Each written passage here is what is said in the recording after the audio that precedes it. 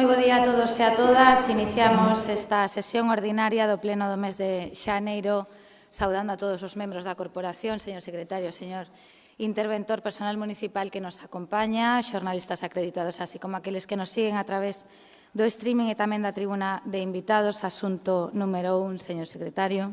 Comunicacións da Alcaldía.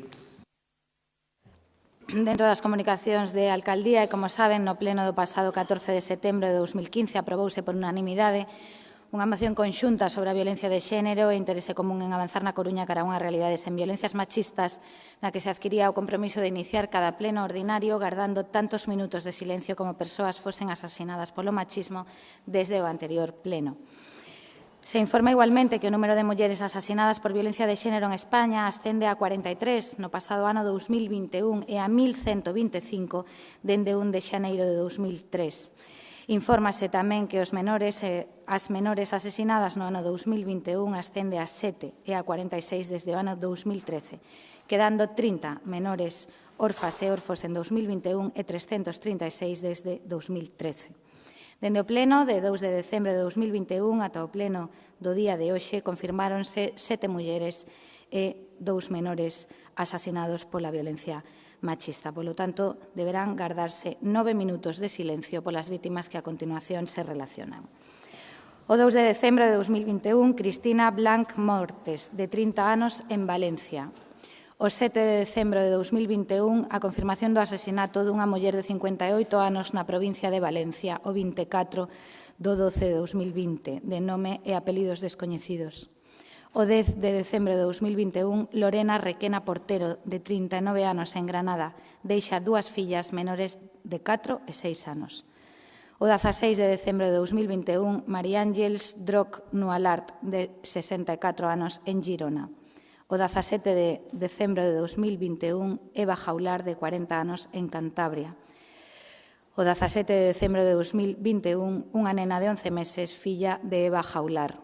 O 18 de decembro de 2021, Elia Roda Lafuente, de 35 anos, en Alicante, deixa unha filla menor de idade.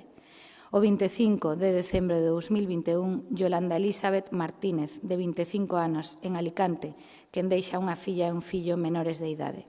E o 30 de decembro de 2021, unha nena de 3 anos, en Madrid. Solicito a todos os presentes que se poñan en pé para agardar 9 minutos de silencio.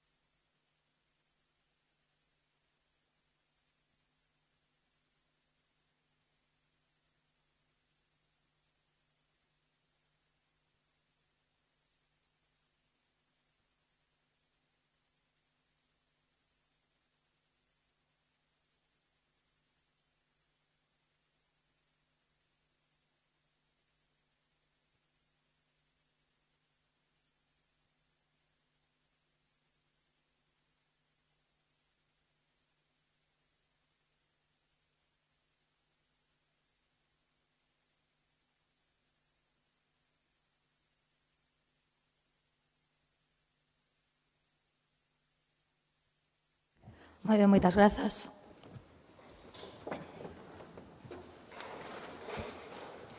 O seguinte asunto relativo ás comunicacións de alcaldía son a aprobación dos borradores das actas da sesión extraordinaria do 3 de novembro e da ordinaria do 4 de novembro, as que non constan alegacións entendemos aprobadas. Asuntos de alcaldía, asunto número 2, señor secretario.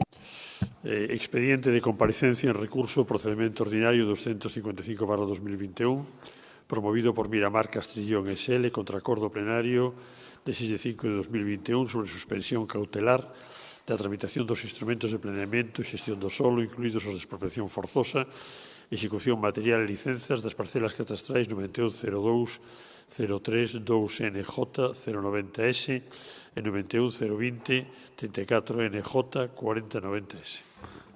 Moitas grazas. Ten a palabra en primeiro lugar por parte do Goberno Municipal o señor Díaz Villoslada e a continuación haberá unha única quenda por grupo de 3 minutos. Señor Díaz Villoslada, ten a palabra.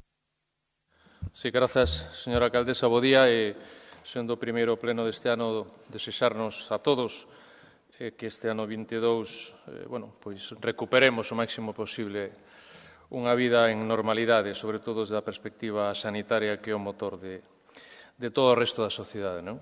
Ben, neste expediente que traemos é unha cuestión, iba a decir meramente procesal, pero sendo procesal non é menos importante, porque é un expediente cunha proposta de acordo que o que precisa é, finalmente, a mellor defensa dos intereses municipais, urbanísticos e tamén económicos para a Facenda Municipal. Como sabemos, na sesión deste pleno do pasado 6 de maio do 21, tomamos o acordo de realizar unha modificación puntual do Plan Xeral no que era o ámbito da norma zonal 8 relativa aos equipamentos e no ámbito desa norma zonal 8 estaba prevista o que é o estudio deste ámbito de actuación EL4 no Castrillón, que ten dúas áreas diferenciadas ás que logo poderíamos facer referencia, e ao mesmo tempo, con motivo dese acordo, se tomaba a decisión de suspender cautelarmente tamén a tramitación de instrumentos de planeamento, trámites de xestión de solo e de licencias nese ámbito. A compañía mercantil que interpón o recurso contencioso administrativo despois de ter interposto, lóxicamente, o necesario recurso de reposición, Miramar Castrillón Sociedade Limitada, como digo, interpoñera recurso de reposición que fora desestimado despois de analizar polo miúdo os servizos técnicos e xurídicos municipais as pretensións da compañía demandante, recurso de reposición, como digo, desestimado nun segundo pleno con data de 8 de xullo do ano pasado 2021. As alegacións que supoñemos que serán as que se instrumenten na demanda que aínda non está presentada, únicamente está anunciada a interposición do recurso contencioso e con motivo desa interposición temos que atender o necesario emprazamento do xulgado e tomar o acordo de comparecer e personarnos neste pleito en defensa dos intereses municipais. Como dicía, basicamente os motivos daquelas alegacións que entendemos, insisto, en que serán os que, aínda que se profundice máis, formarán parte do escrito de demanda, basicamente se referían, por unha parte, era unha alegación formal relativa ao transcurso dos prazos previstos no artigo 86 da Lei do Solo de Galicia sobre a incoación de expediente expropiatorio. Aquí xa non me vou estender de novo, porque xa o fixemos, sobre todo, con motivo do pleno de desestimación do recurso de reposición, que os servizos técnicos, urbanísticos e xurídicos do Concello entendían que resultaba esta solicitude expropiatoria por Ministerio da Lei absolutamente extemporánea, tendo en conta as fichas do Plan Xeral de Ordenación Municipal de 2013 en canto á realización desta actuación urbanística de obtención de solo. E, por outra parte, a outra alegación era relativa, máis de fondo, á improcedencia de incoar este expediente de modificación do Plan Xeral. Xa argumentábamos tamén naquel pleno de desestimación do recurso de reposición, como a presentación desa folla de aprecio de sustiprecio por parte da compañía demandante era absolutamente extemporánea, sigue sendo absolutamente extemporánea e, polo tanto, non pode alterar nin condicionar o jus variandi da Administración municipal á hora de aplicar as determinacións urbanísticas do Plan Xeral. En ese sentido, por outra parte, o Xurado de Expropiación de Galicia tamén actuou dentro desa folla de aprecio determinando un valor de sustiprecio.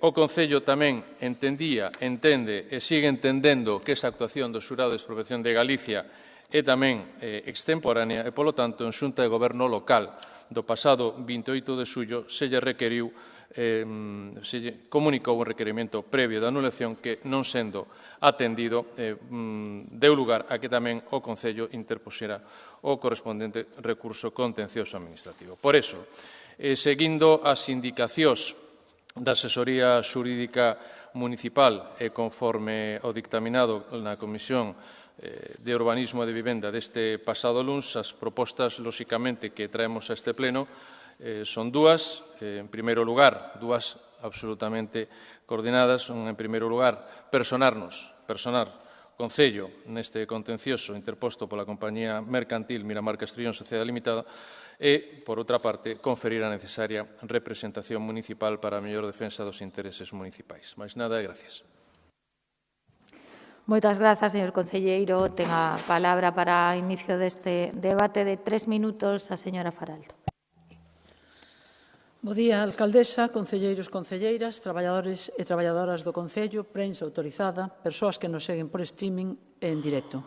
Recollo os vos desexos do concelleiro de Urbanismo para este ano que comeza e que comparto no sentir. Despois dos saúdos de rigor, permítanme enviarlle todo a nosa solidaridade e apoio ao persoal do Sergas. Os esforzos que están a facer os e as profesionais da sanidade pública, xa sexan urxencias hospitalarias, nas plantas, nos centros de saúde ou nos puntos de atención continuada, merecen todo o noso sinceiro e comprometido recoñecemento para todo o persoal do Servicio de Saúde. Tal é así que permítaseme lembrar que dentro de unha semana, o xoves día 20, a Comisión de Centro do Complexo Hospitalario da Coruña convoca unha manifestación ás 19 horas que sairá da Casa do Mar e rematará no obelisco co lema "Sen personal non hai sanidade", denunciando precisamente a precariedade dos recursos humanos, igual que de outros recursos, pero, sobre todo, a precariedade dos recursos humanos aos que somete a Xunta de Galicia ao Sergas.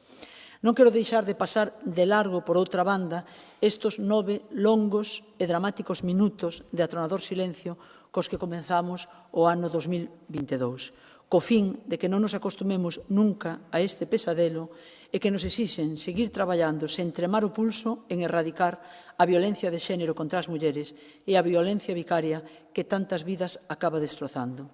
Xa entrando no tema do asunto 2 do pleno de hoxe, vou manter a mesma liña do pleno de maio con respecto a este tema.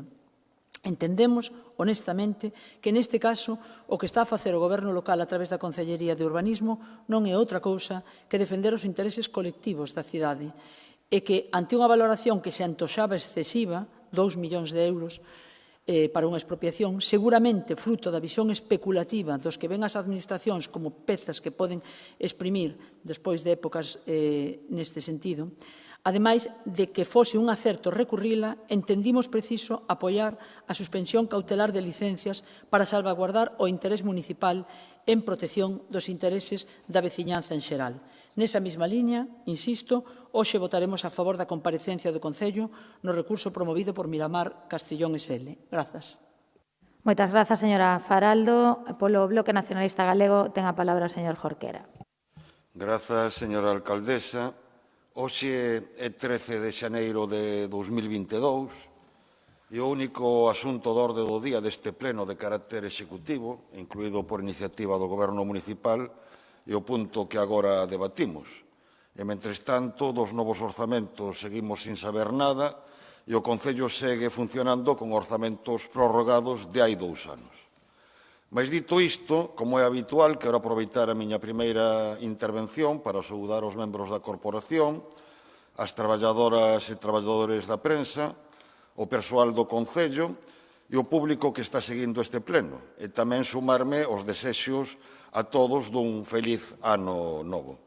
E dito isto, agora tamén tiña pensado desexarlle saúde e unha pronta recuperación ao señor Laje Túñez e a engadir que, tendo en conta a dependencia do Goberno municipal respecto do señor Laje Túñez, que agardaba que a súa baixa temporal non ralentizase aínda máis o funcionamento do Concello e engadise máis incerteza aos novos orzamentos. Mais, como afortunadamente o señor Laje Túñez xa está no pleno e xa está recuperado, non o vou decir.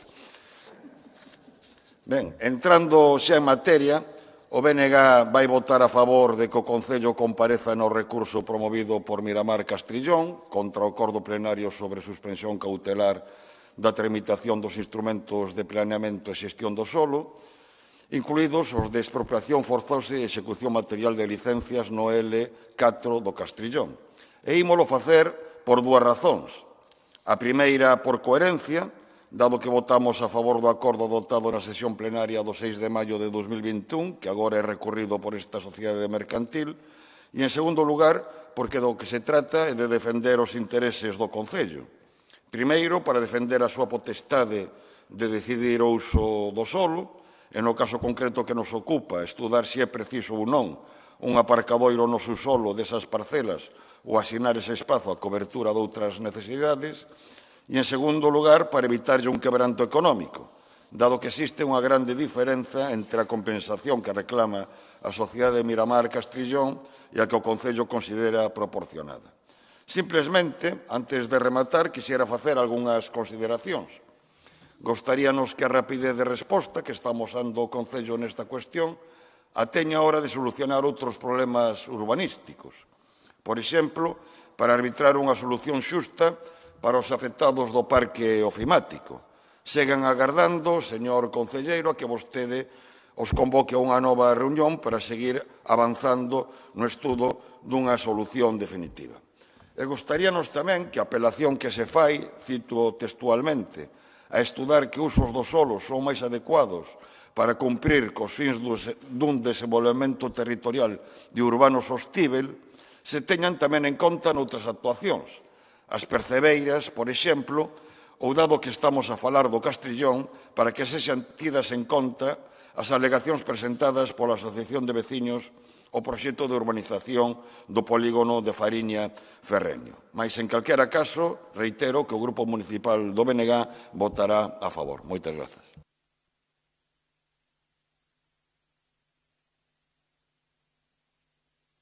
Moitas grazas, señor Jorquera. Turno para o Grupo Municipal da Marea Atlántica, señor Martínez. Grazas, alcaldesa.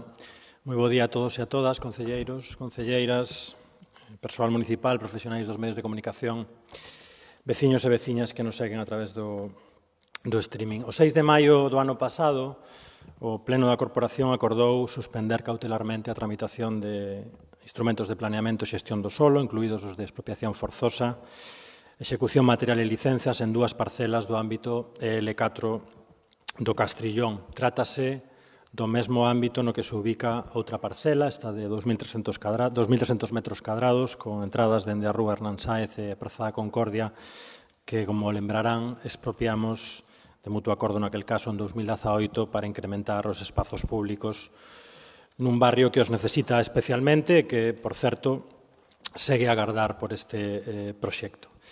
O Goberno municipal fundamentou daquela a súa proposta na necesidade, cito case literalmente, de repensar o artellamento de diversos sistemas de dotacións públicas e equipamentos, singularmente o aparcadoiro soterrado previsto nestas parcelas, á vista das mudanzas acontecidas tanto no plano legislativo como no plano, digamos, dos criterios de urbanidade, dende a aprobación do Plan Xeral en vigor nesta cidade dende 2013. Daquela nada obxectamos a estes propósitos, pero sí ao modus operandi, o procedimento.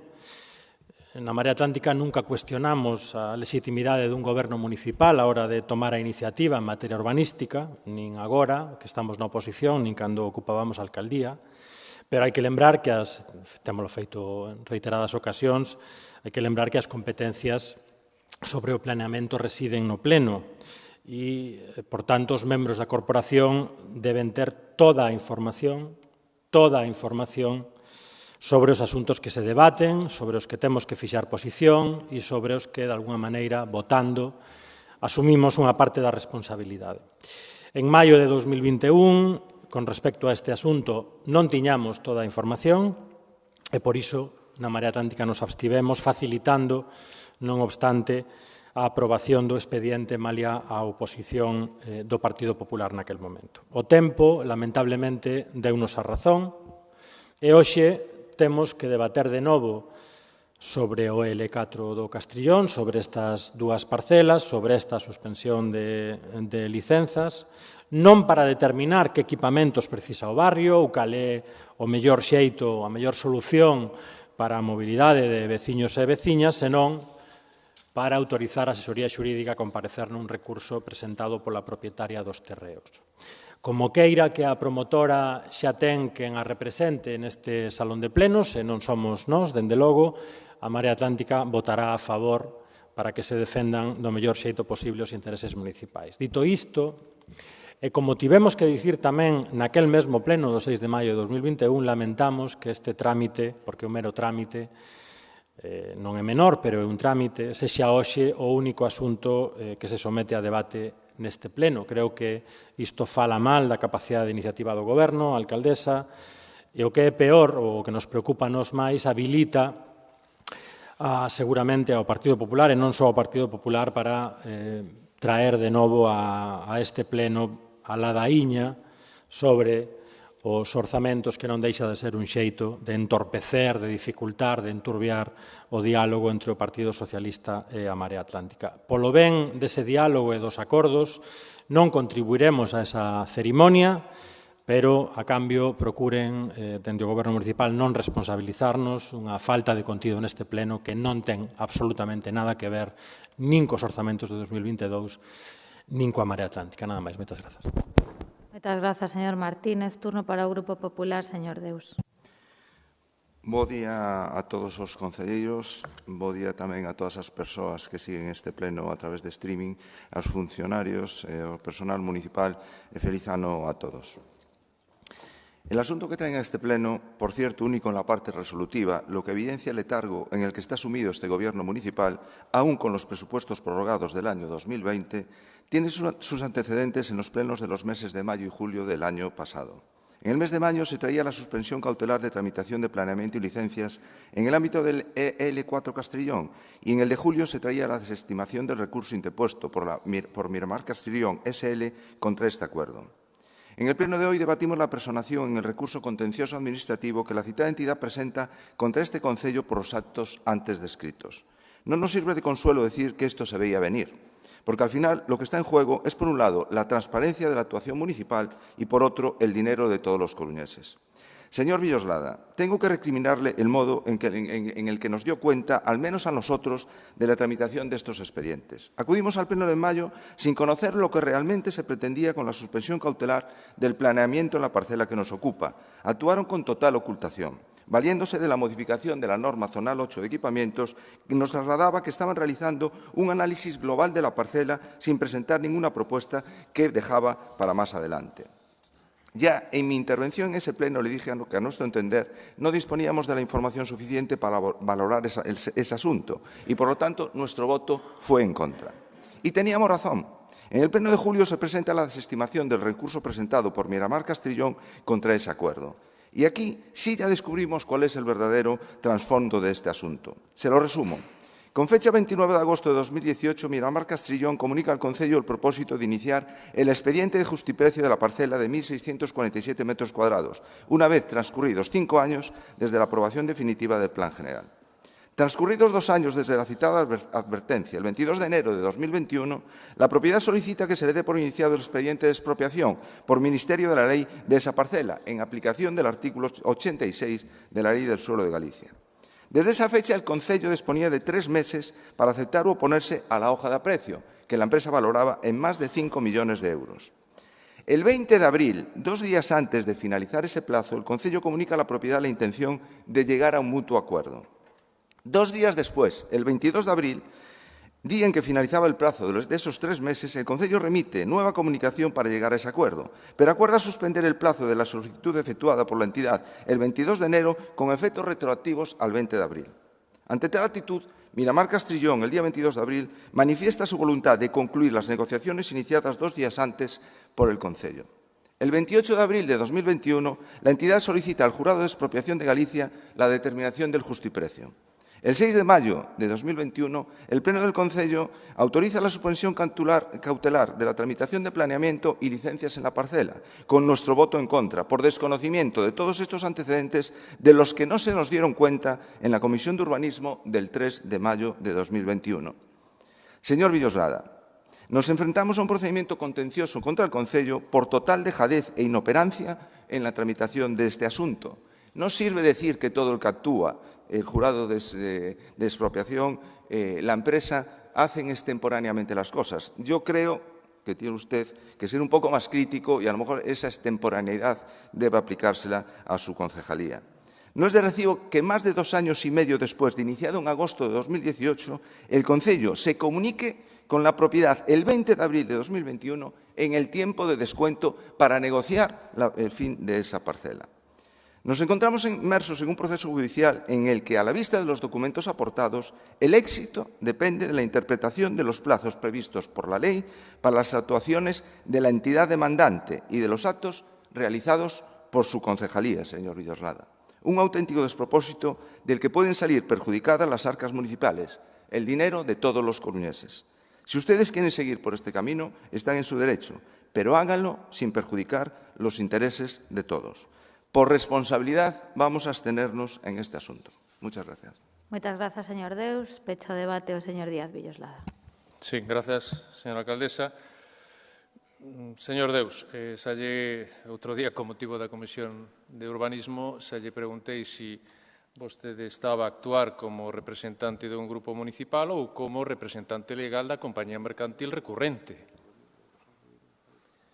Porque, decir, nos, a hora de interpretar a aplicación da normativa urbanística en canto a plazos, seguimos as pautas, lóxicamente, que establecen os servicios técnicos e os servicios jurídicos.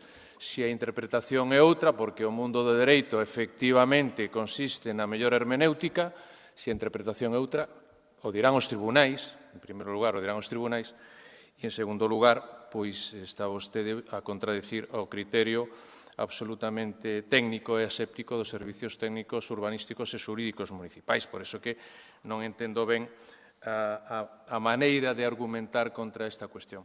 Por certo, o Goberno que estableceu unha contradictoria ou incorrecta delimitación deste ámbito de actuación do EL4 foron vostedes en 2013, na aprobación do Plan Xeral. Hai unha serie de contradicións de planeamento nese ámbito EL4 que, entre outras cousas, hai que corrixir na norma zonal 8. Pero mire, ademais, vostedes a priori están a defender unha formulación absolutamente abusiva desde o punto de vista municipal por parte desta compañía recurrente porque, fíxense, o EL4 ten 2 ámbitos, como sabe, 2 áreas de actuación. A que está no interior da Mazá de José María Hernán Sáez, que, como decía o señor Martínez, durante o goberno municipal anterior chegouse a un acordo no que o prezo de acordo do sustiprecio era de 235 euros metro cuadrado, 235 metro cuadrado, e agora esta compañía pretende un prezo de expropiación por Ministerio da Lei de 3.198 euros metro cuadrado. E iso que están a defender vostedes? Me parece un pouco increíble. En todo caso, o Xurado de Expropiación de Galicia ten establecido outra tasación que está en torno aos 2 millóns de euros. Nos entendemos que tamén é extemporánea a actuación do Xurado de Expropiación de Galicia dentro deste procedimento e, polo tanto, temos que defender o Concello desde o punto de vista xurídico, sobre todo o punto de vista económico e urbanístico, destas pretensións absolutamente desmesuradas por parte desta compañía mercantil. Non me vou estender máis nas argumentacións técnico-xurídicas que están expostas tanto na desestimación do recurso de reposición como nesta presentación do necesario personamento do contencioso administrativo. Unha vez que coñezamos, que a Asesoría Xurídica Municipal coñeza os termos da demanda, se presentará a necesaria contestación con todas as argumentacións necesarias a esa demanda para mellor defensa dos intereses municipais. Para finalizar, efectivamente, estamos arrancando ano. Señor Jorquera, como ben di, o Concello sigue funcionando, a cidade sigue funcionando.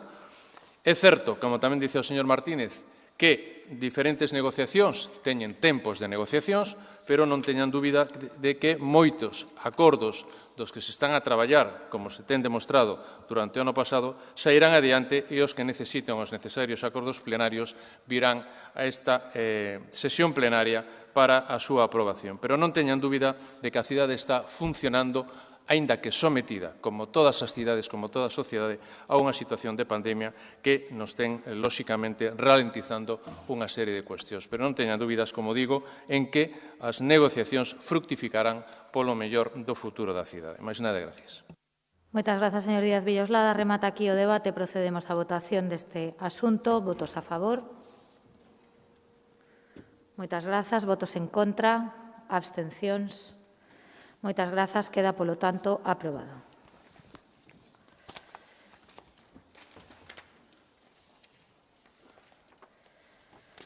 Pasamos á parte 2, parte non resolutiva, control e seguimento da xestión. Señor secretario.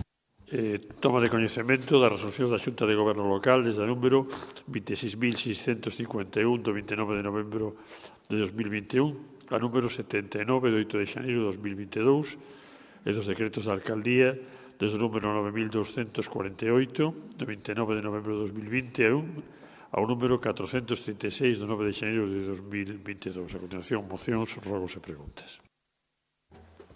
Moitas grazas. Iniciamos o debate coa primeira das mocións presentadas pola concelleira non adscrita para solicitar un novo convenio colectivo do SAF e de apoio ás súas demandas que, por acordo da Comisión de Voceiros e Voceiras, será debatida conxuntamente coa segunda das mocións presentadas pola Marea Atlántica de apoio ás demandas das traballadoras do Servizo de Atención no Fogar e, polo tanto, haberá unha quenda de 4 minutos ao tratarse dun debate conxunto. Comezará a señora Faraldo, despois será o turno da Marea Atlántica. Señora Faraldo, ten a palabra. Grazas, señora alcaldesa. Primeiro, parabenizar a plataforma SAF pola manifestación do 19 de decembro en Santiago, onde leeron un comunicado coas vicisitudes do seu traballo, as condicións nas que teñen que facelo e as demandas legítimas en base á carga emocional e física que lles comporta, cuestións que recollemos da súa man nesta moción.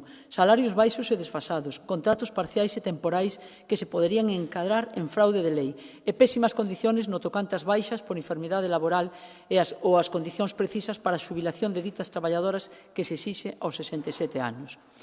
Situación empeorada tras a aprobación da Lei de Dependencia do ano 2006 e coa chegada do PP ao Goberno da Xunta impulsando a privatización dos servicios de atención domiciliaria, ao igual que sucedeu coas residencias xeriátricas. Tampouco foron incluídas, xunto co persoal sanitario, para que lles sexan consideradas enfermidades profesionais os contaxios por COVID, cando este colectivo é o segundo máis afectado despois do sanitario. Cabe insistir en que o SAF é un servicio municipal que se xestiona de maneira indirecta e, polo tanto, o Concello debe velar pola calidade do servicio para as usuarias, pero tamén para que se garanta que o personal laboral do SAF, en concreto as auxiliares, presten dito servizo en condiciones de traballo dignas.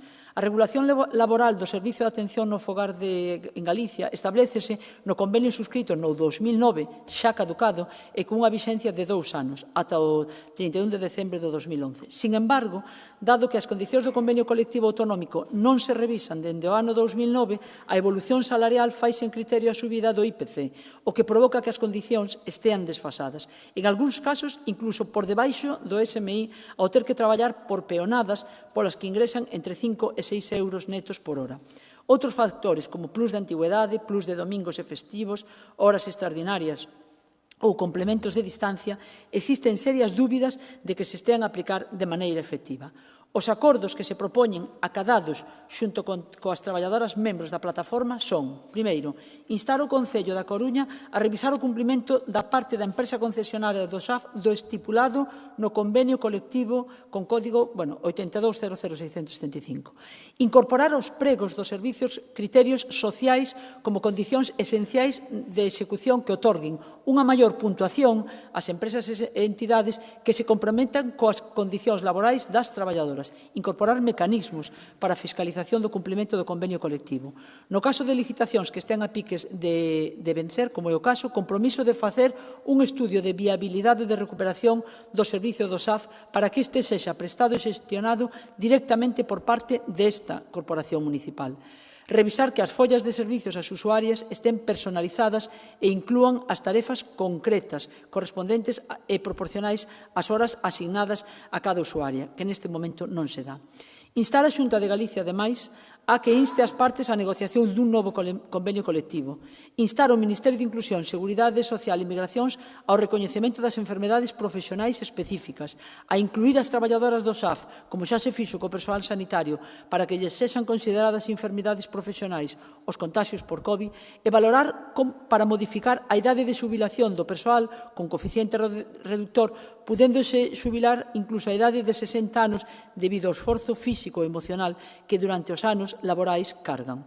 Instar ao Ministerio de Sanidade a catalogación e recoñecemento das enfermedades profesionais específicas da labor do Servizo de Atención de Fogar. E, por último, instar ao Ministerio de Traballo a evaluación dos postos de traballo e inclusión na Lei de Prevención de Riscos Laborales, que xa está enriba da mesa deste Ministerio. Non imos aceptar a emenda do PP porque, aínda que falaron con traballadoras do SAF, non incorpora na súa emenda, ainda encima de sustitución, todas as demandas que elas defenden, anulando cuestións primordiais. Grazas. Moitas grazas, señora Faraldo. Esquecín comentar o que acaba de dicir, que existe unha emenda de sustitución do Grupo Popular a moción presentada pola señora Faraldo e, así mesmo, existe unha emenda de adición do Grupo do Partido Popular a presentada pola Marea Atlántica. Turno xa para a Marea Atlántica, señora Cameán. Moitísimas grazas, alcaldesa. Moi bo día a todas e a todos. Ben, a nosa moción, que xa foi registrada no mes de decembro, presenta un único punto de acordo onde se solicita desta corporación, en primeiro lugar, amosar a solidaridade con estas traballadoras, coas traballadoras do Servizo de Atención no Fogar. En segundo lugar, pois apoiar as reivindicacións laborais que están facendo e, en terceiro lugar, obviamente, apoialas na necesidade dun novo convenio colectivo para que estas melloras teñan lugar, non? Se ben é certo que xa falamos en moitas ocasións aquí deste servizo e coincidimos na súa importancia e no seu valor, é certo que debemos falar máis de quenes están detrás e de quenes se encargan de levar no seu día a día este servizo, non? Elas son as traballadoras do Servizo de Axuda no Fogar, ou de atención, como elas mesmas prefiren denominalo. Sabemos que son imprescindibles para o benestar de moitas persoas e dicímolo moito, pero témolo que practicar máis, sobre todo en políticas, non? Elas son as que coidan de persoas que están nunha situación vulnerable, pero precisamos coidar tamén daquelas persoas que están coidando. Elas denomínanse na movilización que tivo lugar no mes de decembro do ano pasado en Compostela, denomínanse a sí mesmas como as temporeiras da dependencia. E se nos paramos un pouco a pensar nas súas condicións laborais, a verdade é que non pode ser máis atinado este termo, non lles falta razón porque forman parte do que algunhas vimos a denominar en política como o precariado, contratos por horas e a tempo parcial, salarios que rozan o mínimo interprofesional, asunción de riscos laborais e mecanismos de protección. Elas falan moito da falta de asistencias técnicas, como é o caso das grúas, para as movilizacións de persoas dependentes, con pouco tempo para os desplazamentos dun fogar a outro, con estritos horarios e con un sentimento de desprotección tamén en casos de abuso, de maltrato ou agresión. É unha precariedade laboral a que hai que asumirlle e hai que engadirlle tamén un traballo emocional que non debe pasar desapercibido, non? Un traballo emocional que se leva a cabo coas propias persoas dependentes e tamén coas súas familias. Xa no mes de decembro, a Marea Atlántica estivo en Compostela apoiando as traballadoras do Servizo de Atención ao Fogar, apoiando as súas demandas e apoiando tamén, efectivamente, a necesidade de que conten con un novo convenio colectivo. E queremos tamén subliñar que, sendo certo que o Servizo de Atención ao Fogar é unha competencia municipal, a súa financiación debe repartirse a partes iguais entre a Administración central, a autonómica e tamén a local. Non o dicimos nós dende a Marea Atlántica, senón que está establecido e regulado no propio plan concertado, é dicir, é unha directriz clara do plan concertado, unha directriz que leva moitísimo tempo incumpríndose, posto que é o Concello da Coruña quen abona a maior parte do gasto, non? Creemos que, efectivamente, se falamos de mellorar as condicións dun servizo público, se falamos de ampliar servizos, se falamos de mellorar as condicións laborais destas traballadoras, é inevitable que isto só pasa por incrementar o gasto público nun servizo que consideramos absolutamente esencial. E resulta canto menos chocante escoitar despois aquí, neste pleno, en moitas ocasións, como se solta a matraca de baixar os impostos, baixar os impostos, baixar os impostos. E claro, sorprende que despois da vez pretendan vostedes que haxa servizos públicos de calidade como este, pois é verdadeiramente incompatible, non? Quero adiantar que imos a votar a favor da emenda que presenta a nosa moción o Partido Popular, a pesar desta contradición, porque creemos que non modifica a parte dispositiva e engade a fiscalización do servizo, algo co que coincidimos dende a Marea Atlántica. Non obstante, non imos apoiar a emenda que presentan a moción da concelleira non escrita, porque creemos que elimina exixencias a outras administracións, como poden ser a autonómica ou a estatal, e finalmente votaremos a favor tamén da moción presentada pola concelleira non escrita. Quero rematar xa moi brevemente, subliñando algo que é de especial interese, que ten que ver coa perspectiva de xénero. Lembremos que este servizo, as traballadoras son maioritariamente mulleres e iso non é unha casualidade. Queremos subliñar a necesidade de dar resposta ás desigualdades de xénero e ao recoñecemento dos coidados como un traballo profesional. Creemos que é necesario que os coidados pasen xa a entenderse como un valor público. Creemos que nos debemos afastar dese discurso de responsabilidade individual, en tanto que todas as persoas, nalgún momento das nosas vidas, imos precisar dos coidados. Máis nada, moitas grazas. Moitas grazas, señora Cameán. Entendo que se aceptan a emenda de adición do Grupo Popular xa non se vota, se incorporaría a moción que presentan vostedes. Ben, pois turno para o Bloque Nacionalista Galego, señor Jorquera. Grazas, señora alcaldesa. Sen coidados non hai vida. Foi o lema co que o BNG celebrou o 8 de marzo de 2020, reivindicando a importancia das tarefas relacionadas cos coidados. E 8 de marzo de 2021, baixo o lema Sostemos o presente, cambiemos o futuro, esa campaña tivo continuidade, poñendo en valor o traballo destas persoas, mulleres na súa imensa maioría, denunciando a situación de precariedade na que desenvolven o seu traballo e reclamando a dignificación das súas condicións salariais e laborais. Por tanto, comezo expresando a solidariedade do BNG coas persoas traballadoras do SAF e o noso total apoio ás súas reivindicacións, como xa fixemos a nivel nacional. O sistema de atención á dependencia, que ten no Servizo de Atención ao Fogar un dos seus alicerces, presentóusenos como un novo piar do estado do benestar xunto co ensino, a sanidade e as pensións. Seguramente, todas e todos, nalgúna fase da nosa vida, imos precisar coidados. E a pandemia provocada pola COVID-19 puxo máis en evidencia que nunca a importancia destas tarefas. Mais todo isto contrasta coa absoluta precariedade salarial e laboral na que as persoas traballadoras do SAF exercen a súa profesión. Vou intentar non reiterar o que xa dixeron os grupos proponentes ou xa figura na exposición de motivos das dúas mocións. Simplesmente invito a ler a entrevista que publicou un xornal coruñés cunha representante da plataforma de traballadoras. Denuncia a inexistencia de estabilidade no sector, con persoas que levan traballando 3 anos nunha empresa e siguen con contratos temporais. Denuncia os baixos salarios, o incumprimento sistemático de horarios e imposibilidade de conciliar.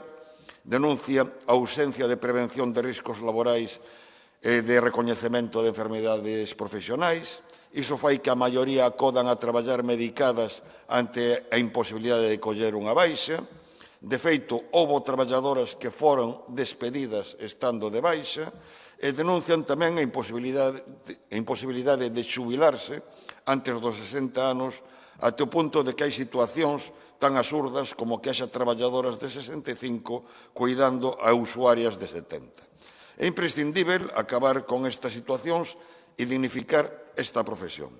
Por estas razóns, imos votar a favor das dúas mocións. A moción da Marea Atlántica é máis sucinta, da señora Isabel Faralde máis exhaustiva, mas as dúas, o noso xuízo, son complementarias. Hai unha discrepancia entre Xunta e Concello que non quero deixar de comentar. O Concello argumenta que a Xunta é a competente para atender estas cuestións, dado que é a titular da competencia, e o Concello é un simples xestor da prestación. E a Xunta pasa a pelota ao Concello por ser este quen xestiona o servizo e ten a relación coas persoas traballadoras. Sabemos que temos un goberno da Xunta que é experto en facer deixación das súas competencias e pasar sempre a pelota a outras administracións. Pero o Concello non pode ser indiferente ao incumprimento por parte da empresa concesionaria do establecido no convenio e a conculcación moitas veces sistemática dos dereitos laborais máis elementais. Por tanto, creemos que o Concello tamén se ten que implicar nunha solución. Pero, en calquera caso, reitero o noso apoio ás dúas mocións. Moitas gracias. Moitas grazas, señor Jorquera. Turno para o Partido Popular. Señora Gutiérrez. Gracias, señora alcaldesa. Buenos días a todos los presentes y a todas las personas que nos siguen telemáticamente. Hablar nuevamente del SAF es ya un sinsentido en términos de responsabilidad administrativa de este Concello. En cada intervención, y han sido muchas a lo largo de este mandato, se han puesto de manifiesto la poca calidad de la asistencia, la informalidad de las empresas, las lamentables condiciones en las que trabajan los profesionales y, sobre todo, la falta de rigor con la que este ayuntamiento gestiona la actividad de estas compañías. Este conflicto, que es muy prolongado ya, se establece, por tanto, en 4 niveles. Las dificultades de los usuarios y la calidad del servicio, los problemas de los trabajadores, el proceder de las empresas y la política de gestión de la Administración local. En cuanto a la calidad del servicio, ya ha quedado bien patente que deja muchísimo que desear. El colectivo de usuarios remite quejas incesantes de la falta de preparación de algunos profesionales y sus coordinadores. Trabajadores excesivamente jóvenes, que en muchos casos están todavía en formación, sin experiencia en movilizar personas dependientes y consumidos de recorrer la ciudad de domicilio en domicilio en un tiempo tasado. En incontables ocasiones, los trabajadores no se presentan o lo hacen con un retraso o fuera del horario que corresponde para atender a personas medicadas con plazos regularizados por este motivo. Dadas estas circunstancias, resulta bastante difícil que los usuarios, que son colectivos vulnerables, reciban este servicio con la calidad que corresponde. Por otro lado, la precariedad en la que los trabajadores realizan su función no favorece en ningún caso la labor a desarrollar. Esos trabajadores que, según nos indican, realizan jornadas maratonianas, no retribuidas adecuadamente, personas que tienen incluido en su tiempo efectivo de trabajo los traslados de un domicilio a otro, lo cual genera un importante estrés para llegar puntuales a su siguiente destino. Personas que realizan labores que suponen un desgaste físico considerable, que no disponen de ayudas técnicas en los domicilios, y que en numerosas ocasiones lo que necesitan es la colaboración de otro profesional, pero que la empresa no está dispuesta a aportar. Trabajadores contratados por horas o contratos temporales que llevan años realizando servicios para la empresa y cuyo salario neto no supera los 5 o 6 euros la hora. Personas que se ven abocadas a realizar jornadas superiores a las previstas en el convenio, que ya está vencido y obsoleto, sustituyendo las innumerables bajas o abandonos del empleo por parte de otros compañeros y que no reciben remuneración por el excedente de horas de actividad, ya que este exceso se liquida trimestralmente mediante el sistema de bolsa de horas. Profesionales que están mezclando servicios de domicilios COVID con otros libres de este problema, con el conocimiento de la prestadora. En resumidas cuentas, trabajadores que realizan su labor por debajo de los estándares mínimos a todos los niveles y que se han manifestado el pasado mes de diciembre reclamando todas estas cuestiones, a pesar de que la señora alcaldesa no se haya enterado. ¿Y cómo proceden las empresas gestoras de este colectivo? Pues dando cobertura a todas estas situaciones, poniendo parches a la precariedad del servicio, trasladando responsabilidades a los usuarios, contratando personas sin titulación específica ni experiencia suficiente, manejando la programación a su antojo e incumpliendo rutinariamente las obligaciones que figuran en su contrato. Contrato que vincula a este ayuntamiento también y cuyos responsables amparan con su indiferencia ante todos estos hechos. Curiosamente, en días pasados, la alcaldesa declaraba públicamente que las empresas del SAF están permanentemente bajo un seguimiento exhaustivo por parte del Ayuntamiento. Es evidente que desconoce estos datos recabados, tanto entre los usuarios como entre las trabajadoras, y además su nivel de exigencia en cuanto al seguimiento y la calidad del servicio prestado no coincide con los estándares generales mínimos. No obstante, quiero recordar que tiene un compromiso legal porque aparecen los acuerdos y que, entre otras cuestiones, indica literalmente que el contrato tiene como propósito fomentar la calidad del empleo. Y la obligación de supervisar y vigilar el cumplimiento del contrato en todos sus términos y, por tanto, de proponer sanciones para resolver las incidencias de ejecución. Por último, recordar nuevamente que quien no realiza la aportación correspondiente, es decir, el 50% del importe total de estos servicios a las comunidades autónomas, es el Gobierno central, presidido por su compañero de partido, Pedro Sánchez. Por tanto, haga usted la gestión donde corresponde y quizá minimizaremos el problema, al menos el económico, y sobre todo no se desviará el foco de atención a un sitio inadecuado, puesto porque, que si no lo recuerdan, la Xunta en este pasado año ha realizado un incremento de su aportación horaria por valor de 101 millones de euros. Gracias. Muchas gracias, señora Gutiérrez. Turno para el Grupo Socialista, señora Neira. Gracias, señora alcaldesa. Voy a empezar por el final, señora Gutiérrez, por la enmienda que ustedes presentan, que está plagada de demagogia y además de incorrecciones, imprecisiones e incorrecciones. En el tema de la dependencia podemos estar de acuerdo con todo lo aquí planteado. Es un servicio tremendamente complejo, lo saben quienes trabajan en el ámbito de la dependencia a nivel administrativo, pero también, lógicamente, las trabajadoras del servicio de ayuda a domicilio, pero podemos sentarnos de una manera un poquito más rigurosa y empezar a hacer un repaso de quién es competencia todas las cuestiones que aquí plantean. Yo estaba escuchándola a usted y no sabía si era la representante de un grupo municipal o una representante sindical. Por lo tanto, oiga, bienvenido el Partido Popular a la defensa de los derechos de los trabajadores o de las trabajadoras. Pero dicho esto, oiga, gobierna su partido en la Xunta de Galicia, que es quien tiene competencia para convocar esa mesa de diálogo social, para que se ponga la patronal y los sindicatos a negociar un convenio colectivo que efectivamente, señora Faraldo, está más que caducado y además no se corresponde con la realidad. Por parte de este Gobierno municipal y de las competencias que tiene en la gestión de un servicio que es de competencia autonómica, yo le puedo decir que se efectúa un control de seguimiento de las empresas. Se efectúa con las dificultades que ello conlleva, se efectúa por parte de las trabajadoras que forman parte del servicio, del departamento relativo a dependencia aquí en el Ayuntamiento de A Coruña. Que ha habido un incremento del personal con dos trabajadoras sociales, una trabajadora y una educadora, que llevan a cabo el servicio de dependencia y que se va a ver reforzado, que se está trabajando en los pliegos y que se está trabajando en los pliegos en diálogo constante con los representantes sindicales. Yo quiero, por supuesto, poner en valor a la plataforma de trabajadoras del servicio de ayuda a domicilio, pero también existen los representantes sindicales, de las fuerzas sindicales. Se ha reunido esta concejala con todos, con los que tienen más representación y también con sindicatos que pueden tener una representación más residual, tomando las demandas que efectúan. Pero hay toda una serie de cuestiones en las que la Xunta tiene mucho que decir. Hablan ustedes de las dificultades que hay a la hora de las grúas, por ejemplo, de los medios mecánicos para cuidar a una persona. Pero ¿saben ustedes qué sucede cuando la familia de esa persona decide que no quiere poner la grúa?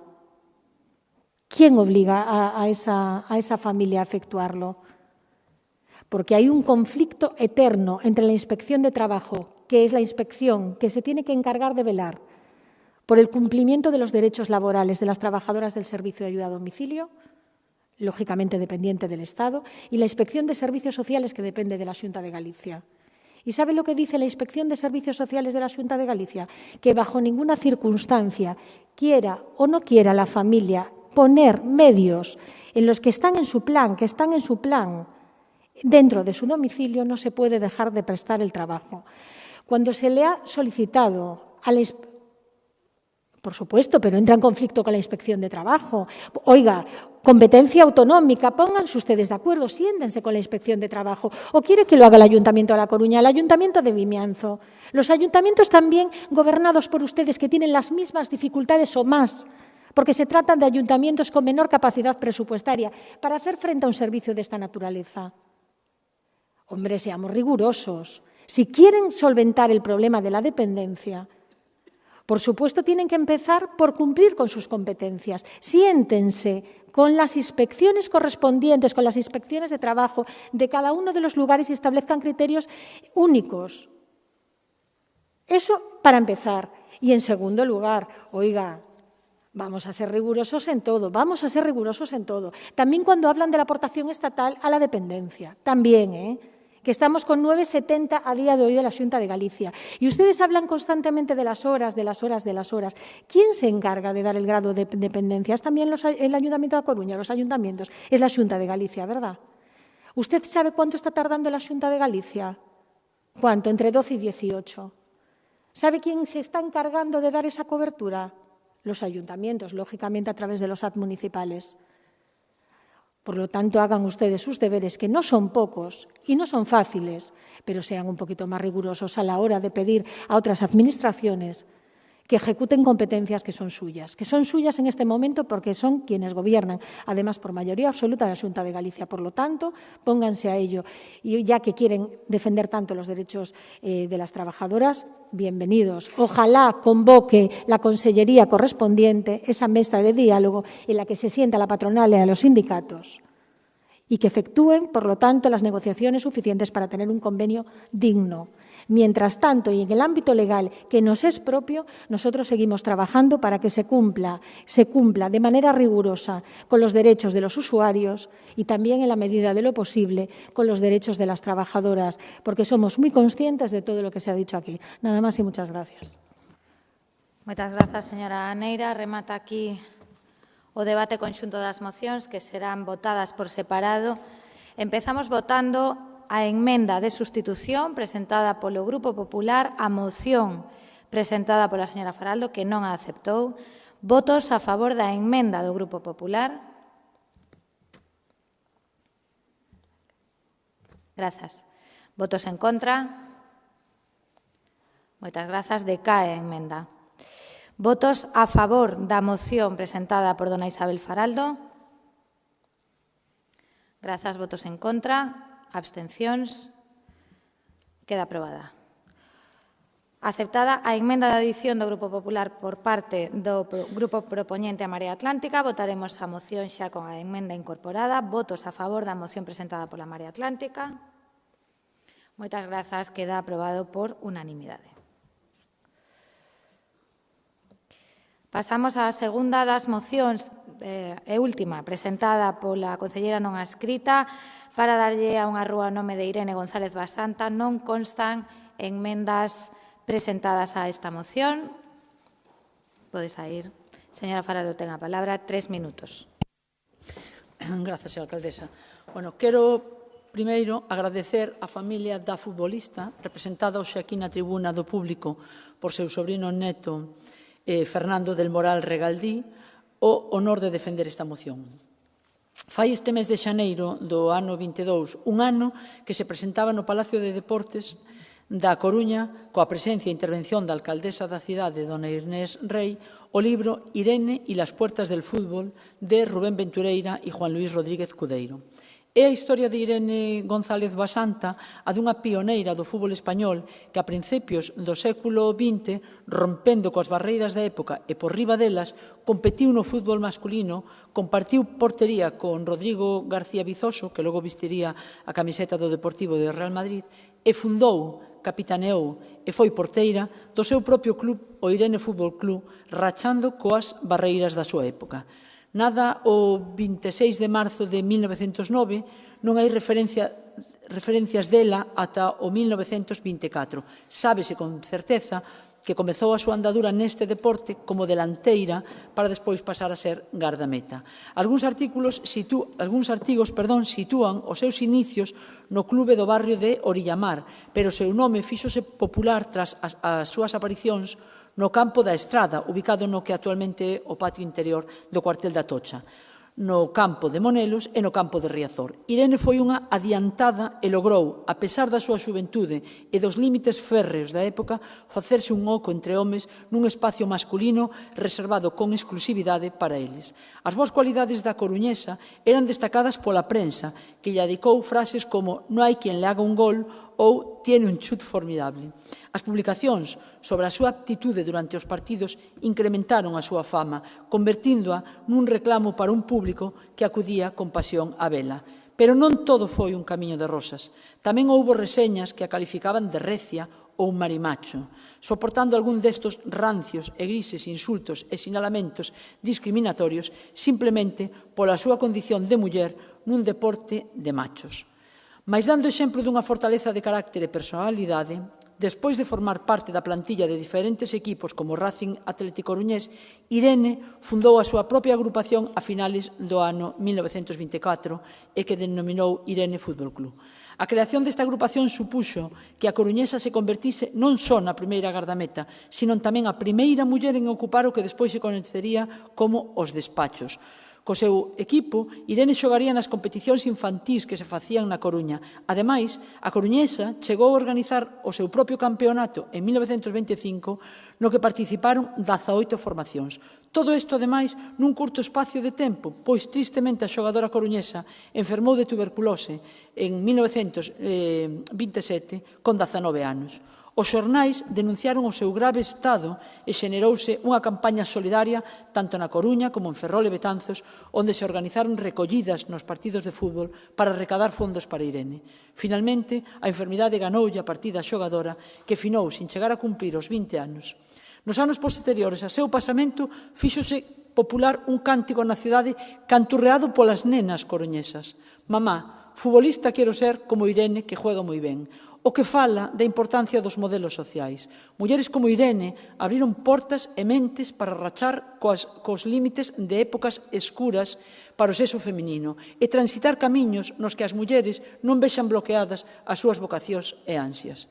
Para que o seu nome siga vivo e continúe sendo un exemplo de loita e defensa dos dereitos das mulleres, traemos unha moción cunha proposta xa levada adiante noutras cidades, como por exemplo Málaga, onde a primeira xogadora de fútbol andaluza, en 1928, Nita Carmona, que tiña que simular ser un home para xogar, el Veleta, terá tamén unha rúa que a lembre e a homenaxee. Por iso, a nosa proposta é instar o goberno local que inicie o procedimento necesario para honrar cunha rúa a figura de Irene González Basanta e que lle dé o seu nome deste xeito lembrar a valentía e fortaleza das mulleres que se impuxeron aos irrazonables límites discriminatorios da súa época. Grazas.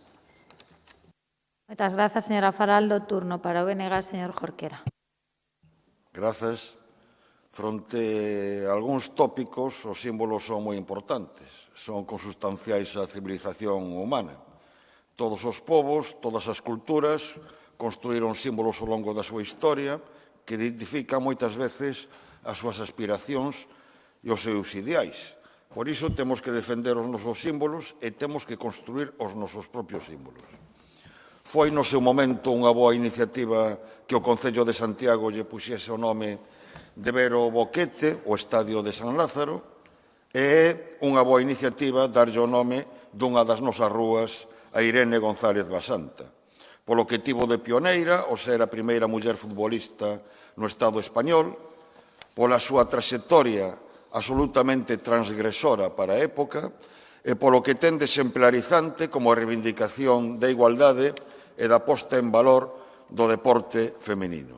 É importante facelo nunha cidade onde a Irene González Basanta súmanse tamén as precursoras do Carbo, un dos clubes fundacionais do fútbol feminino no Estado español e 4 veces campeoas estatais.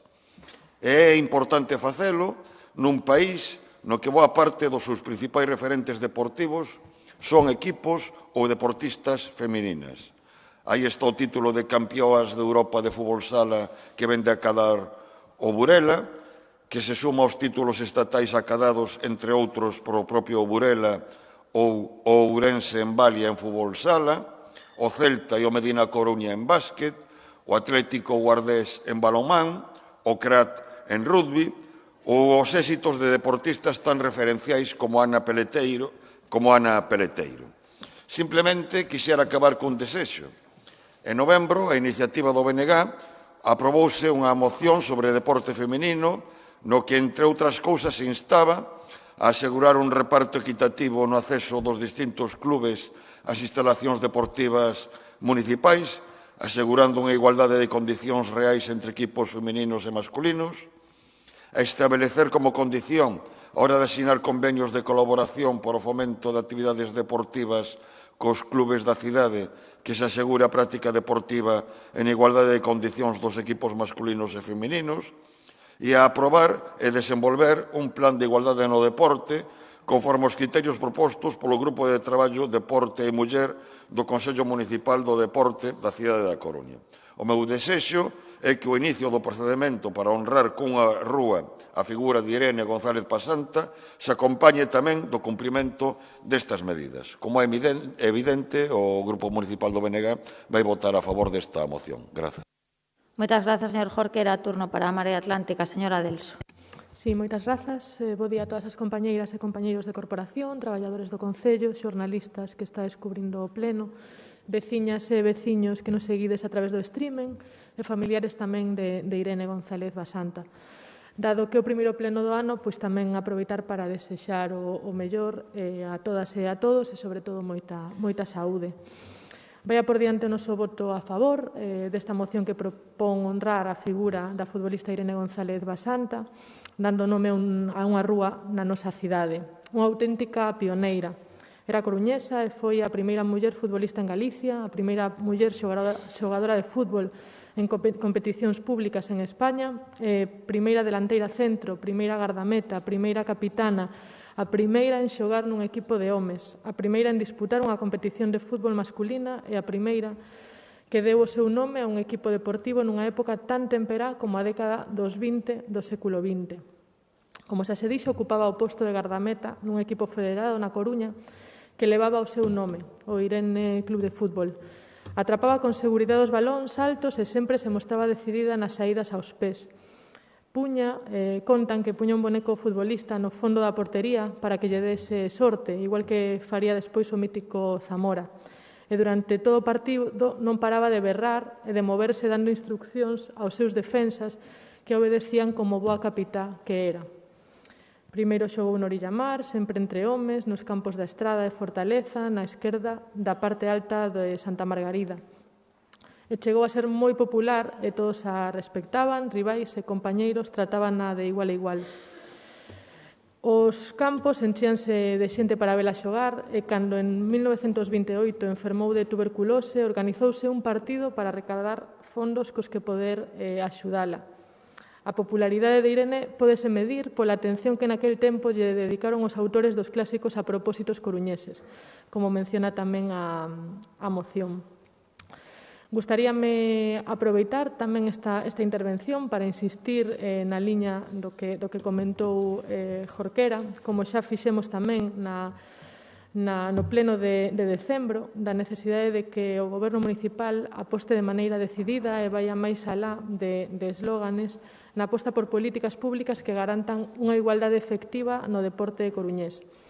Pois a realidade segue sendo hoxe que hai demasiados clubes con categorías femininas nesta cidade que seguen tendo dificultades para adestrar, que seguen tendo dificultades no acceso e no uso das instalacións deportivas municipais, o cal demostra que existe un claro trato desigual respecto aos equipos masculinos. Así mesmo, o Goberno ten sobre a mesa a proposta feita no Consello Municipal de Deporte e que apoiamos, como non podía ser de outra maneira, de impulsar un plan de igualdade no deporte que tampouco debería demorar.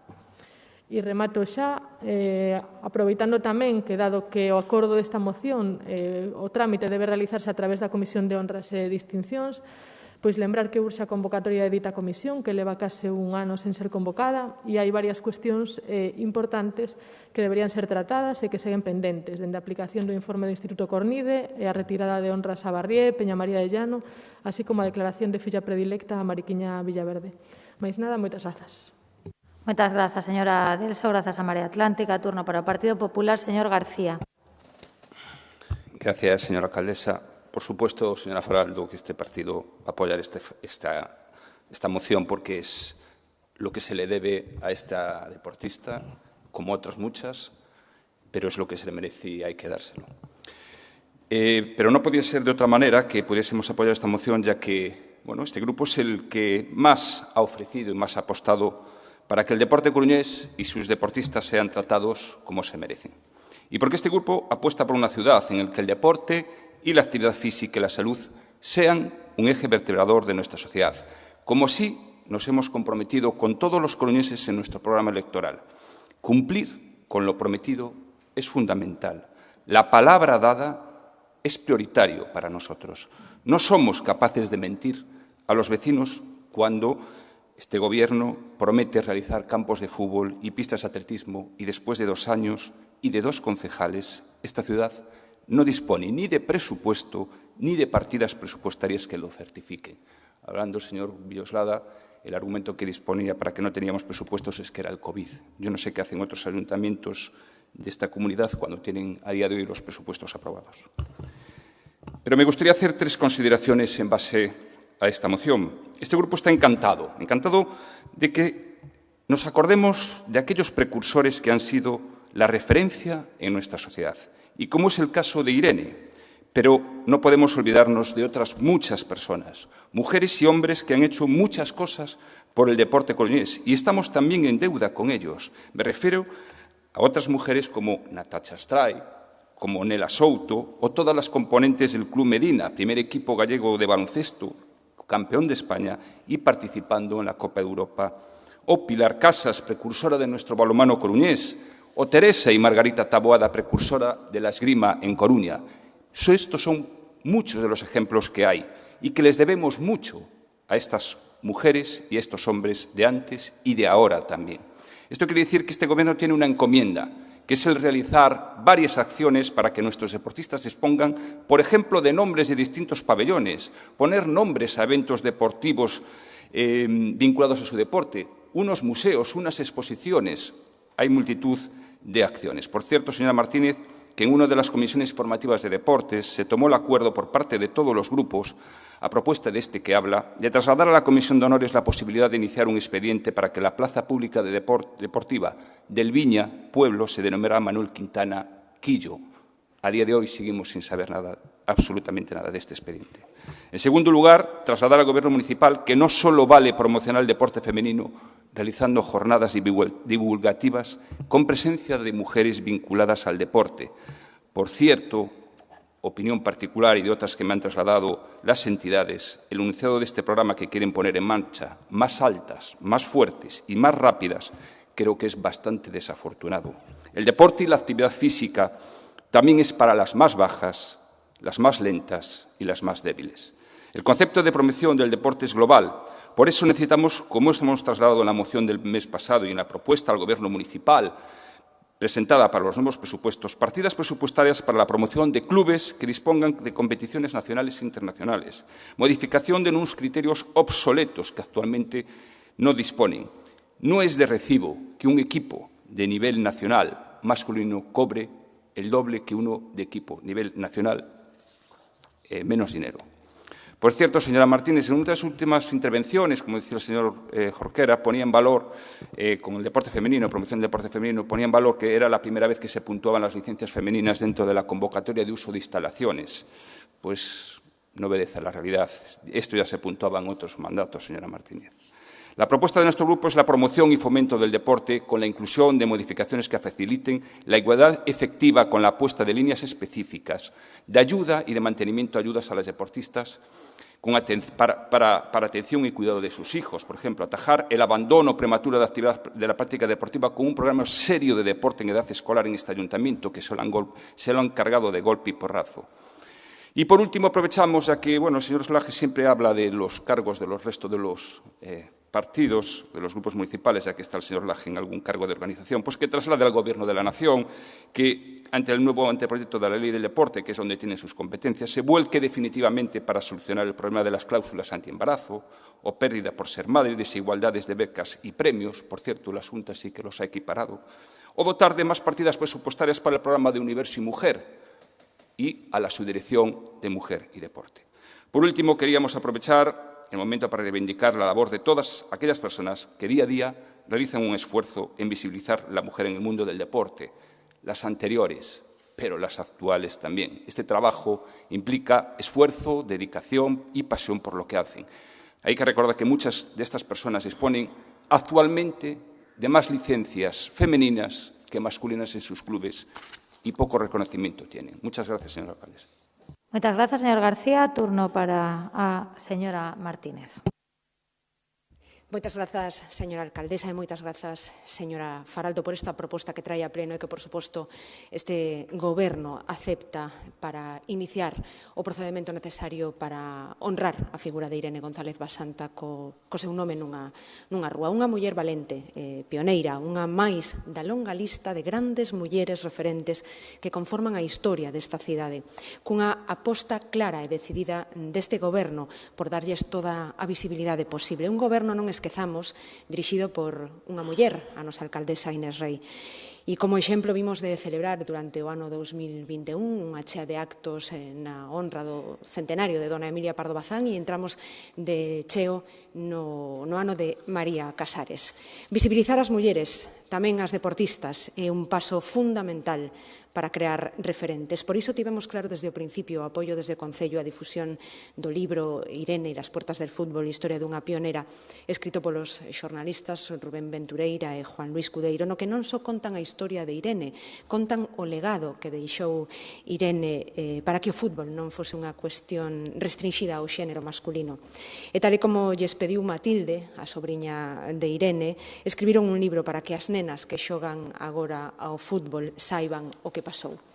Desde o Concello, ademais, apoiaremos a solicitude, a petición dos escritores para que os premios que cada ano entrega o diario Marca cada temporada, pois o nome se conceda o trofeo Irene, a porteira menos goleada da Liga. O éxito da difusión do libro está aí e tamén, por certo, outro éxito está a ser o álbum de cromos do fútbol femenino no que tamén colabora este Concello que xa está repartindo entre os nenos das escolas deportivas municipais. E que todo o que se faga para crear referentes femininas será pouco. Tal e como sinalábamos no último pleno do ano, os datos actuais nos din que estamos moi lonxe da igualdade no deporte, con só 23 licencias femeninas de cada 100 en España, ou que na última década o número de licencias deportivas femeninas só medrou un 0,7%. Para mellorar estas cifras desde as administracións públicas estamos obrigados a desenvolver iniciativas. Desde o Concello non podemos crear nin cambiar leis, pero si podemos, como xa facemos, que non haxa distinción nos convenios, favorecer axudas premiando o número de licencias femeninas, equiparando os premios, dando as mesmas facilidades en instalacións, tanto para adestramentos como para competición, traballando man a man co Grupo Muller e Deporte do Consello Municipal do Deporte, que ven de propoñer a realización dun plan de igualdade no deporte e dúas iniciativas que xa están en marcha, unha xornada de linguaxe nos medios de comunicación e unha campaña de visibilización do deporte de mulleres nos centros escolares. Por certo, señor García, eu pensei que sabía vostede máis de deportes. Citius, Altius, Fortius é o lema dos Xogos Olímpicos. De momento, lanzamos a petición ás entidades da cidade para que propoñan deportistas, adestradoras, directivas e xuízas ou árbitras do seu deporte que estarán a disposición deste programa para acudir aos centros escolares e axudar a divulgación da súa actividade. O programa a desenvolver en cada centro consistirá nunha charla para visibilizar e difundir o deporte practicado por mulleres e, se as características do centro o permiten, pois tamén unha práctica do deporte en cuestión. E volvendo a referentes, volvendo a as rúas, temos a sorte, ademais, nesta cidade de ter moitas referentes e xogadoras deportistas. Hoxe falamos de Irene, pero como vostedes mencionaban, temos as xogadoras do Medina de básquet, primeiro equipo galego campeón de Liga e o segundo equipo español en xogar unha Copa de Europa. As xogadoras pioneiras do Carbo, primeiro campeón de Liga e primeiro campeón da Copa da Raíña. A primeira muller coruñesa que foi a uns Xogos Olímpicos, Ángeles Barreiro, ou a primeira que gañou unha medalla de ouro nos Xogos Olímpicos, Sofía Toro. Todas referentes, todas dignas de ser visibilizadas en placas de rúas desta cidade e, de paso, así poder ir desfacendo a desigualdade que existe tamén nos nomes das rúas maioritariamente masculinos. Moitas grazas. Moitas grazas, señora Martínez. Procedemos á votación desta moción. Votos a favor da mesma. Moitas grazas. Queda aprobada por unanimidade da corporación. Remata aquí as mocións presentadas pola concelleira non adscrita, señora Faraldo. Pasamos xa ás presentadas polo Grupo Municipal do BNG. A primeira delas é sobre o futuro dos terreos do Porto Interior da Coruña. Señor Jorquera, constan dúas enmendas de sustitución. Os concelleiros e concelleiras que desexen poden saír neste momento. Decía que consta unha enmenda de sustitución do Grupo Municipal do Partido Popular e unha enmenda de sustitución do Grupo Municipal do Partido Socialista. Ten vostede a palabra para iniciar o debate. Grazas. Volvo lembrar, e fareino as veces que faga a falla, que comeza o ano 2022 en que a Coruña teña uns novos orzamentos. Despois do incumprimento por parte do Goberno municipal, por segundo exercicio consecutivo, do compromiso de investidura asinado co BNG de iniciar a negociación dos orzamentos o mes de setembro do exercicio anterior. Ante a decisión de excluir o BNG das negociacións, o noso grupo municipal trasladou aos restantes grupos, incluído o grupo de goberno, os seus criterios e propostas cara a elaboración dos orzamentos, nos que figuraba con carácter prioritario a proposta de destinar os 15 millóns de euros que o Goberno municipal comprometeu para a adquisición dos peiraos de Calvo Sotelo e Batería a atender outras necesidades da cidade e, en particular, incrementar a dotación para o desenvolvemento dun plan de rexeneración e revitalización dos barrios. Dado que o Goberno municipal non contestou nin a esta nin as restantes propostas, presentámola en forma de moción. Ao noso xuízo, non se deben comprometer fondos do Concello para a adquisición duns peiraos que xa son públicos, en vez de destinar eses recursos a atender cuestións prioritarias que si dependen do seu ámbito competencial. Mais aínda, cando caben outras solucións para asegurar o mantemento da titularidade pública dos peiraos e o seu desfrute pola cidadanía, como aconteceu no caso de Valencia. Así, no propio acordo de investidura suscrito entre os grupos municipais do PSDG, PSOE e BNG, figura o seguinte compromiso que citarei textualmente e coincide literalmente cos puntos 3, 4 e 5 desta moción. Impulso da constitución dun consorcio, coa participación das distintas administracións e entes implicados para acometer a transformación dos terreos do Porto Interior, mantendo sempre a titularidade pública dos mesmos e condonando a débeda existente pola construción do Porto Exterior ou buscando outras solucións financeiras que en ningún caso representen unha hipoteca para o futuro da cidade nen unha desigualdade de trato respecto de solucións dadas noutros portos de interese xeral. Artellaránse fórmulas directas de participación da cidadanía. Ademais, aparte do caso de Valencia, existen outros exemplos de cesión de terreos pertencentes a portos de titularidade estatal sen que esta cesión tivese representado un custo para a cidade. En Almería, o porto cederá de xeito gratuito 84.000 metros cadrados da cidade a través dun acordo de cesión de Manial. En Pasaia, Porto e Concello chegaron en 2021 a un acordo para a cesión indefinida e gratuita dunha serie de edificios e equipamentos situados en terreos portuarios. Segundo a alcaldesa de Pasaia, el acuerdo abre una nueva etapa en las relaciones de Pasaia con el puerto, con la cesión sin coste de equipamientos que actualmente albergan servicios para los y las pasaitarras. Con este nuevo acuerdo, el puerto mantiene su titularidad, pero se garantiza que sobre estos espacios se ejercerán servicios y usos públicos.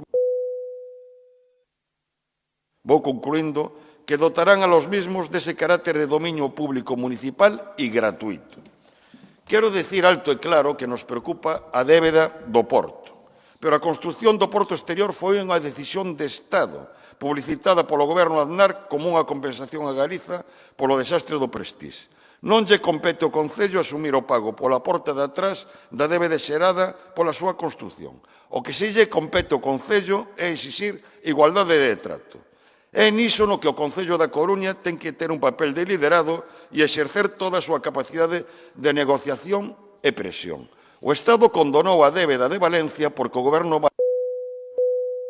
de verdade e exerceu presión política, exixindo a condonación da débeda para dar o visto bo reparto dos obxectivos de déficit entre outras administracións. E dado que o Estado pon como disculpa que a débeda de Valencia non se condenou directamente ao Porto, senón a un consorcio, o que si lle compete ao Concello da Coruña é ter tamén un papel de liderado impulsando a constitución dun consorcio para cometer a transformación dos terreos do Porto Interior. Estas son as razóns que fundamentan a nosa moción e non aceptamos as emendas do Grupo Popular e o Grupo Socialista porque oluden o fundamental, que non haxa partida específica nos orzamentos de 2022 para a adquisición duns peiraos que xa son públicos cando existen outras fórmulas para asegurar o seu disfrute pola cidadanía. Moitas grazas. Grazas, señor Jorquera. De verdade, tamén eu lle sugeriría que se axustase un poquinho máis o tempo, porque pasaron casi 2 minutos. Señora Faraldo, señor Jorquera, perdón, era un pequeno aviso, nada máis. Señora Faraldo, por favor, ten a palabra. Grazas. Permítaseme comezar a miña intervención trasladando a esta corporación o agradecemento da familia de Irene González Basanta, que está na tribuna, o emocionado agradecemento pola unanimidade na moción anterior. Bueno, en canto á moción que presenta ahora aquí o BNG, adianto o noso voto a favor. Mais é preciso para nós poñer por diante as seguintes cuestións. No que respecta aos puntos 3, 4 e 5, é preciso suliñar que son puntos xa aprobados neste pleno. No mes de abril do ano 21, unha moción de Marea Atlántica, emendada polo PSOE e aprobada polos votos do PSOE e o PP e a concelleira non adscrita Mónica Martínez, os demais votamos en contra porque cambiaba o sentido da moción, xa establecía, en todo caso, instar ao Goberno Central a condonación da débeda ou axuda equivalente e crear un consorcio entre administracións, Autoridade Portuaria, Fomento, Xunta e Adif, e a que o Goberno Municipal abordase o diseño dos usos dos peiraos de xeito transparente e participativo con implicación da cidadanía. Pero é que en maio repetiuse a situación ante unha moción conxunta de Podemos, BNG e Marea Atlántica promovida por a Plataforma da Defensa do Común. Ante a emenda do PSOE que revirou os puntos plantexados pola plataforma, sobre todo no que respectaba a participación e o apoio a manifestación convocada, a moción foi aprobada só polos votos do propio PSOE e do PP coa concelleira non adscrita Mónica García. De novo, aínda así, saen aprobados os mesmos acordos. Condonación da débeda, creación dun consorcio, creación dun espacio de traballo conxunto, Xunta, Fomento, Concello, para a reordenación dos terreos portuarios.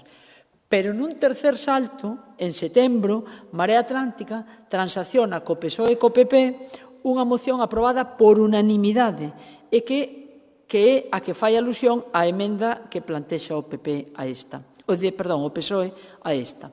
Na moción, ademais de instar ao Goberno local a impulsar a elaboración dun novo marco xurídico, urbanístico e financiero de reordenación da fachada portuaria interior, se insta de novo o Goberno estatal á condonación da débeda ou conceder unha axuda equivalente, se volve a aprobar e instar a creación dun consorcio coa Autoridade Portuaria, Portos do Estado, Ministerio de Transporte, Adif e Concello, así como elevar os acordos, protocolos e convenios ao Pleno da Corporación.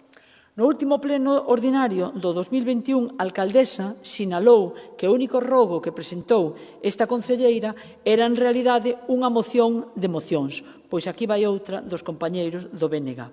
A novidade desta moción son os puntos 1 e 2, nos que se insta ao Goberno a non incluir partida destinada á adquisición dos peiraos de Calvo Sotelo e Batería nos orzamentos do Concello no 2022 e destinar esos millóns a incrementar as dotacións barreais.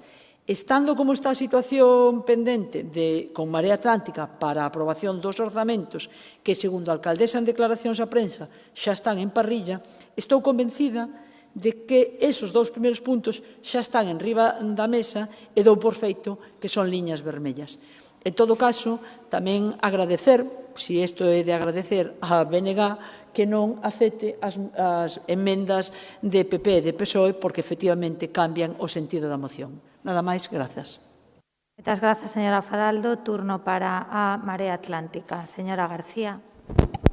Sí, moi bons días a todas e a todas as persoas que van seguindo este pleno e feliz ano. Volve o futuro dos peiraos interiores ao Pleno da Coruña, de man agora dunha moción do BNG e dunha pregunta oral máis tarde presentada pola Marea Atlántica. Xa adianto que apoiaremos a moción porque concordamos en todos os termos do acordo e votaremos en contra das emendas presentadas polo Partido Socialista e o Partido Popular porque efectivamente desvían a cuestión esencial que é que non se destine partida orzamentaria a adquisición de Calvo Sotelo e de batería. Na teoría, no relatorio e no histórico de mocións aprobadas nesta corporación, parece que no fundamental están todas as forzas políticas de acordo. Na práctica, a medida que vai avanzando o proceso, se ven diferencias sustanciais. Dende o Goberno, e non só dende o Goberno local, se nos pide realismo, se nos pide que aceptemos que a condonación da débeda da autoridade portuaria non é posible. Pero ben, se apelamos ao realismo, a realidade fala por si soa. A realidade é que xa é posible o uso público dos peiraos sen ter que aboar ni un só euro nin mover un papel. Xa están tendo lugar concertos, exposicións e actividades de esparcemento que demostran que simplemente dependía da disposición da autoridade portuaria. A realidade, se falamos de realidades, é que todos, e digo todos, e me gustaría insistir na palabra todos os usos previstos para batería e Calvo Sotelo xa son posibles na situación actual, sen ter que adquirir terreos portuarios, sen ter que desafectar e sen ter prácticamente que mover ningún só papel. A realidade é que hai iniciativas económicas vinculadas ao mar e á economía do mar e á cadea de valor do mar que están interesadas en asentarse nos peiraos interiores, como é a recentemente anunciada por Gadisa prevista para o peirao do leste, e que nos facilitan pensar en que o peirao interior, os peiraos interiores poden seguir sendo músculo xerador de emprego e de riqueza e de economía na Coruña e a súa área metropolitana. A realidade é que noutras xeografías, como en Valencia, se buscou a maneira, por terra, mar e aire, de condonar unha débeda moito maior que a da Autoridade Portuaria da Coruña, máis de 400 millóns que se condonaron para que Valencia pudera seguir utilizando a súa fachada marítima en base ao interese xeral. A realidade é que noutros portos, como Almería e Pasaia, se ceden gratuitamente terreos e equipamentos para poñelos a disposición da cidadanía. E a realidade, se falamos de realidade, de realismos, é que todo é cuestión de vontade política e do peso específico que se demostra nunhas negociacións. Malandamos, se xa dende o Concello da Coruña se renuncia a defender os intereses da cidade de maneira ambiciosa. A Marea Atlántica, para quen teña dúbidas, non apoiará ningún acordo para os peiraos que non libere a cidade de maneira definitiva da carga da débeda derivada de construir o porto exterior. Do mesmo xeito que a Marea Atlántica non aceptará que se destinen 15 millóns de euros do Concello, case 20, se temos en consideración tamén os que di aportar a Xunta de Galicia en mercar Calvo Sotelo e batería, terreos que xa son públicos e xa están tendo uso público. Eses diñeiros, eses fondos municipais deben destinarse aos barrios que boa falta fan. Pedíasenos realismo e aceptar que a Coruña pague moitos millóns de euros por unha débeda inxusta, derivada, como xa se mencionou aquí, de ter padecido ata 3 mareas negras. Pois ben, para que os terreos portuarios sirvan para facer unha cidade mellor, máis habitable e con pulso económico, a única solución realista é a condonación da débeda. Moitas gracias. Moitas grazas, señora García. Turno para o Partido Popular, señora Gallego. Sí, muchas gracias. Muy buenos días. Otra moción más sobre el puerto, pero sin ningún avance por parte del Gobierno municipal y absolutamente ninguna información, fotos, anuncios y bandazos que ahora se ven frenados porque, claro, están negociando el presupuesto con la Marea Atlántica. Desde hace 7 meses, por cierto, señora García, no convoca la comisión del borde del litoral, que tanto convocaba seguido todos los días.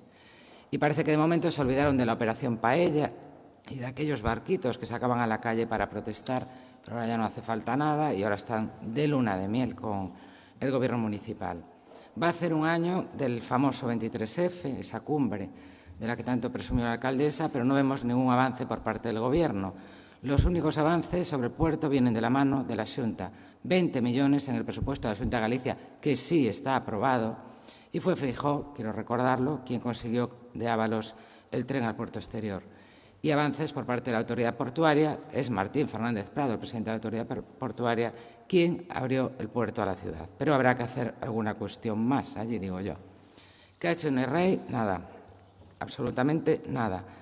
A esta moción hemos presentado una enmienda. En nuestra propuesta de presupuesto, señor Jorquera, incluimos 51 millones para los barrios, más de 200 actuaciones, no 15, que es lo que usted propone en esta moción. Tenemos claro que hay que exigir la condonación de la deuda, evitar la discriminación a nuestra ciudad por parte del Gobierno de Sánchez. Para nosotros Valencia marcó un antes y un después, pero de momento carecemos de información para valorar una propuesta que desconocemos porque no se nos ha presentado y que anunció la alcaldesa unilateralmente sin contar con nadie. ¿Qué planes tiene para el puerto? Hay que desbloquear la situación y el Partido Popular siempre va a hacer lo mejor para la ciudad. Presenta otra enmienda al Partido Socialista en la que propone ratificar los acuerdos plenarios adoptados para la reordenación del puerto. En concreto, hablan de la última moción transaccionada en el Pleno de septiembre del año pasado. Por supuesto que estamos de acuerdo que la hemos votado a favor, pero esto ya no nos sirve. Señora Rey, es hora de rendir cuentas ya. ¿Cuál es su plan para el puerto? ¿Qué gestiones ha hecho para la condonación de la deuda? Primero, rechazó la propuesta de la Xunta, tachándola incluso de subasta. Después, dice que va a comprar el 75% de los terrenos, pero sin contar con nadie. Por eso instamos a la alcaldesa a aplicar la máxima transparencia a los movimientos que viene efectuando en relación con el futuro de la fachada marítima y de los que solo hemos tenido conocimiento por la prensa. El diseño del borde del litoral es un asunto de futuro, es un asunto suficientemente importante como para que se siente con todos los grupos sin excluir al PP, porque sus socios ya le han dicho que le van a fallar, como sucedió con el CHOAC, como sucedió con la tramitación urbanística de la intermodal. Ya le están diciendo que no. Estamos preocupados por la posibilidad de que la alcaldesa hipoteque el futuro de la ciudad. Maneja unas cantidades y unos plazos que reducirán el margen de maniobra de futuras corporaciones. Queremos saber por qué quiere comprar el 75% y no otro porcentaje, cuánto va a costar al Ayuntamiento el suelo y la urbanización, cómo pretende financiar ese importe, qué pretende hacer en ese suelo. No sabemos absolutamente nada. Y exigimos, eso sí, que no firme ningún acuerdo, ni ningún protocolo, ni ningún convenio, sin contar con los votos necesarios para su aprobación en este salón de plenos. Y ya vemos lo que dicen los socios y los amigos de los socios. Pretende llegar a acuerdos para los que no tiene garantizada ni la aprobación ni de la parte económica ni de la tramitación urbanística, a pesar de que sabe que necesita de nuestros votos. En este asunto y en todos los que afecten al futuro de la ciudad va a contar con nuestro apoyo, pero necesitamos información y necesitamos saber datos. Dudo mucho que en ese presupuesto, señora Rey, que llama progresista y que está pactando con la Marea, se incluya un solo euro para el puerto, para el CHOAC o para la intermodal.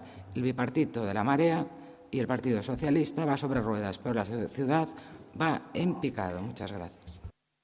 Moitas grazas, señora Gallego. Turno para o señor Díaz Villoslada. Sí, gracias, señora alcaldesa.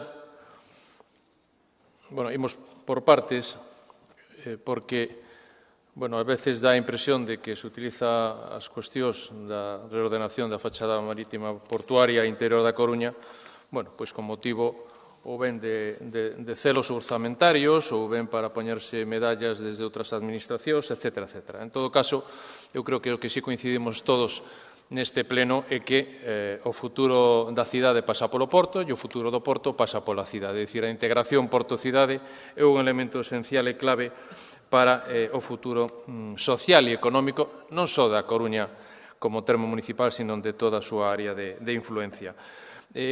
Non sei se me expresei ben na miña primeira intervención ou se me entendeu mal. En todo caso, o señor García, cando falaba da pandemia, non falaba da pandemia como motivo de retraso dos acordos orzamentarios.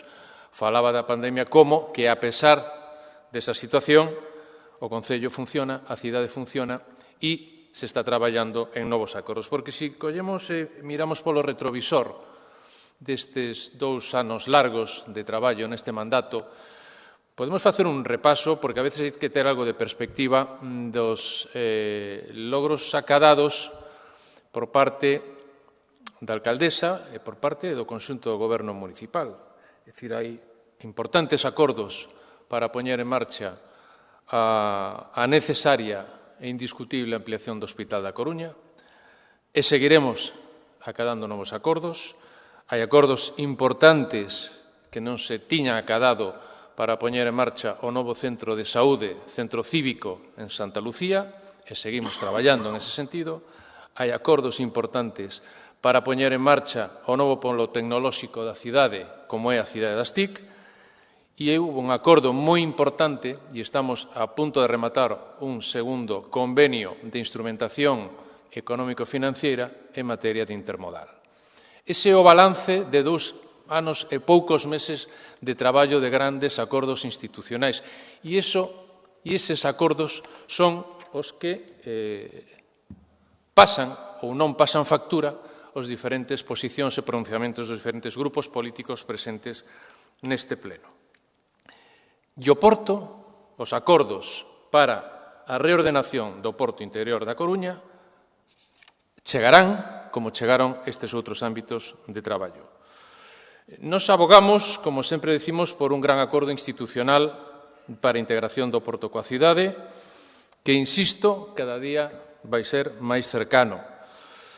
E o que pasa é que este gran acordo, evidentemente, necesita, insisto, non só para a Coruña, sino para toda a influencia, incluso para todo o norte da comunidade, un gran acordo político, e o sabemos todos. Ahora, tamén é certo unha cousa.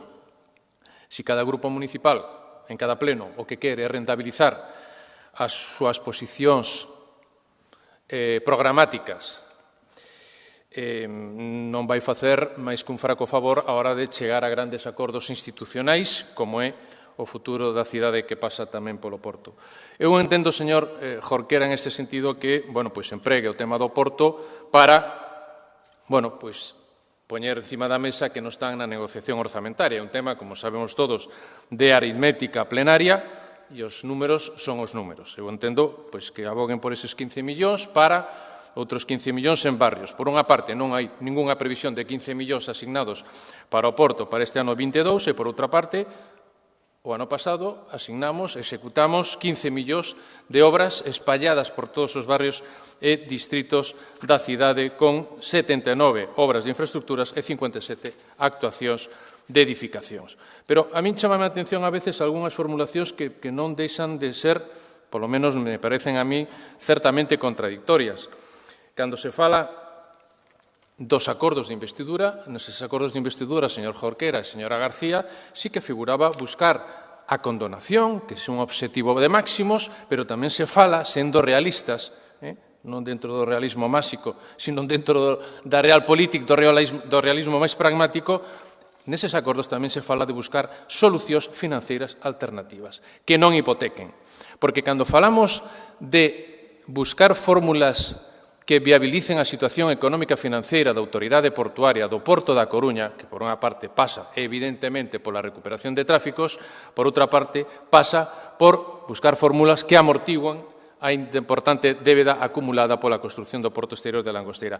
E o Porto Exterior de Langosteira non é, como din aquí, unha hipoteca. Non é unha hipoteca. Langosteira é unha gran oportunidade económica e social para a Coruña e para todo o norte da comunidade. Por certo, que se entre todos conseguimos que, ademais, dentro do corredor noroeste da rede transeuropea de transportes se conecten os portos de interese xeral, entre eles o da Coruña, coa dársena de Langosteira, esa oportunidade se verá absolutamente incrementada. Por iso, nós non estamos dispostos, e dai o sentido da nosa emenda, a introducir en cada pleno matizacións programáticas ou meras utilizacións de outros acordos ou desacordos en outros ámbitos. Cando se fala de Almería, cando se fala de Pasalla, hai que repasar a historia de Pasalla, de desencontros, e a historia de Almería. Pero, entre outras cousas, non teñen unha nova dársena exterior que motive as necesidades de financiamento que motivou Langosteira, pero que pasa a ser unha oportunidade. Insisto, Langosteira... Mato, señora alcaldesa. De aí que nós, desde o Grupo Municipal Socialista, reivindicamos manter os acordos unánimemente acordados, porque estamos traballando tanto na búsqueda de solucións alternativas financeiras, estamos traballando nas fórmulas de constitución dese ente público, porque aí parece sí que hai competencias.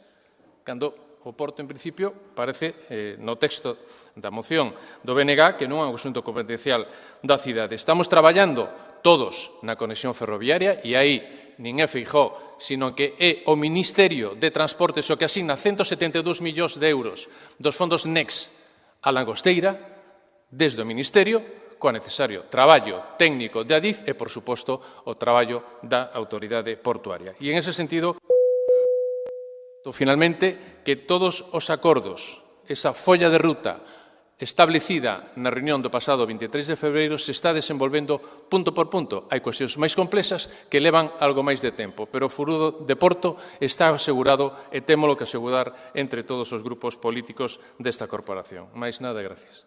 Moitas grazas, señor Díaz Villoslada. Grazas a todos os grupos.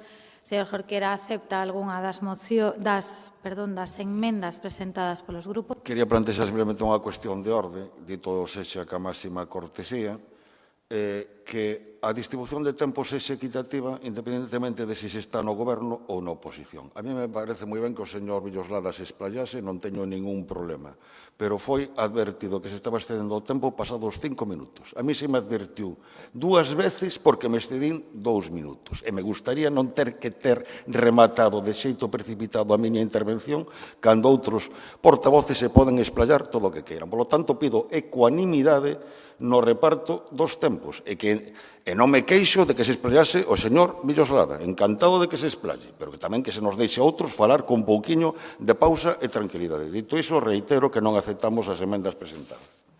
Ben, moitas grazas, señor Jorquera. Como pleno ia ben, teño tratado de ser laxa, si é verdade que hai xente que se excede máis, tratei de non tocar a campana aos diferentes grupos, aínda que creo que salvo a señora Faraldo se excederon en algúns minutos, pero a partir deste momento, por esa necesaria, por suposto, igualdade entre os distintos concelleiros e concelleiras, con independencia de que formen parte do goberno ou non, pois nos cinguiremos os tempos que están tasados. Si lles parece, son 3 minutos por moción. Cando se pasen 30 segundos, tocarei a campana unha vez. Cando se pasen outros 30, 2 veces e rematará a quenda de palabra. Así terán todos e todas as mesmas oportunidades. Así que agardo que axusten as intervencións aos 3, 3:30 ou 4 no momento no que será retirada o uso da palabra. Non aceptadas as enmendas presentadas, procedemos á votación das mesmas. En primeiro lugar, e por orden de presentación, se votará a enmenda de sustitución presentada polo Grupo Municipal do Partido Popular. Votos a favor da enmenda. Grazas. Votos en contra.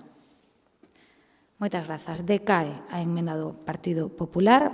Pasamos á votación da enmenda de substitución presentada polo Grupo Municipal Socialista. Votos a favor. Moitas grazas. Votos en contra. Moitas grazas. Decae a enmenda. Votos a favor, agora sí, da moción presentada polo Bloque Nacionalista Galego.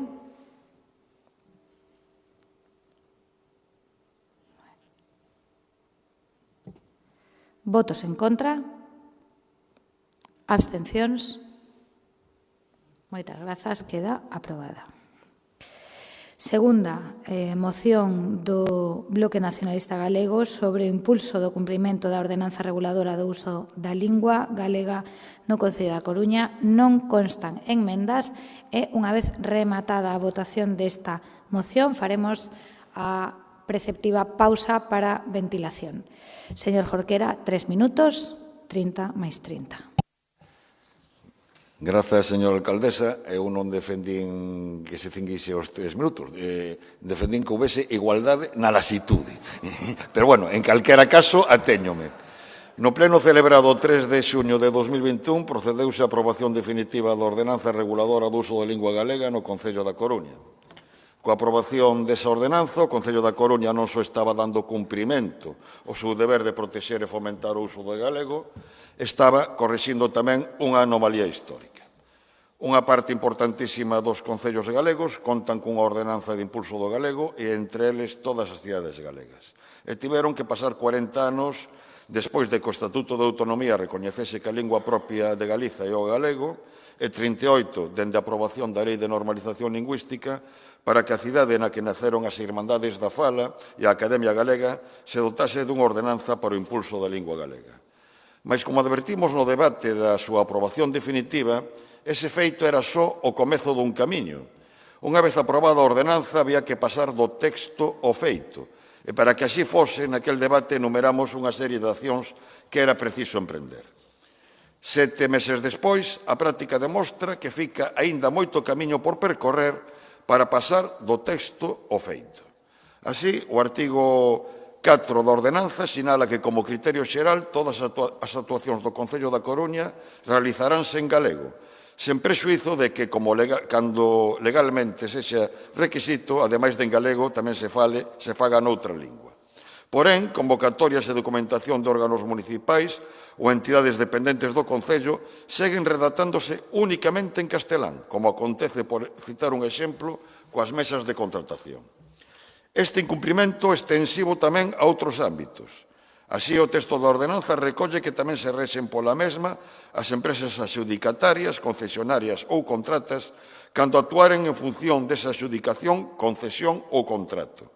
Pero hai empresas que están a empregar exclusivamente o castelán. O artigo 6 da ordenanza establece así mesmo que as publicacións do Concello da Coruña, periódicas ou non, en papel ou en formato digital, realizaránse en galego. Mais tamén nese ámbito xa se produciron varios incumprimentos dende a entrada en vigor desta ordenanza tras a súa publicación no BOP do 22 de xuño. Como se produciron tamén no eido da rotulación. Por citar só un exemplo, veñen de inaugurarse as novas instalacións de Calistenia na rúa Alcalde Jaime Hervada, no barrio do Ventorrillo, pois, pese a ser unha nova instalación e ter entrado xa en vigor a ordenanza, a rotulación está só en castelán. Sabemos que a normalización do uso do galego é un proceso. A aprobación da ordenanza marca o inicio dun camiño, por tanto, a súa simples aprobación non garante que de xeito inmediato se pase do texto ao feito, mas para que a ordenanza non fique reducida a un brinde ao sol, é necesario que o Goberno municipal lle dé impulso e vele polo seu cumprimento. E para iso, a aprobación da ordenanza debe de acompañarse da adopción dunha serie de medidas que doten de contido real as políticas de normalización. Esa é a razón pola cal presentamos esta moción. Moitas grazas. Moitas grazas, señor Jorquera. Xa sabes o que di o Tribunal Supremo de que en la ilegalidad non cabe reclamar igualdad. Entón, se vostede me conmina a cumprir o regulamento, teño que cumplir nos seus termos, non nos outros. Pero, en fin, despois da pausa seguro que refrescamos todos a mente e se prometen non pasarse, eu prometo non tocar moito a campana. Señora Faraldo, o seu turno. Grazas, señora alcaldesa. Eu suelo axustarme os tempos, pero empezo xa a coller confianza e escaparme tamén a veces. Vamos alá. Presenta o BNG neste pleno unha moción a caída e conveniente en cuanto xa pasaron 6 meses desde a aprobación da ordenanza do uso da lingua galega no Concello da Coruña e, polo tanto, estamos en tempo de valorar o impulso que a mesma se lle está a dar. Pero queremos que no punto 1 xa se inclúen todos os acordos que logo desenvolve o punto 2. É dicir, aprobar e impulsar o cumprimento da ordenanza reguladora do uso da lingua galega xa supón a adopción das medidas que logo no punto 2 se desenvolven. Nos parece unha redundancia, dígolo con todo o respeto, pedir a aprobación de algo aprobado, porque no que respecta aos recursos para o impulso da normalización lingüística xa ven recollido no artigo 22 da ordenanza que o Concello ten a obriga de crear un espazo dotado de recursos económicos, materiais e humanos para este obxectivo. Desenvolver un plan para a plena normalización do uso da lingua está plenamente recollido no capítulo 14 e ao longo dos artículos do 23 ao 29. Incluso na propia ordenanza establecese a creación dun Consello Local da Lingua para o seguimento e avaliación da mesma, que o fará xunto coa comisión plenaria correspondente. O mesmo sucede coa sinaléctica e a toponimia que aparecen nesta moción e que xa están na ordenanza puntos aos que se dedican os capítulos 7 e 10, aínda que na disposición terceira, con respecto aos axustes nos rueiros, establece un prazo dun ano, do que só quedan xa 5 meses para se ter que cumprir. O que sí que é certo é que é unha incoherencia o incumplimento nas novas inauguracións feitas tras a aprobación da propia ordenanza. Neste último punto, decir que a ordenanza establece tamén, na disposición adicional segunda, 6 meses para publicar en galego na web do Concello todas as normas e disposicións municipais de carácter xeral, prazo que xa está incumprido. Co cual, chegados a este punto, claro que imos a votar a favor desta moción, que non é outra cousa que a exixencia de que se cumplan os acordos deste pleno e as normas deste Concello. Grazas. Moitas grazas, señora Faraldo. Turno para a Marea Atlántica, señor Martínez. Grazas, señora alcaldesa. Señor Jorquera, isto non o di o Supremo, pero si a sabedoría popular. Hai que ter cuidado co que un desexa. Non o digo só polos tempos de intervención, senón polo caso que nos ocupa a ordenanza do galego. Como recordará, aínda que non estaba aquí, o Bloque Nacionalista Galego foi extraordinariamente severo, rigoroso e exixente, co que eu penso que foi o único goberno municipal monolingüe en galego que amosou un compromiso inquebrantable, pulcro, coa lingua galega no plano das actitudes, das rutinas, da institucionalización, da pedagogía. Digo que hai que ter cuidado co que un desexa porque o argumento para esa severidade do BNG co goberno da Marea Atlántica era que faltaba o esencial. E o esencial era unha ordenanza. Cando esa ordenanza chegou, agora me referirei ao xeito en que chegou, o BNG foi extraordinariamente entusiasta. Claro, pasaron 6 meses e ao final vai resultar que temos unha ordenanza pero non se cumpre e enriba non temos aquelo que era tan insuficiente e tan pobre que era o compromiso no plano das actitudes, das rutinas, da institucionalización e da pedagogía. A tramitación desta ordenanza foi un desastre que todos e todas recordaremos. Eu non quero responsabilizar ao BNG dese desastre, pero o certo é que estaba naquela foto. A Marea Atlántica non estaba naquela foto. Atropelo, urxencias presas na tramitación, informes e contrainformes, omisión do trámite de consulta previa, etc., etc., etc.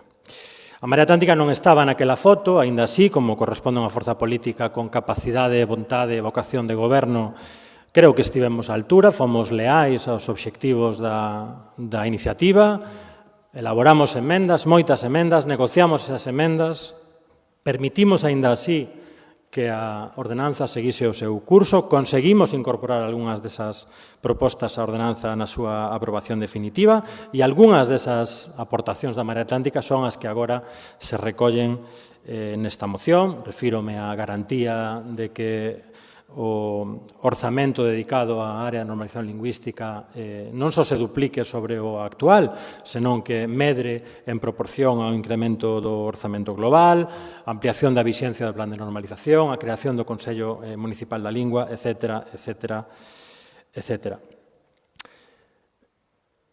Creo que á moción se lle poden facer matices, pero co seu espírito estamos completamente de acordo.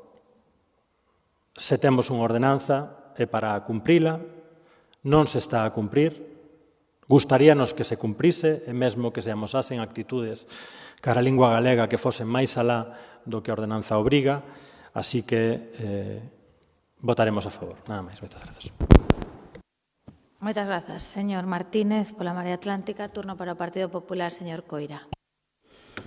Muchas gracias. Buenos días a los representantes de los medios de comunicación que nos acompañan, a los miembros de la corporación, a los vecinos que nos siguen de esta sala, a los que nos siguen por streaming, donde quieran que estén.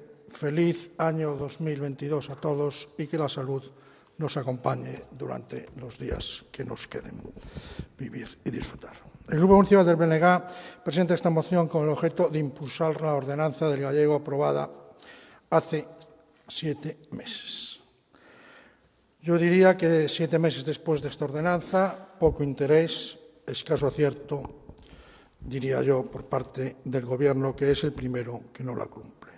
Recordarán ustedes que después de la aprobación inicial del Pleno de este Ayuntamiento, incluso vimos cómo pasaban los días y las semanas, hasta un mes pasó, para que se publicara la aprobación inicial en el Boletín Oficial de la provincia.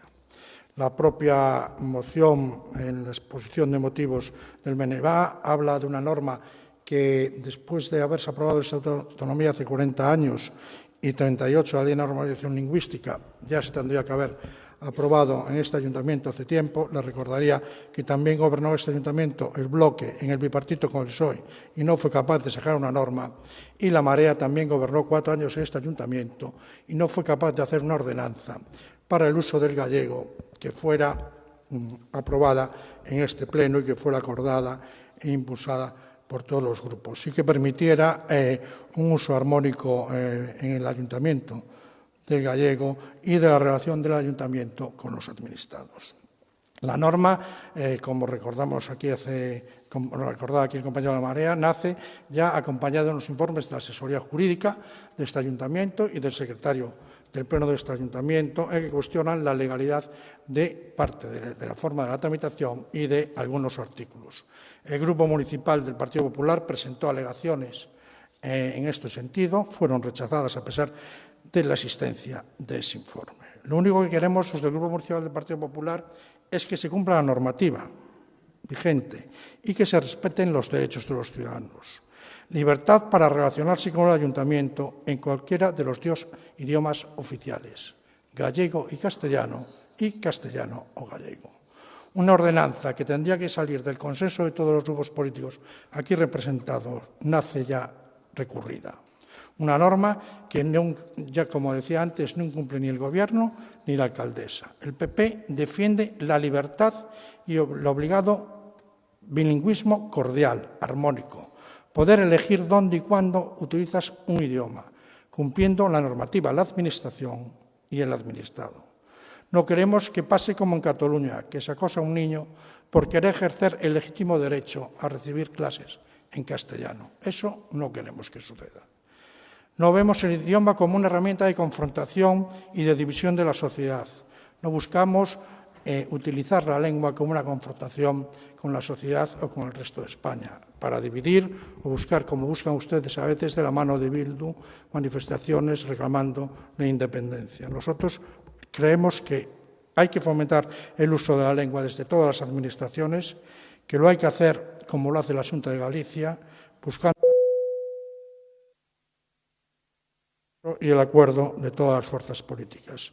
Estoy absolutamente seguro que los coruñeses estarían dispuestos a impulsar e incrementar recursos para que tuviéramos un presupuesto este año, que aún no lo tenemos, impulsar e incrementar los recursos para los convenios nominativos para las entidades sociales, para las entidades deportivas, para las entidades culturales, incrementar e impulsar recursos para, termino ya, a un nuevo PRESCO para las personas y las entidades que han sufrido más durante esta pandemia, o para un plan de inversiones para los diferentes barrios. Estoy seguro que los coruñeses, esta moción, la primera moción que presenta el bloque este año, no es la primera prioridad con la que está cayendo. Nada más y muchas gracias. Muchas gracias, señor Coira. Turno para el Grupo Socialista, señor Laje. Gracias, señora alcaldesa. Bo día a todas e a todos. Señor Coira, a primeira prioridade do BNG non sei se é o cumplimento da ordenanza do galego, como vostede di. Se collemos eso como referencia, tamén podemos coller como referencia que a prioridade do Partido Popular da Coruña é a ganadería intensiva e, polo tanto, creo que tamén explica bastante ben tanto por onde anda o BNG como tamén por onde andan vostedes. O sea que pareceme moi apropiado que vostede sitúe a escala de prioridades nas mocións que traen ao Pleno, porque a verdade é que son dignas de estudio, non? E, bueno, fixo referencia a unha serie de accións, todas moi loables, da búsqueda do consenso. O único que rompeu o consenso en Galicia en torno á normalización lingüística, quero recordarle, señor Coira, por si non informaron, foi o Partido Popular, cando había un plan xeral de normalización lingüística do que tiven a honra de formar parte dese equipo, no cal se acordou entre o grupo do Partido Popular, naquele momento, do PSDG-PSOE e do Bloque Nacionalista Galego. Quen rompeu o Plan Xeral de Normalización Lingüística aprobada por todos foi o Partido Popular co decreto que impulsou para romper os consensos alcanzados previamente. Iso sería bo que o supera. O segundo, sobre a moción, no seu contido literal, señor Jorquera, nos parece ben, forma parte, como decía o señor Coira, das súas prioridades, é dicir, está dentro da priorización do target ao que vostedes respostan de forma indiscutible. Lóxicamente, nós tamén o compartimos, pero coido que non é algo discutible o feito de que o goberno que preside Inés Rei foi un dos que máis fixo pola normalización do uso do galego. E vou explicarme, non? Vanme permitir que me explique, sin ánimo algún de ofender, que lle recorde que foi este goberno municipal o que aprobou a ordenanza da que vostedes falan. Foi este goberno, señor Jorquera. Non foi ningún goberno do que formara parte o BNG. O BNG xa formou parte de gobernos. Non é soliviante que non só o reparte vostede, é dicir, non só o reparte vostede, pero é así, é así.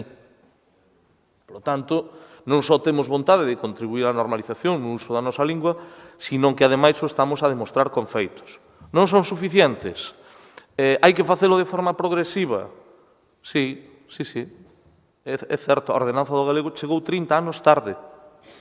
Sí, señor Jorquera. Pero chegou. E non chegou por casualidade, sino que o fixo porque un goberno municipal foi capaz de promovela e de atopar os apoios necesarios. Outros non o fixeron. Pois non pasou nada, porque xa vai alá, auga pasada non move muiño. Vamos a traballar en positivo e vamos a ver que é o que se está facendo. Se aprobou unha ordenanza, é un primeiro marco necesario. E remato. O noso compromiso pode verse empezando pola web municipal. Señor Jorquera, por primeira vez ábrese por defecto en galego, cando antes, incluso con vostedes, formando parte dun goberno local, non era así. Xa lle teño dito moitas veces que non se trata de nada extraordinario. É a nosa lingua, falámola, gozámola todos os días, non porque poña unha normativa. O que non imos a facer nunca é introducir coercións dun xeito que leve consigo situacións indesesables. O que hai é que promover de forma amable as normas, estar comprometido con elas como estamos nós e, polo tanto, vamos a votar a favor, sendo conscientes de que para nós tamén é unha prioridade, ao igual que para o conxunto da corporación debería de serlo. Moitas grazas a todos. Procedemos á votación desta moción sobre a que non constan enmendas. Votos a favor da mesma. Moitas grazas. Votos en contra. Abstencións. Ben, pois queda aprobada. Facemos unha pausa de 10 minutos que polos seus reloxos xa serán 15. Retomamos as 12, bueno, non sei, non me funciona.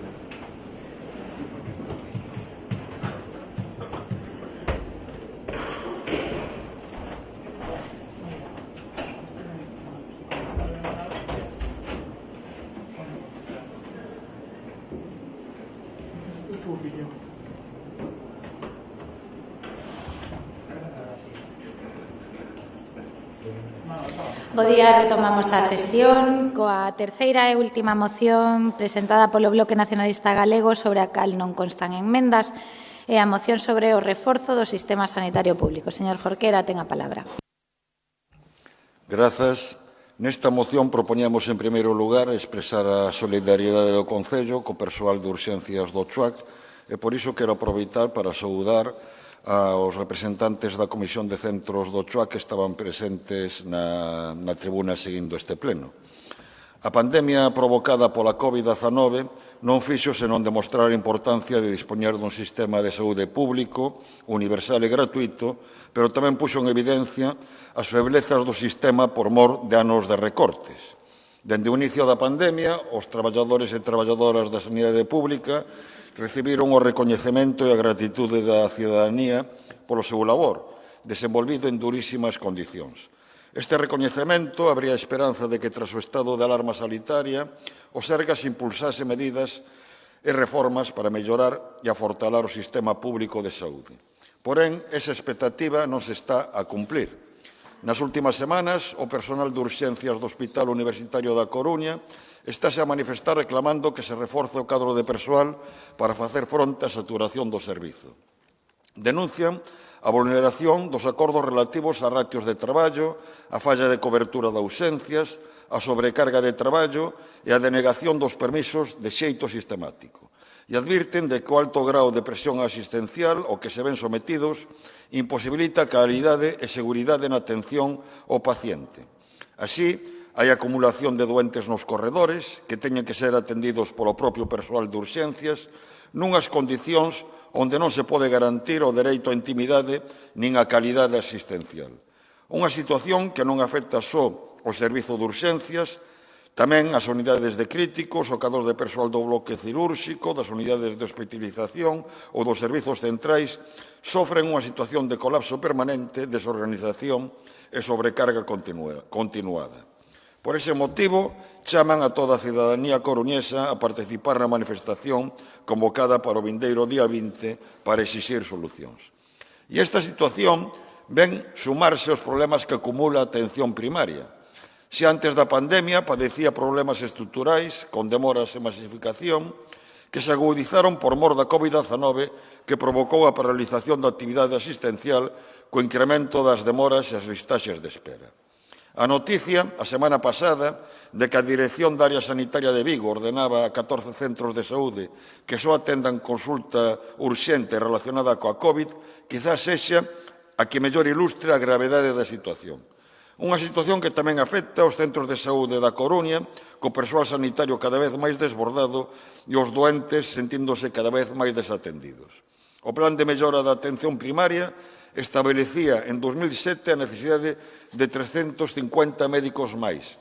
Mas non só non se atendeu esta previsión, senón que se deixaron de cubrir vacantes acentuando o déficit de persoal. Non pode haber calidade asistencial se o 50% do persoal médico conta con máis de 1.400 usuarios do sistema de saúde ao seu cargo. E se esta situación provoca que se acurte o tempo de consulta ou a consulta presencial sexa sustituída pola consulta virtual. E non se fai fronte a esta situación se a alternativa da Xunta é recorrer a profesionais xubilados ou contratar a licenciados ou graduados en medicina para tarefas administrativas en vez de prover novas prazas. Por esta razón, nesta moción, instamos a reclamar á Xunta de Galiza o reforzo do cadro de persoal e a mellora das súas condicións laborais co obxectivo de rematar coa actual situación de saturación do servicio de urxencias e de asegurar a calidade e seguridade na atención ao paciente. E, en segundo lugar, proponíamos tamén que este Concello se pronuncie a favor dunha serie de medidas para o reforzo e a mellora da atención primaria. Reiterando o noso apoio e a nosa solidariedade co persoal sanitario, solicitamos o voto favorável a esta moción. Moitas grazas. Moitas grazas, señor Jorquera. Turno para a señora Faraldo. Grazas, señora alcaldesa. Bueno, saudar primeiro as compañeiras representantes do persoal do CHUAC na tribuna e insistir na lembranza da convocatoria deste xoves día 20 co lema «Sen persoal non hai sanidade». É necesario que estemos todos e todas ali. Desde Podemos Galicia xa vimos denunciando en múltiples ocasións e a través de diferentes medios o deterioro que a política de recortes de Feijóo supón para a sanidade pública galega, que vese afogada, e máis aínda en tempos de pandemia e da crise sanitaria que todavía nos azota. Denunciaba o secretario xeral de Podemos e diputado Antón Gómez Reino que o Sergas teña que descitar a pacientes para poder atender casos de coronavirus é o exemplo claro de que a Xunta non aprendeu ao longo da pandemia e da súa clara intención de desmantelar a sanidade pública. As medidas que se presentaron como temporais forman xa parte dun sistema de recortes e abandono continuo do servicio público. Tamén os sindicatos do sector en Galicia denuncian o estrepitoso fracaso da Consellería de Sanidade na xestión da atención primaria tras 2 anos de pandemia, sembrando, segundo algún sindicato, o caos e a confusión entre pacientes, tanto como entre facultativos. A medida estrela da Xunta é incorporar 86 médicos xubilados para tramitar baixas e facer o seguimento das persoas usuarias coa COVID-19, o que amosa a improvisación continua da Xunta de Galicia. Por eso, aínda sabendo os poucos efectos que esta moción terá sobre a situación actual da sanidade pública galega, ali onde haxa unha iniciativa de apoio e defensa da sanidade pública, contará sempre con o noso respaldo e, por iso, imos votar a favor desta moción, non por solidaridade cos e coas profesionais, sino por xustiza, porque é de xustiza traballar en óptimas condicións nun dos servicios máis importantes para a cidadanía. Pero non quero rematar sen volver a poñer o acento nunha barbaridade que se vai a cometer e que tamén ten moito que ver coa defensa da sanidade pública, a ampliación do Hospital Universitario da Coruña.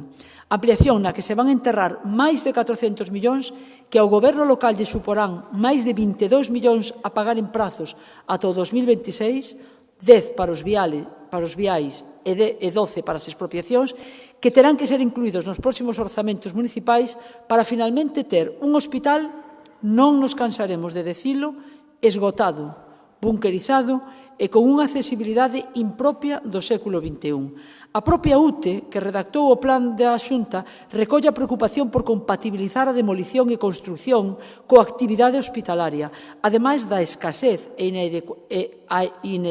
inadecuación dos viais de acceso, a AC10 e a AC12, xa de por sí sobrecargadas.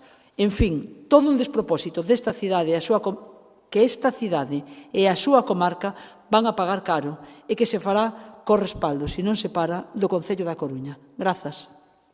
Moitas grazas, señora Faraldo. Turno para a Marea Atlántica, señora Cameán.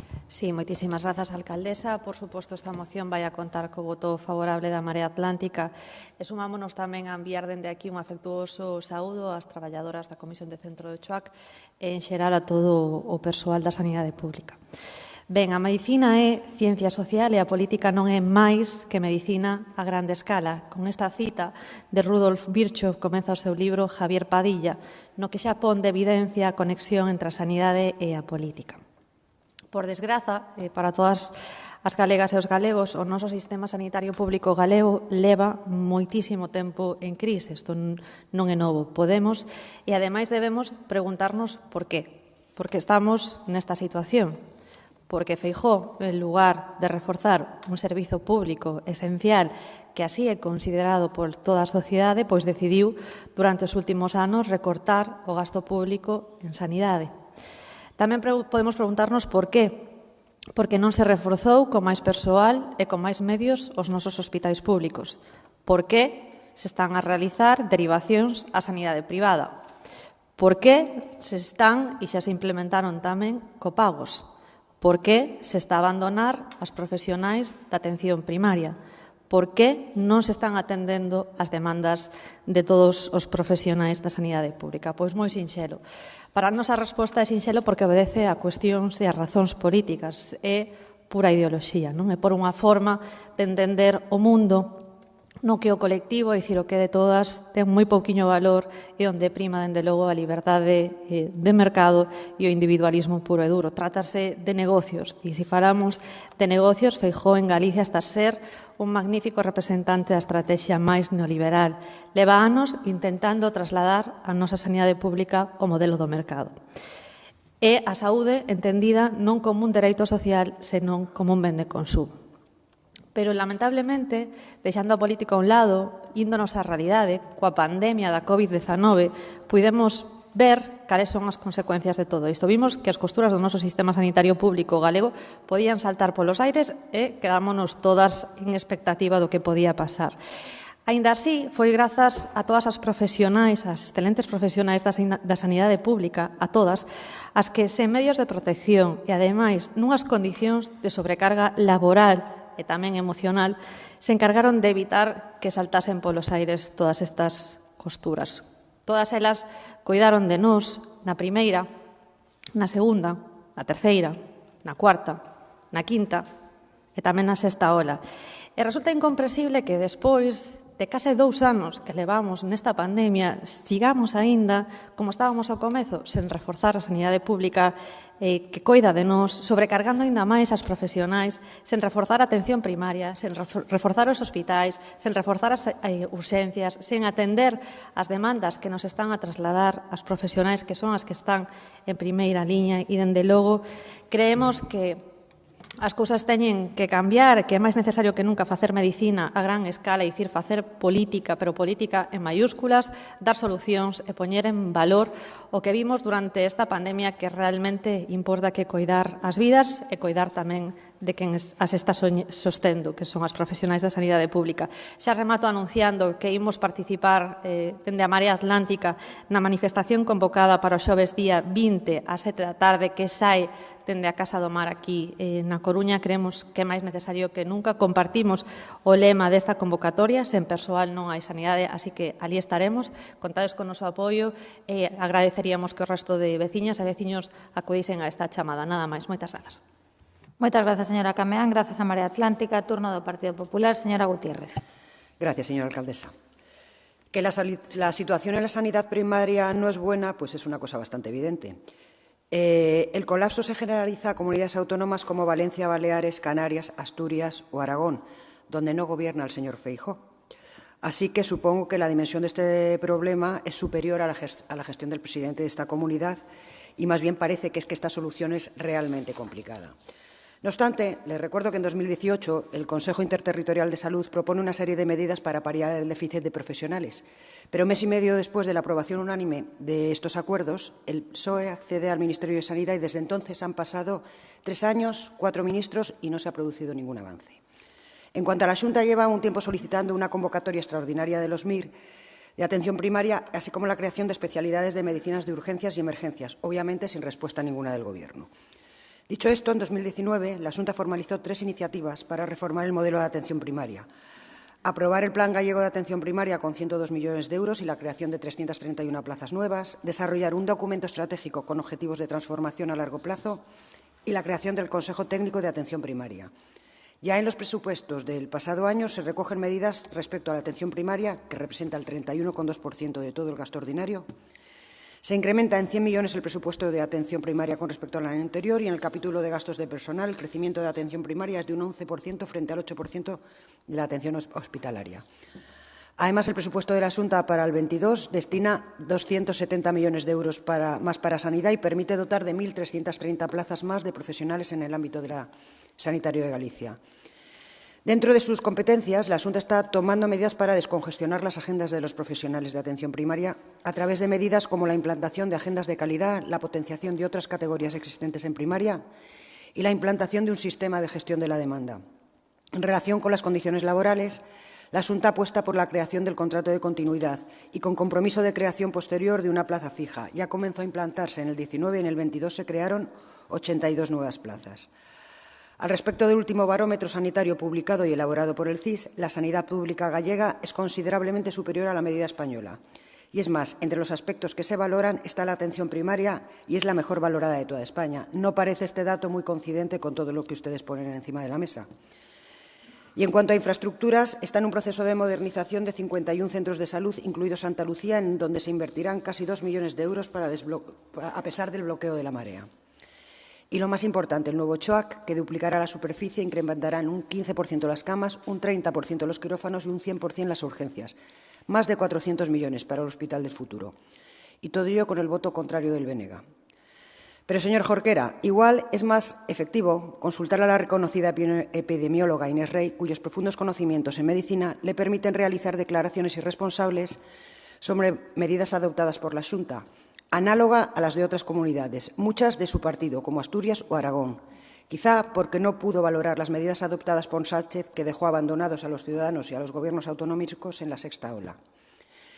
Desconocemos la formación médica de Inés Rey, que le permite hacer una valoración tan irresponsable de unas decisiones adoptadas por profesionales de la medicina de reconocido prestigio, que son los que asesoran al Gobierno de la Xunta, y que han permitido que nuestra comunidad sea la primera en vacunaciones de mayores, de menores y en dosis de refuerzo, o que seamos la que menor carga asistencial soporta en esta sexta ola.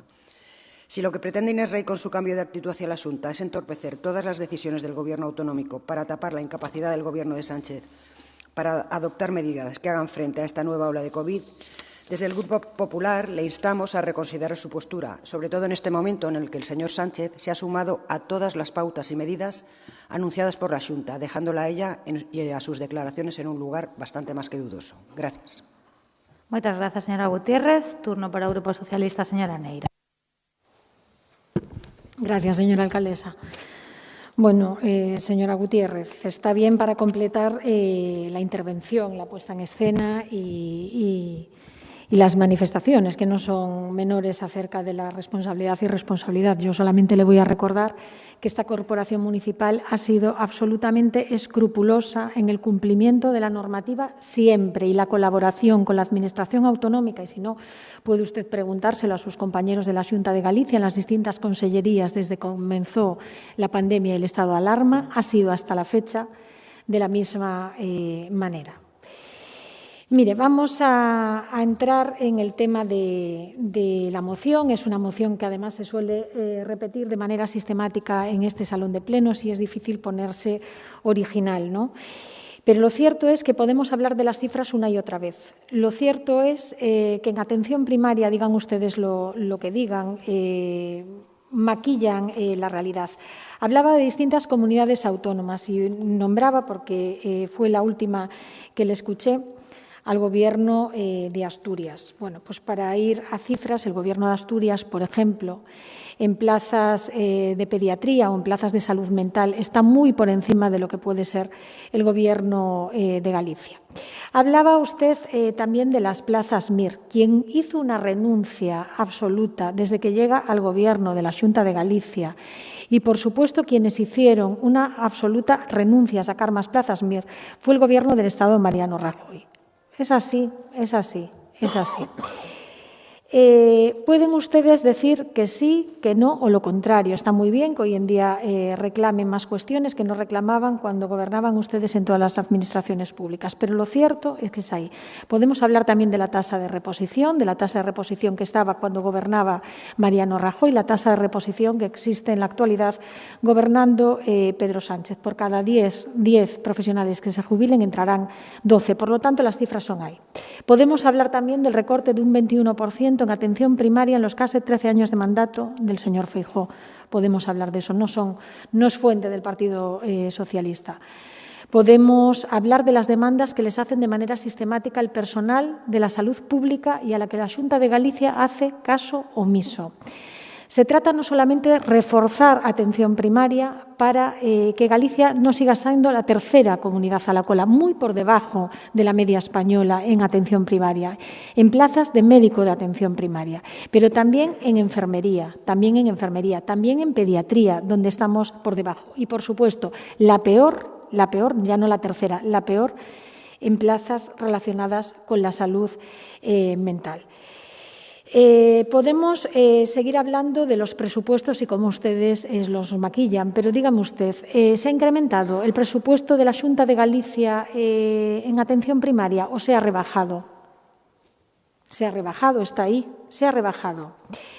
Podemos hablar de las plazas de médicos que existen menos en Galicia desde que ustedes gobiernan y podemos hablar de muchísimas más cosas. Mire, se trata de estabilizar al personal, se trata de no hacer contratos por un día, por 2 días, por 3 días, se trata de mejorar sus condiciones, Se trata de sacar todas las plazas MIR que se puedan y, por supuesto, efectuar los deberes por parte de la Xunta de Galicia para que tengamos en el corto y en el medio plazo las plazas que corresponden. Y se trata de no hacer demagogia con algo que para ustedes no ha sido prioritario, como ha sido la sanidad pública.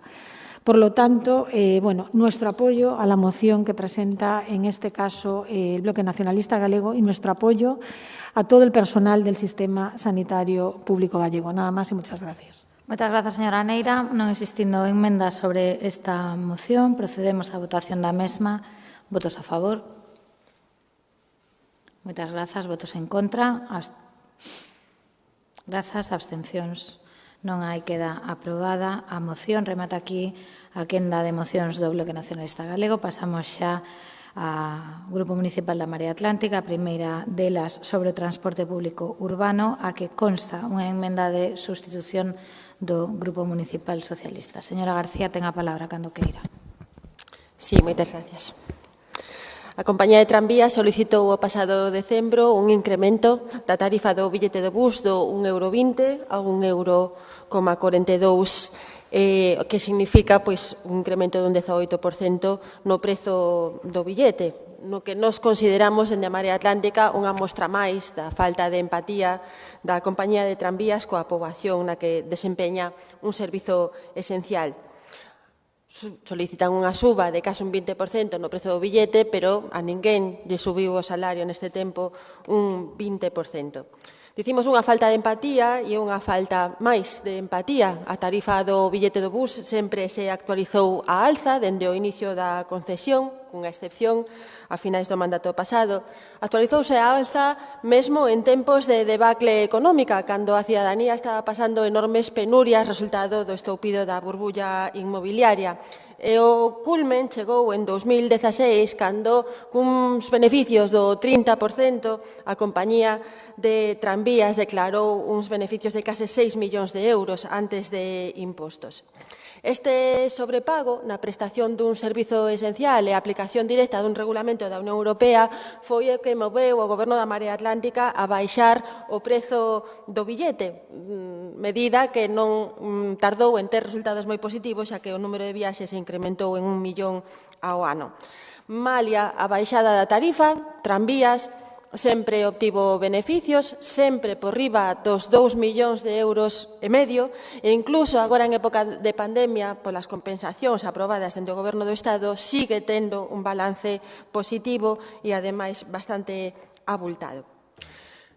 Neste tempo, dende que presentamos a moción, o Goberno municipal rexeitou a solicitude de suba de tarifa realizada pola Compañía de Tranvías, a decisión que saudamos. Igualmente saudamos que o Goberno local decidira recorrer ante os tribunais a sentenza que anulaba esta baixada da tarifa.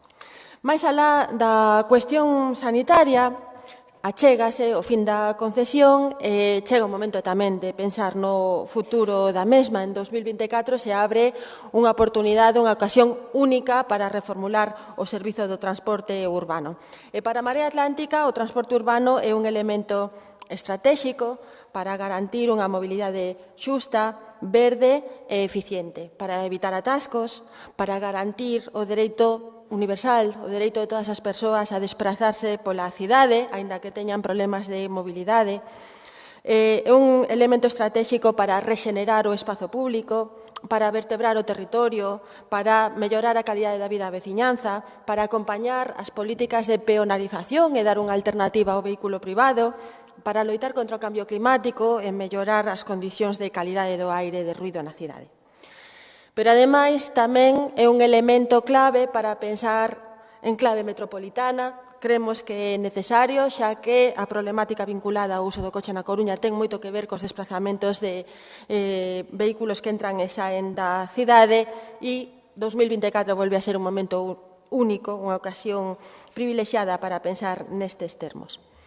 Dende a Marea Atlántica consideramos que unha concesión privada é un corsé de longa duración que impide moitas veces adaptar este servizo ás condicións dunha cidade que cambia ao longo dos anos, que cambia ao longo das décadas. Estamos vendo a dificultade para modificar as rotas do autobús e que en realidade o Goberno local debería estudar seriamente as posibilidades de prestar este servicio de maneira directa. Por eso, imos rexeitar a emenda que presenta o Partido Socialista, que de alguma maneira xa descarta estudar, incluso analizar as posibilidades de prestación do servizo por vía directa. Os acordos, e xa acabo, que sometemos á consideración do Pleno, ten que ver con cumprir os compromisos pendientes e seguir avanzando na rebaixa das tarifas para menores de 26 anos e maiores de 65, considerar o transporte urbano unha ferramenta estratégica, analizar as posibilidades de municipalización ou de prestación directa do servizo e instar a Xunta a crear unha autoridade única de transporte a nivel metropolitano. Nada máis, moitas gracias. Moitas grazas, señora García. Señora Faraldo, seu turno. Moitas grazas, señora alcaldesa.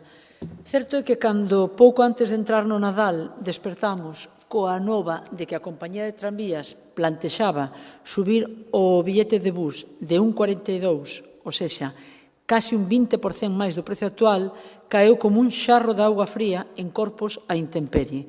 Corpos a intemperie porque, estando como estamos aínda braceando en medio do temporal da crise sanitaria, que unha empresa da cidade con pingües beneficios anuncia algo que afecta aos petos de toda a veciñanza, pero sobre todo das economías máis domésticas, é demoledor. E, ademais, nun servicio que, de unha banda, é un servicio básico en canto á necesidade que supón para calquera cidade o transporte público urbano. Pero, por outra parte, no caso da Coruña, é un servicio tamén básico no sentido máis prosaico da palabra. Un servicio que non crece en liñas, en frecuencias, en percorridos, en necesidades, a par da cidade que o mantén. Porque, sí, a compañía de tranvías é un servicio imprescindible para esta cidade. Pero máis imprescindible todavía é esta cidade para a compañía de tranvías. De tal xeito que, incluso como nos lembra a moción, en caso de que esta empresa privada tivese pérdidas anuais, sería o Concello o que acarrearía coas consecuencias. E no peor momento da nosa sociedade, como é a crise da coronavirus, o Estado tamén compensou a compañía con máis de 5 millóns de euros. E a compañía de tranvías, que é o primeiro que lle suxire o ano 2022? Ampliar as liñas a zonas ás que todavía non chega despois de anos abertas, como, por exemplo, a cornisa do Paseo Marítimo, como o enlace do Hospital a Ventelago co Centro de Especialidades do Ventorrillo, por exemplo. Se lle ocurre crear máis frecuencias, aumentar buses nas horas puntas onde o transporte vai ateigado de persoas traballadoras, estudantes, escolares, plantexar un plan de estudo da cidade para darlle resposta ás necesidades actuais, tanto tecnolóxicas como de percorridos, como de accesibilidade, investir parte das ganancias en remodelar o parque móvil da compañía adaptándola ás novas tecnoloxías e combustibles? Non.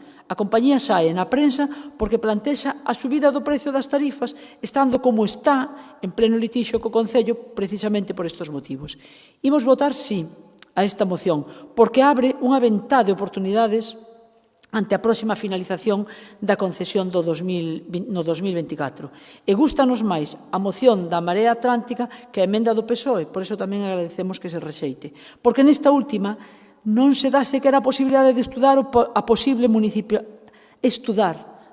municipalización deste servicio básico. Grazas. Moitas grazas, señora Faraldo. Turno para o BNG, señor Jorquera. Grazas, señora alcaldesa. Neste pleno rexistramos varias iniciativas sobre o grau de cumprimento dos acordos por parte do Goberno municipal.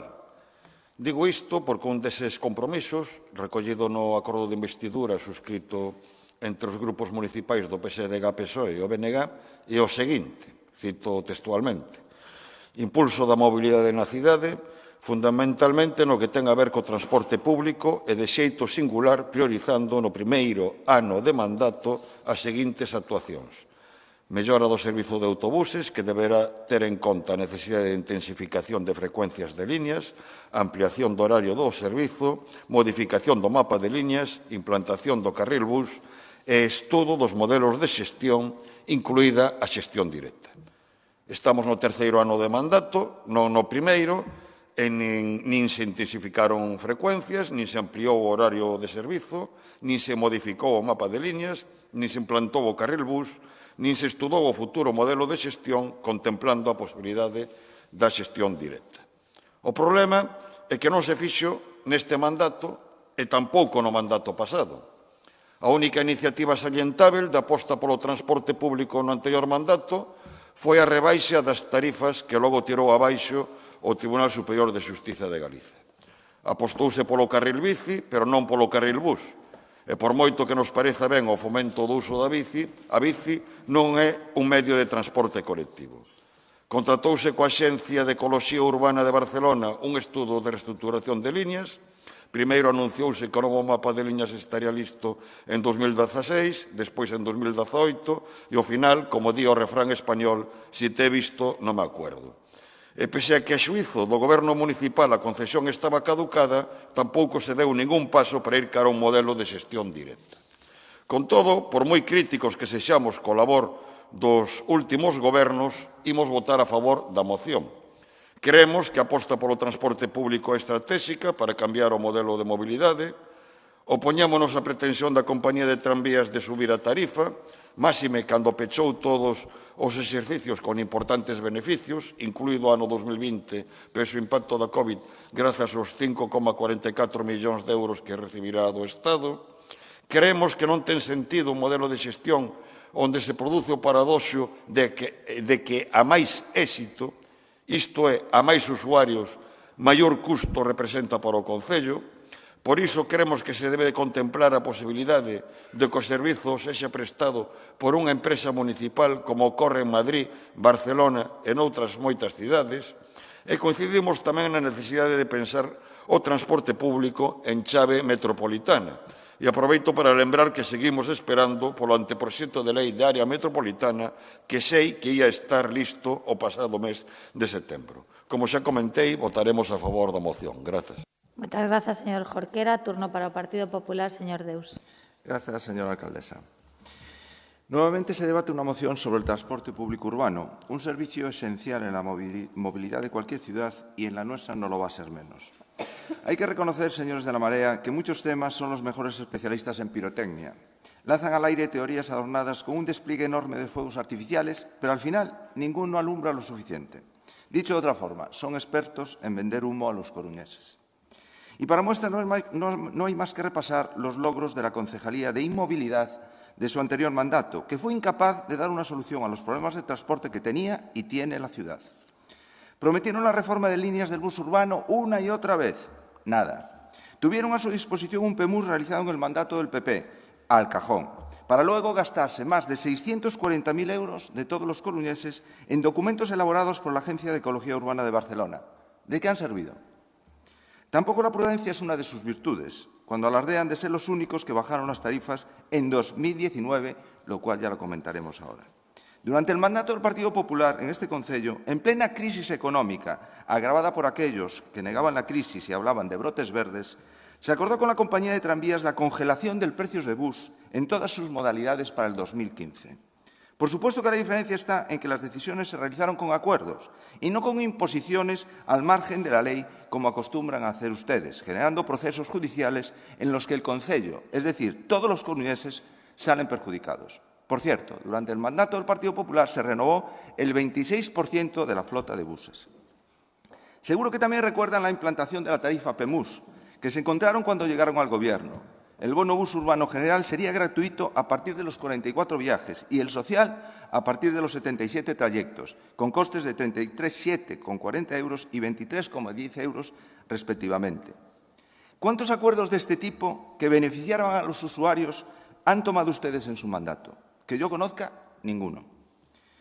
¿Qué hicieron al llegar al Gobierno municipal? Iniciaron un conflicto con la compañía de tranvías, cuya primera consecuencia fue impedir la renovación de la flota de buses desde el 2016.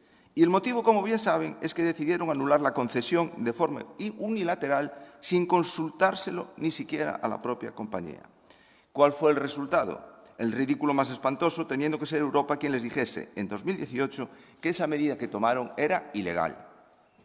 Pero como tenían que seguir a los suyos, siguieron avivando el conflicto. En el año 2019 impusieron una bajada unilateral de la tarifa del bus.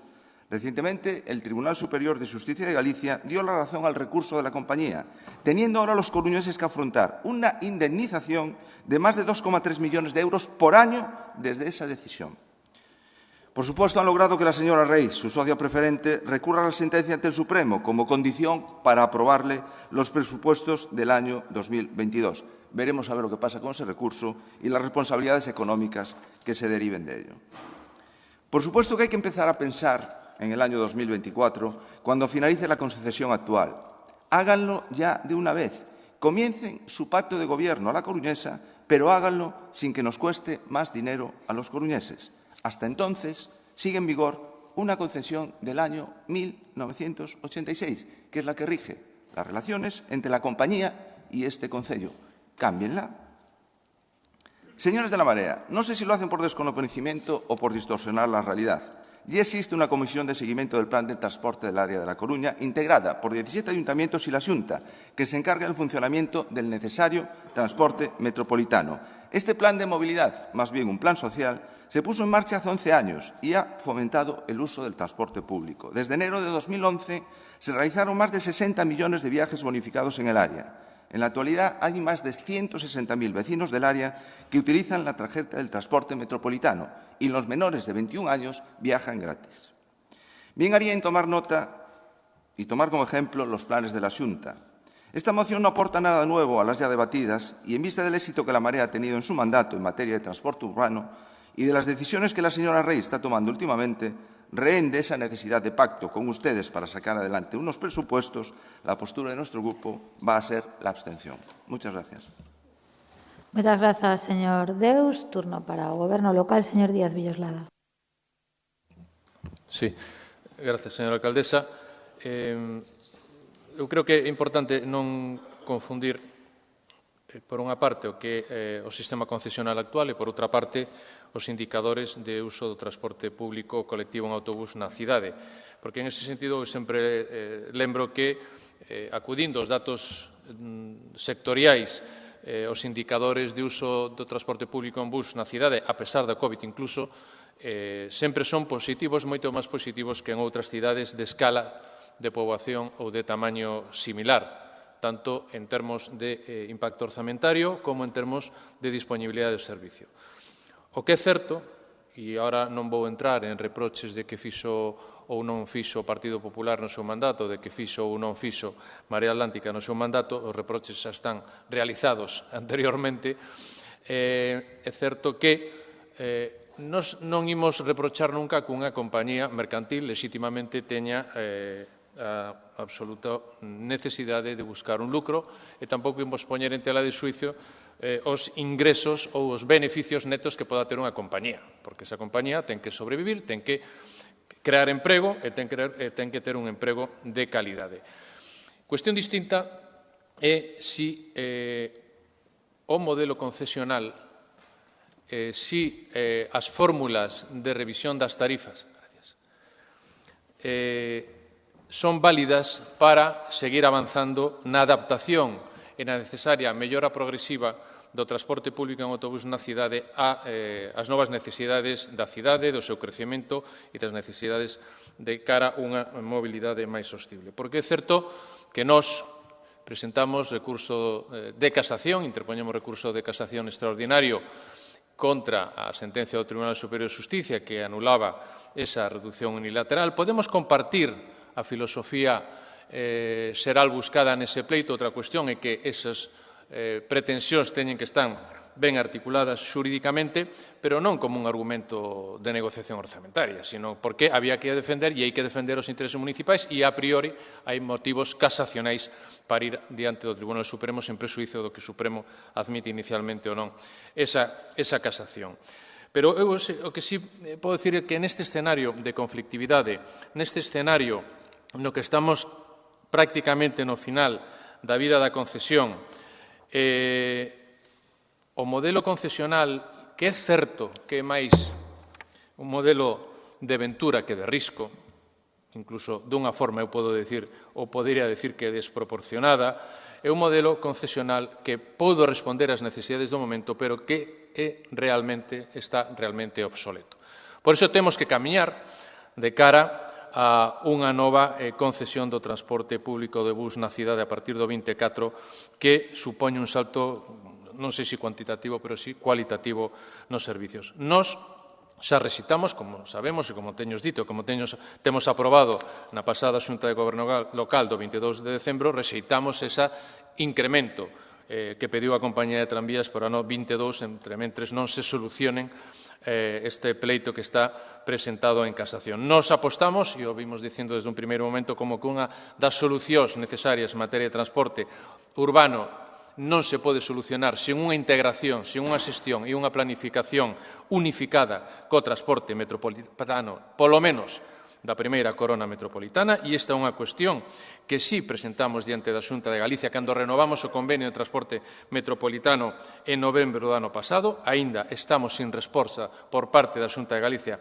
en materia de transporte metropolitano. O único que hai en materia de transporte metropolitano é integración tarifaria, nada máis. Non hai planificación de rutas en relación coa cidade, non hai unha planificación urbana que nos permita xestionar un transporte que cando imos a Culleredo, cando imos a Sada, cando imos a Arteixo, cando imos a Oleiros, temos un continuo urbano no que sempre decimos que non ten razón de ser a distinción entre vehículos vermellos e vehículos azuis. Aí seguimos esperando por unha creación da Autoridade Única de Transporte Metropolitano, que non ten por que aguardar a constitución da área metropolitana. Pode ser un servicio consorciado perfectamente como se estudiou durante o goberno anterior e en ese sentido mantemos esas posibilidades. Nos, o que si poñemos en tela de xuicio, como digo, neste marco de conflictividade coa compañía de tranvías e estando no ano xa 2022, e ademais que non se estudiou a cuestión naquel momento, é a fórmula da municipalización. A municipalización non é unha fórmula máxica,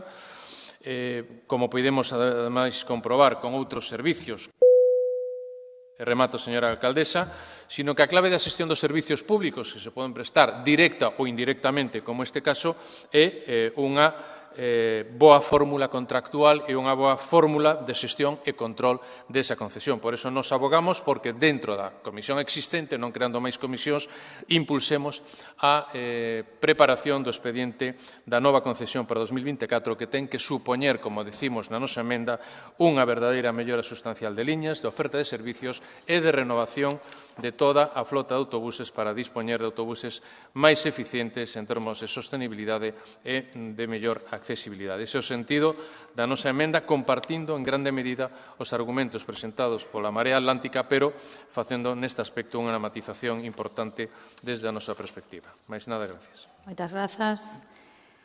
Non aceptada a emenda de sustitución presentada polo Grupo Socialista, procederase á votación en primeiro lugar da emenda e de non prosperar esta da moción. Votos a favor da emenda presentada polo PSOE. Moitas grazas. Votos en contra. Moitas grazas. Abstencións. Pois prospera a emenda e queda, polo tanto, así aprobada a moción. Terceira e última moción da Marea Atlántica sobre casas de apostas, onde había unha emenda de sustitución do Grupo Socialista que foi transaccionada. Dispoñemos xa do texto. Señor Martínez, pola Marea Atlántica, ten a palabra. Grazas, señora alcaldesa.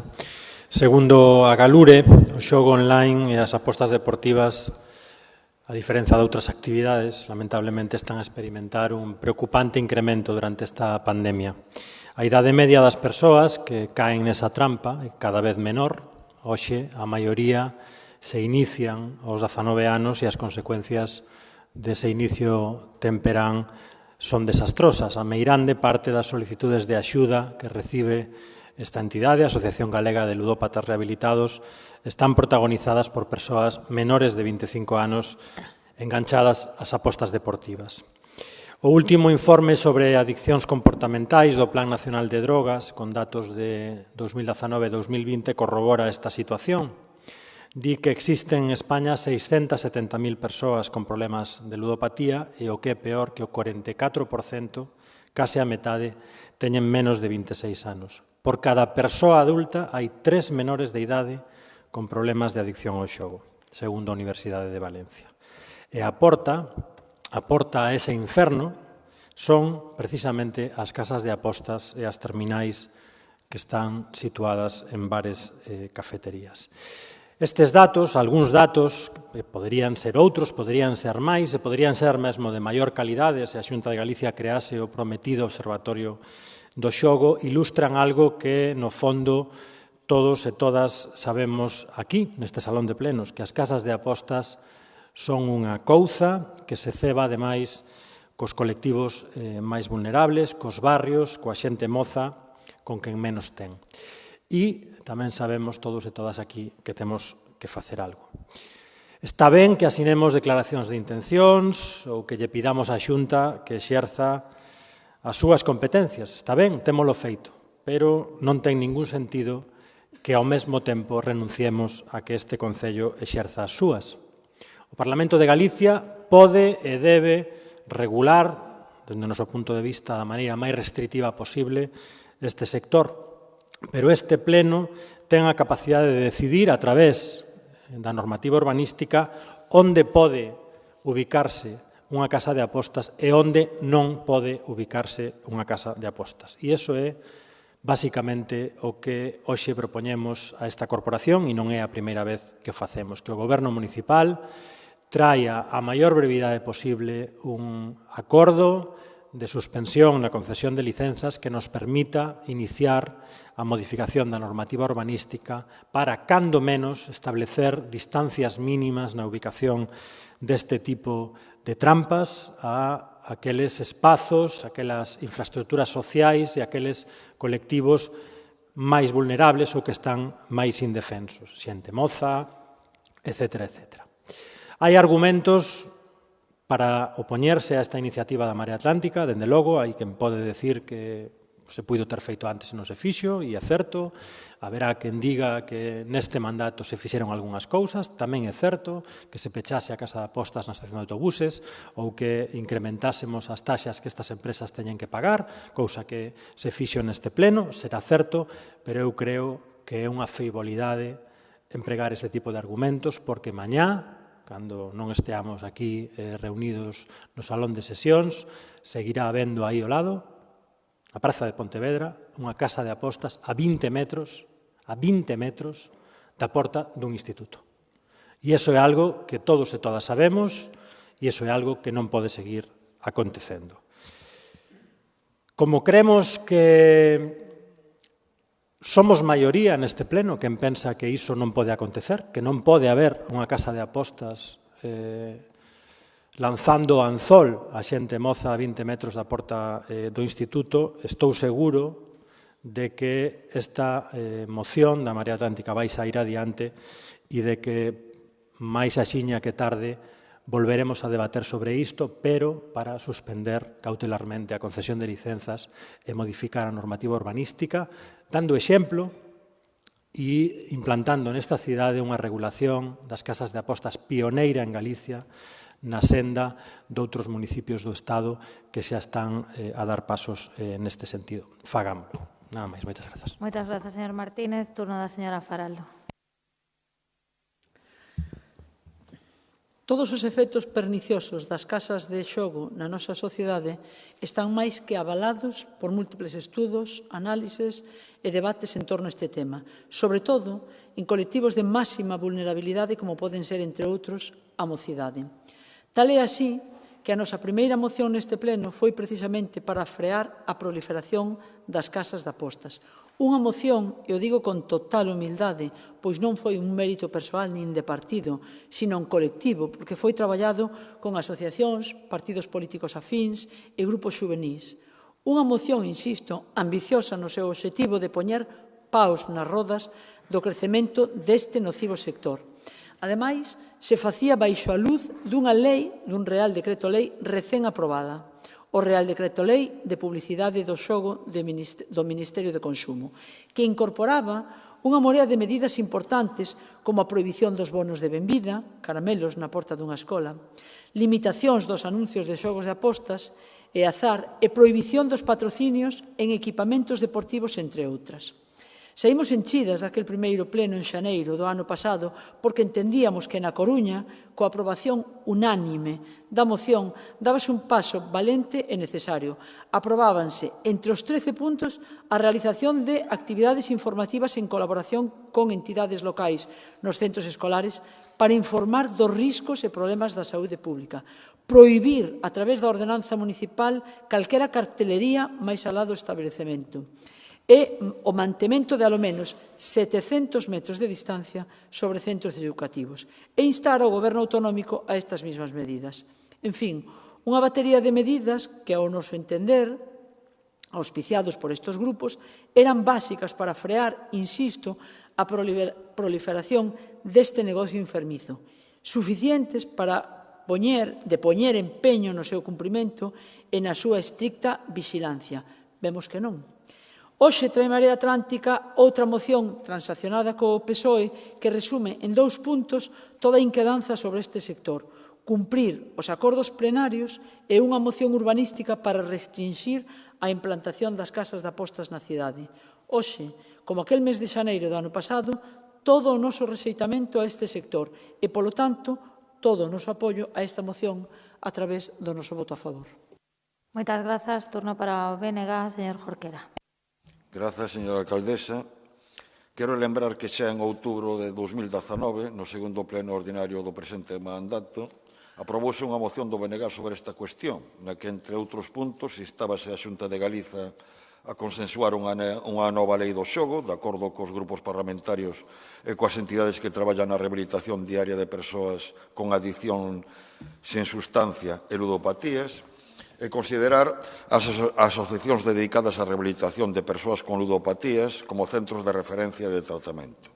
E no ámbito municipal instábase o Concello a estudar vías de colaboración entre a Policía Local e a Policía Nacional para que se realice un maior control e supervisión das persoas que entran nos salóns de xogos e casas de apostas, co fin de facer cumprir a legislación en materia de acceso a estes lugares. Prohibir a publicidade sobre apostas nas instalacións municipais e demais soportes dependentes do Concello da Coruña, iniciar unha campaña de impacto masivo sobre o efecto que o xogo e a ludopatía ten sobre a vida das persoas e a súa contorna, aumentar o número de charlas nos centros de ensino para a prevención de ludopatías dentro do programa Coruña Educa, elevar a taxa municipal de apertura para casinos, bingos e salas de xogo e aumentar a contía do convenio con Agalure para que poida atender a elevada demanda de tratamento ás persoas con adiccións sen sustancia e ludopatías. Ben, na Galiza e na Coruña, a proliferación do xogo cos seus efectos na poboación representa xa un auténtico problema social. Na Coruña hai un salón de apostas por cada 10.500 habitantes, unha media superior á do Estado, onde hai un salón por cada 12.000 habitantes, e a galega, onde hai un salón por cada 17.000. Non hai barrio galego sen un establecemento de xogo ou apostas e a proliferación nos barrios obreiros da Coruña é máis que palpável. A idade media do inicio entre a xente que acode a pedir axuda por ludopatía é de 18,2 anos, o que significa que hai moitísimos mozos que comezaron a xogar sendo menores.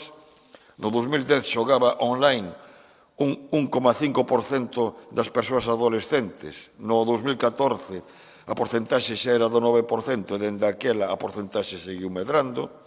Como se di na exposición de motivos da moción, durante a pandemia a idade media das persoas que frecuentaban estas actividades foi cada vez menor e o 44% das persoas con problemas de ludopatía son menores de 26 anos. Estamos a falar, por tanto, dun problema de saúde, dun problema social relevante ante o que hai que actuar. E consideramos que as propostas contidas nesta moción son complementarias das contidas naquela iniciativa a que din lectura ao comezo da miña intervención. Por tanto, sin ninguna dúbida, o Grupo Municipal do BNG vai votar a favor.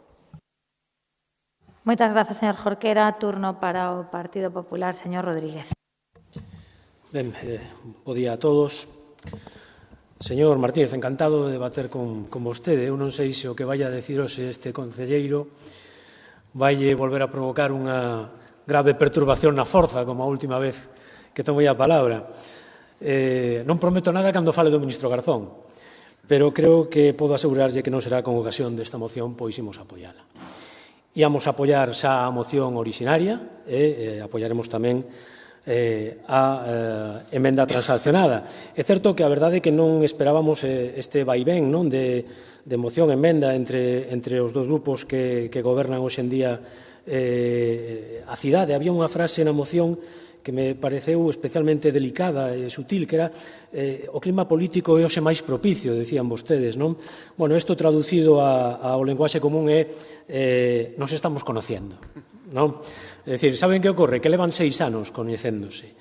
Se lles vai pasar o arroz. É dicir, moitas veces, cando despois de tanto tempo se sigue utilizando esta frase, o que parece que hai é certo medo ao compromiso, non? E o peor é que se vai pasar arroz á cidade porque leva 6 anos total absolutamente parada. En calquera caso, alégrome de que non cederan tampouco ao que era o tenor inicial na moción do PSOE por pechar este espazo privado do universo Star Wars que temos vostede, máis eu non me olvido que decía Darth Vader, non? Tengan cuidado de non ahogarse con sus propias aspiraciones. En canto ao que é o obxecto da moción, pois, bueno, evidentemente compartimos a preocupación exposta por todos os grupos e coincidimos nas medidas que se propoñen. Como ben sabe, o Goberno galego, fai referencia tamén vostede na moción, está a tramitar o anteproxecto da Lei do Xogo, co que pretende axustar a normativa actual e axudar a reverter as estatísticas que tamén vostede ven de mencionar. Establece este anteproxecto o principio de protección das persoas menores de idade e das que teñan reducida as súas capacidades, así como as persoas con problemas de adicción. Aposta o anteproxecto polas políticas de xogo responsable, accións preventivas dirixidas á sensibilización, información e difusión de boas prácticas de xogo, así como os posibles efectos cunha práctica non axeitada pode producir. E inclúe, efectivamente, como tamén vostedes inciden na moción, a creación dun observatorio do xogo encargado do estudo, avaliación e seguimento das políticas de xogo responsable. Polo tanto, encaixa perfectamente co que vostedes tamén comentan. Se restrinxe enormemente a publicidade permitida e se prohíbe calquera tipo de publicidade de xogo en liña ou calquera modalidade de xogo presencial tamén nese anteproxecto. Se reforzan, na liña tamén do que estamos a falar, os controles de acceso, se autoriza o réxime de sancións, incrementando as condutas tipificadas e regulando novas distancias mínimas, fixando no anteproxecto 150 metros de distancia a un centro de ensino e 300 a un centro de rehabilitación, fixando además un novo sistema de medición que, de facto, supón que vai haber máis distancia. Polo tanto, coincidimos tamén coa necesidade dunha suspensión cautelar, porque a día de hoxe é certo que non se está a tramitar ningunha nova licencia na expediente relativo á apertura dun novo xogo, dunha nova casa de apostas, e, polo tanto, entendemos que hai que permanecer así en tanto isto non se aprobe. O que sí, xa remato, dado que a moción vai xe adiante, xa que estamos aínda en tempo de propósitos de aninovo, pois non estaría de máis que agora que vostedes cogobernan de facto esta cidade, tamén axuden a promover o cumprimento destas mocións, entre elas aquelas nas que o propio goberno vai levantar a man. Confiamos que así sexa, porque están vostedes en racha, levan sacado adiante nas últimas semanas unha velocidade razoable de acordos e mesmo levan un ritmo que lles vai permitir executar máis medidas do seu programa que cando gobernaban a cidade, non? E, polo tanto, isto non di moito da súa eficiencia e eficacia na xestión, pero non se amolen porque di todavía menos de quen ata hai ben pouco nos gobernaba en solitario. Máis nada e moitas gracias. Grazas, señor Rodríguez. Pecha este debate polo Grupo Socialista, señor Díaz Villoslada. Sí, señor Rodríguez, dúas acotacións iniciais. Unha, o seporo se goberna o Partido Socialista, outra cousa é que, lóxicamente, busca apoios, non está hai outros gobernos nos que están vostedes, como en Ourense, non de facto, sino de dereito, que temos o que temos alá. E, por outra parte, como sabe, as relacións hai que coidalas, hai que descubrirse cada día e, en ese sentido, sí que hai que traballalas, non, e encontrar climas sempre favorables de diálogo en prol da cidade, basicamente.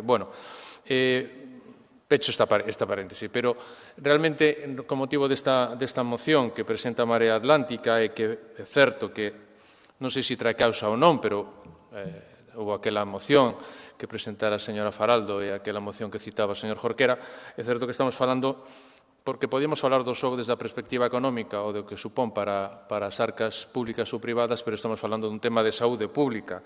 Por iso que os datos e, ademais, as conversas que temos tamén desde a Consellería de Benestar Social con a Galure sempre son preocupantes en materia de ludopatías. Eu quería facer tamén algunha referencia para completar datos a algún dos recentes estudios que acaba de publicar o grupo de investigación da Universidade de Santiago de Psicoloxía do Consumidor e Usuario, que traballa moitísimo as ludopatías en menores, un estudio de xullo de 2019, como frente ás percepcións que podemos ter, fixeron unha mostra en 57 centros educativos de educación secundaria, 9.000 adolescentes entre 12 e 17 anos, e hai datos chamativos como os que indican que un de cada 4 menores ten recoñecido apostar cartos máis dunha vez, e ademais que, sobre todo, as apostas siguen sendo máis dun 22% de carácter presencial. Este indicador é moito máis abultado en homes que nas mulleres e, ademais, faise coa conciencia nun 85% de que estas apostas por parte dos menores son ilegais. E outro dato importante é que a meirande parte das apostas, o 70%, se fan en máquinas de apostas deportivas e se fan en máis dun 70% en bares e cafeterías. Este é un dato preocupante, un dato que coñece tamén o Goberno galego e un dato que, ao final, o que nos dá é que un de cada 10 adolescentes en Galicia que apostan poderían estar en riscos de ludopatía por razón de xogo. Eu creo que todos estes datos, máis os que se aportan á propia moción, son importantes. Temos que ser capaces de adoptar as medidas necesarias desde todos os planos institucionais e políticos de goberno para loitar contra esta lacra que é a ludopatía.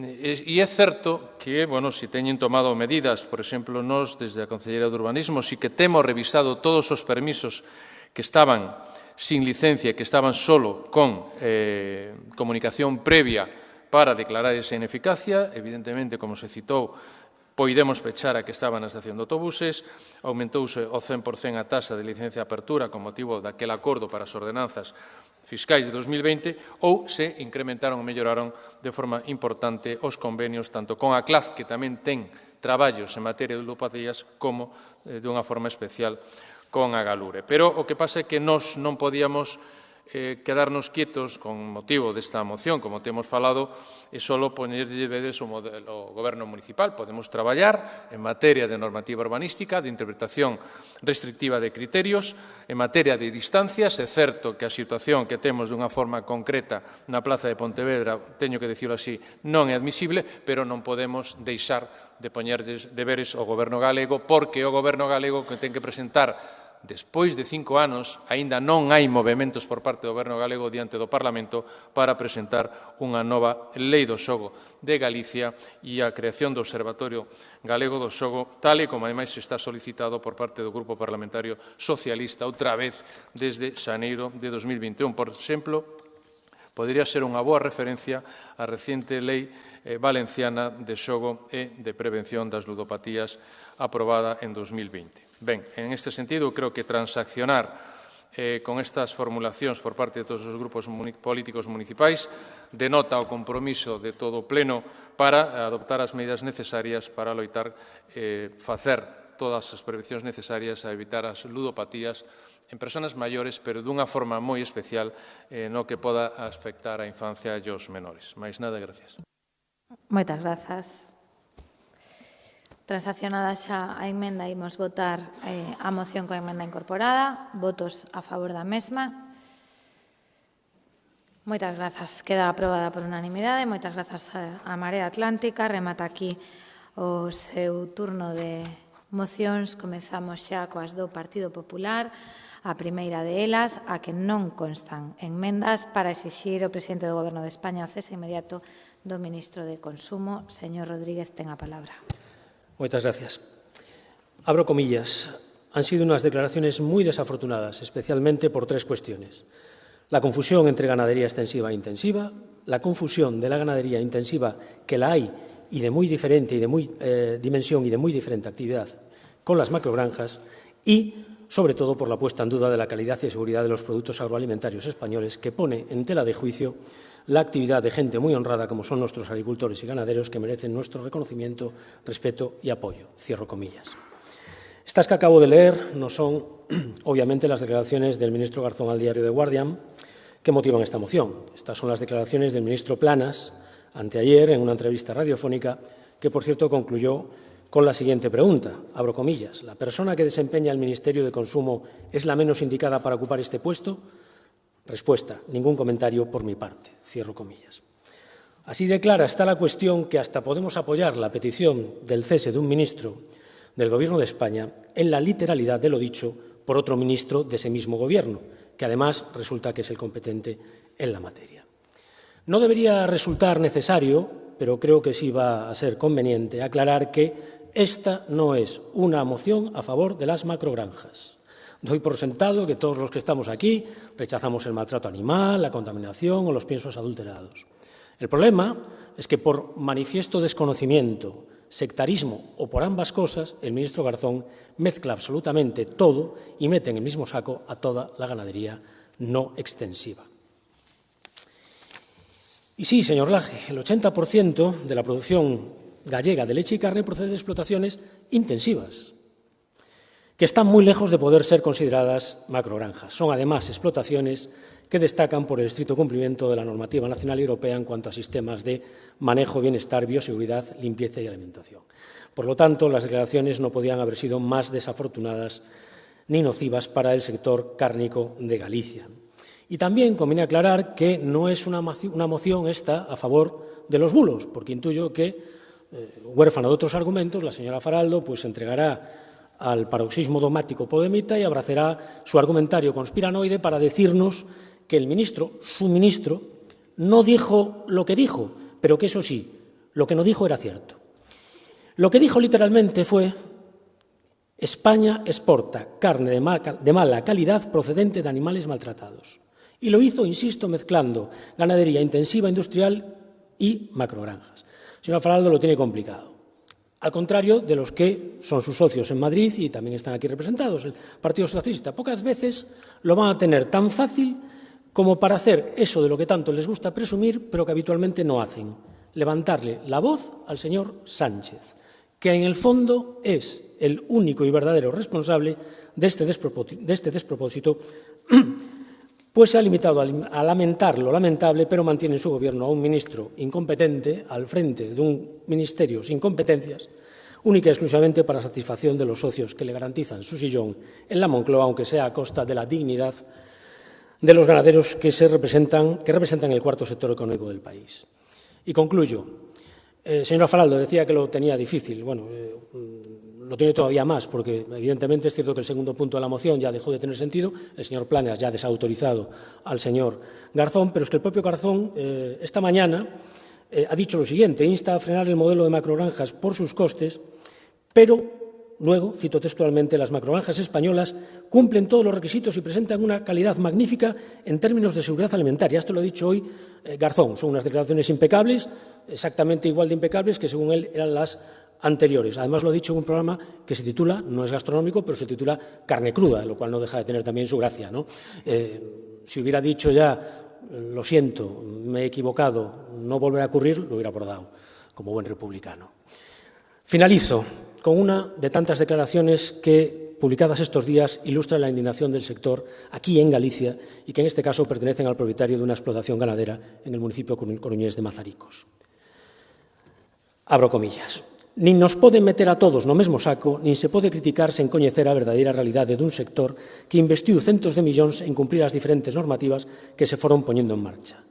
Se sabe de cousas que alguén fai mal, que as denuncie, e senón que cale a boca. Cierro comillas. Citando nuevamente al ministro Planas, ningún comentario más por mi parte. Bueno, muchas gracias. Muchas gracias, señor Rodríguez. Señora Faraldo, seu turno. Moitas gracias, señora alcaldesa.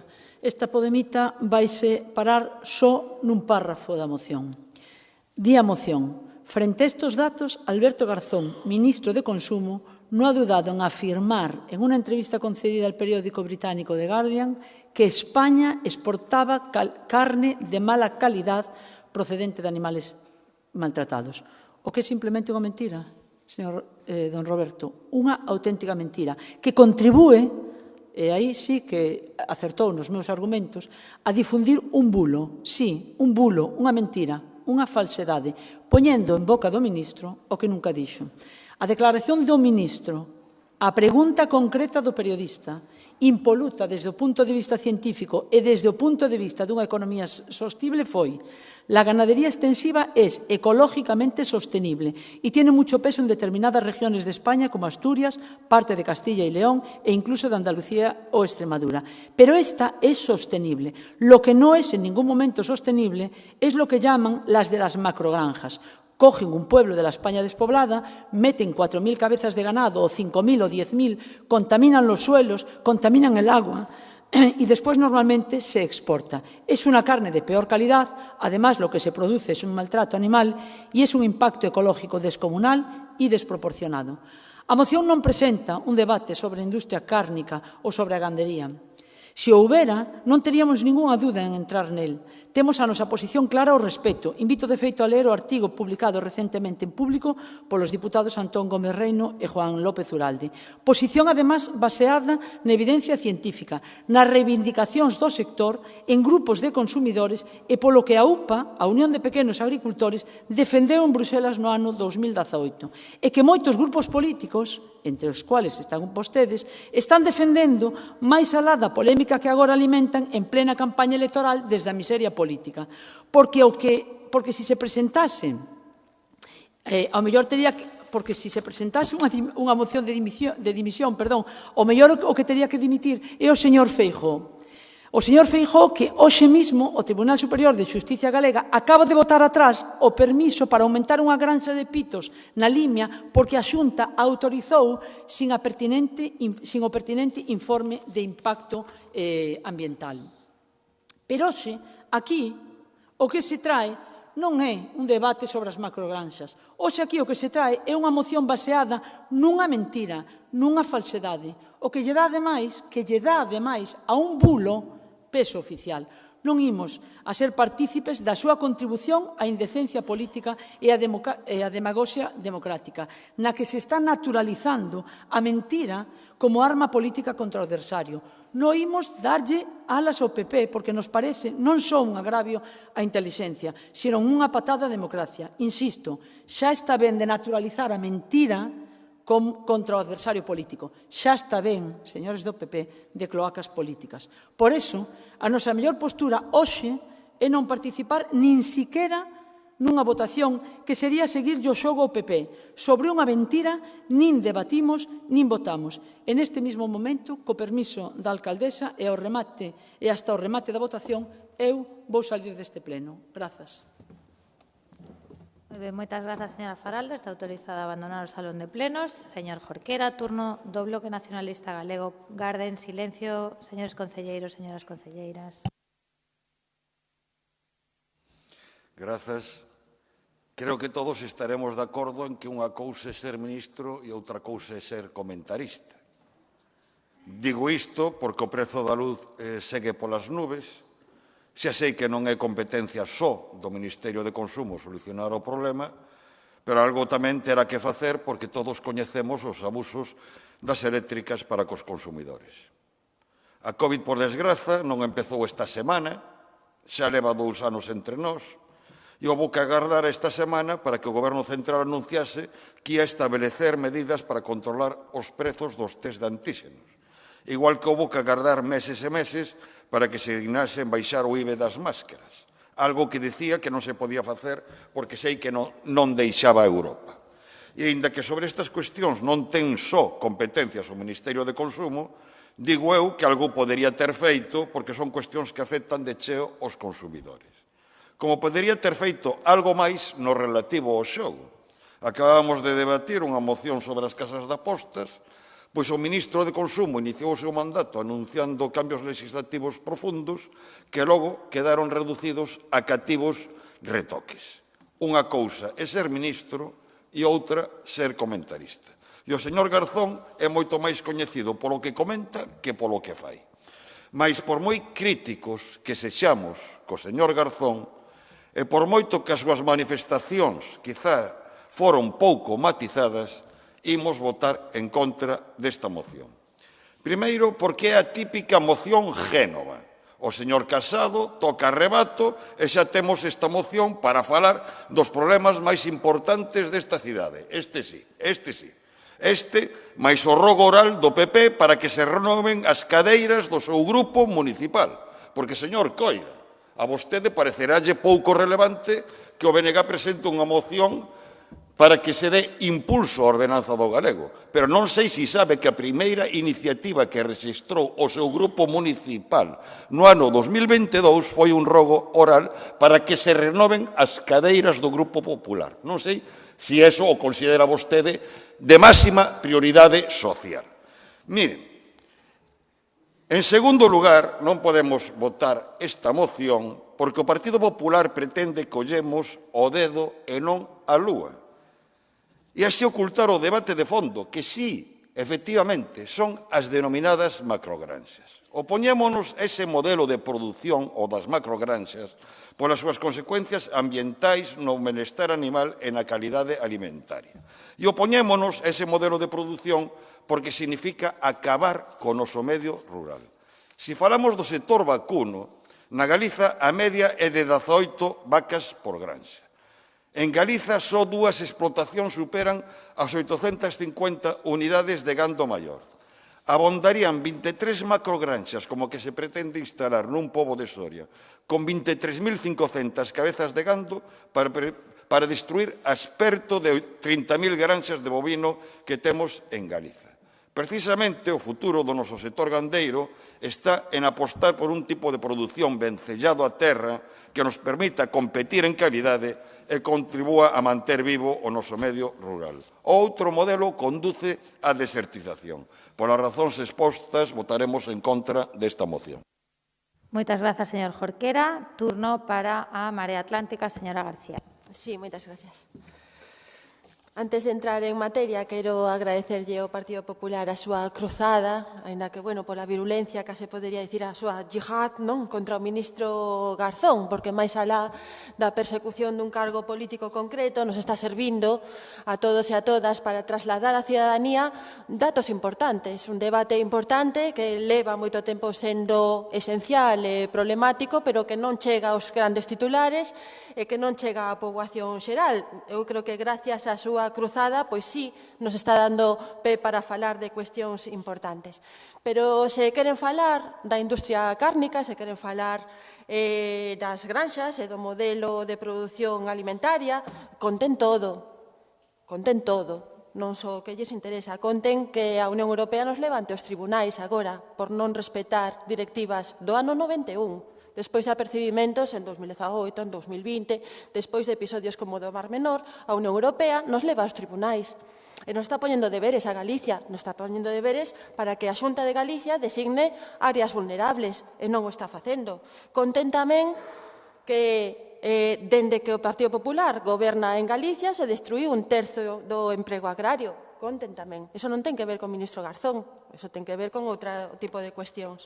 Conten tamén que a cidadanía, as plataformas veciñais, os grupos ecoloxistas levan tempo protestando por un problema de contaminación de acuíferos vinculados ás granxas en terra e están sós porque a Xunta non apoia.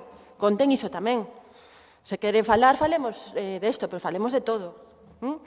O principal problema das macrogranxas está saindo aquí é que está eliminando a agricultura, a gandeiría de menor escala, extensiva, explotación familiares, que son en realidade as que están mantendo o territorio, están mantendo a poboación rural, están mantendo a paisaxe, están mantendo os pastizais e os prados, están loitando contra os lumes, están mantendo outros valores engadidos que nos consideramos importantes. E, efectivamente, en canto abren explotacións como as que están saindo aquí, a de Vacún, de Noviercas en Soria, de máis de 20.000 cabezas, o sea, unha granxa con máis de 20.000 vacas de lácteo, onde se van as explotacións galegas de familiares? Que vai pasar con elas? As explotacións de porcos que están proliferando son fundamentalmente para abastecer o mercado chino, se dedican á exportación. Agora que a China está producindo, que vai pasar con eses prezos? Que vai pasar con toda esa produción? Que vai pasar coas granxas de menor escala? Teño que dicirlles que non me preocupa moito o linchamento mediático ao que están sometendo ao ministro Garzón. Creo, entre outras cousas, que vai sair reforzado, porque entre o acoso da dereita e as desautorizacións do Partido Socialista e compañeiros de goberno, pois a verdade é que se está levantando unha onda de simpatía que me fai preocupar pouco. E creo que a crítica certera é a que se está formulando aquí tamén de, señor Garzón, faga máis na dirección deses problemas que vostede está nomeando. A esa crítica sí que me gustaría sumar a Marea Atlántica. Pero hai unha cousa que sí que me preocupa moito e é a persecución e o linchamento de quen se atreve a denunciar este tipo de problemas ambientais graves.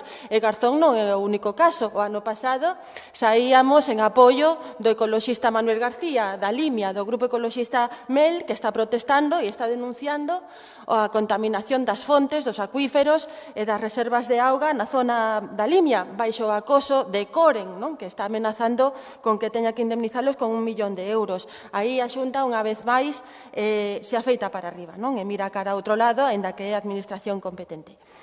Eu quero, para rematar, agradecerlles a moción, pedirlles que sigan percutindo sobre este asunto, porque realmente nos parece un asunto importante a nivel de mantemento do rural, a nivel de mantemento do territorio, de carne de calidade, de soberanía alimentaria, de saúde, e creemos que a cidadanía realmente precisa datos sobre o que está pasando. Nada máis, moitas gracias. Moitas grazas, señora García. Por parte da Marea Atlántica, turno xa para o Grupo Socialista, señor Laje. Moitas gracias, señora alcaldesa. A verdade, creo que o día de hoxe é para recordar un pouco o estado de situación no que se atopa o debate no pleno desta corporación. Señor Rodríguez, non dubido de que vostede pudera facer un gran papel como deputado, como parlamentario. Non vou a recomendalo porque seguramente non lle faga ningún favor. Evidentemente ten cualidades sobradas para iso e para moitas máis cousas, pero, eu despois de ver a señora Gallego firmando esta moción, pensei que ela mesma a defendería e que non lla endilgaría a ningún compañeiro. A verdade que acaba de producirse aquí un debate que retrata perfectamente cal é a situación política nesta cidade. Teñen 3 posibilidades de presentar mocións en cada pleno ordinario. O Partido Popular, supuestamente alternativa de goberno ao goberno que preside a nosa alcaldesa Inés Rei, unha das 3 preocupacións que ten está no sector cárnico español e nos supostos ataques á gandeiría coas declaracións do ministro de Consumo. O ministro de Consumo actúa como tertuliano e vostedes actúan como un grupo parlamentario que queren transformar unha vez máis un pleno da corporación en sustituir as súas lícitas expectativas de estar noutro ámbito, nas cámaras legislativas, imagino, non? Eu creo que esta moción exemplifica perfectamente o interese que ten o Partido Popular polos problemas da cidade da Coruña. Entre a estabulación e o pastoreo, eu creo que se ve con claridade que no plano político o PP aposta pola estabulación intelectual, que desde a Corte de Génova corte que non corte, non sei se captan a diferencia, pero reparte o mesmo pienso por todo o país e ademais o fan, introducindo na cidade da Coruña un elemento de debate que eu creo que é do máis relevante para esta cidade. En calquera caso, no seu caso, a estabulación non é integral, porque polo menos a lingua sí que a sacan a pacer. A magnitude do asunto que vostedes presentan no pleno da Coruña é significativo. Pensar en que afecta todo isto do que falan nun concello onde están censadas un total de 16 vacas, por exemplo. Repito, 16 vacas. Como as prefiren vostedes? Xuntas ou separadas? Ganadería extensiva ou ganadería intensiva? Saben cal é o peso que ten o PIB do sector da gandeiría na Coruña? Difícil. Seguindo co símil vacún, desde logo non vamos entrar ao trapo. O Goberno de España ten o compromiso de apoiar e de impulsar explotacións agrarias cada vez máis sostibles e rendibles, explotacións profesionalizadas e tamén explotacións de carácter familiar que contribuían a fixar poboación no rural.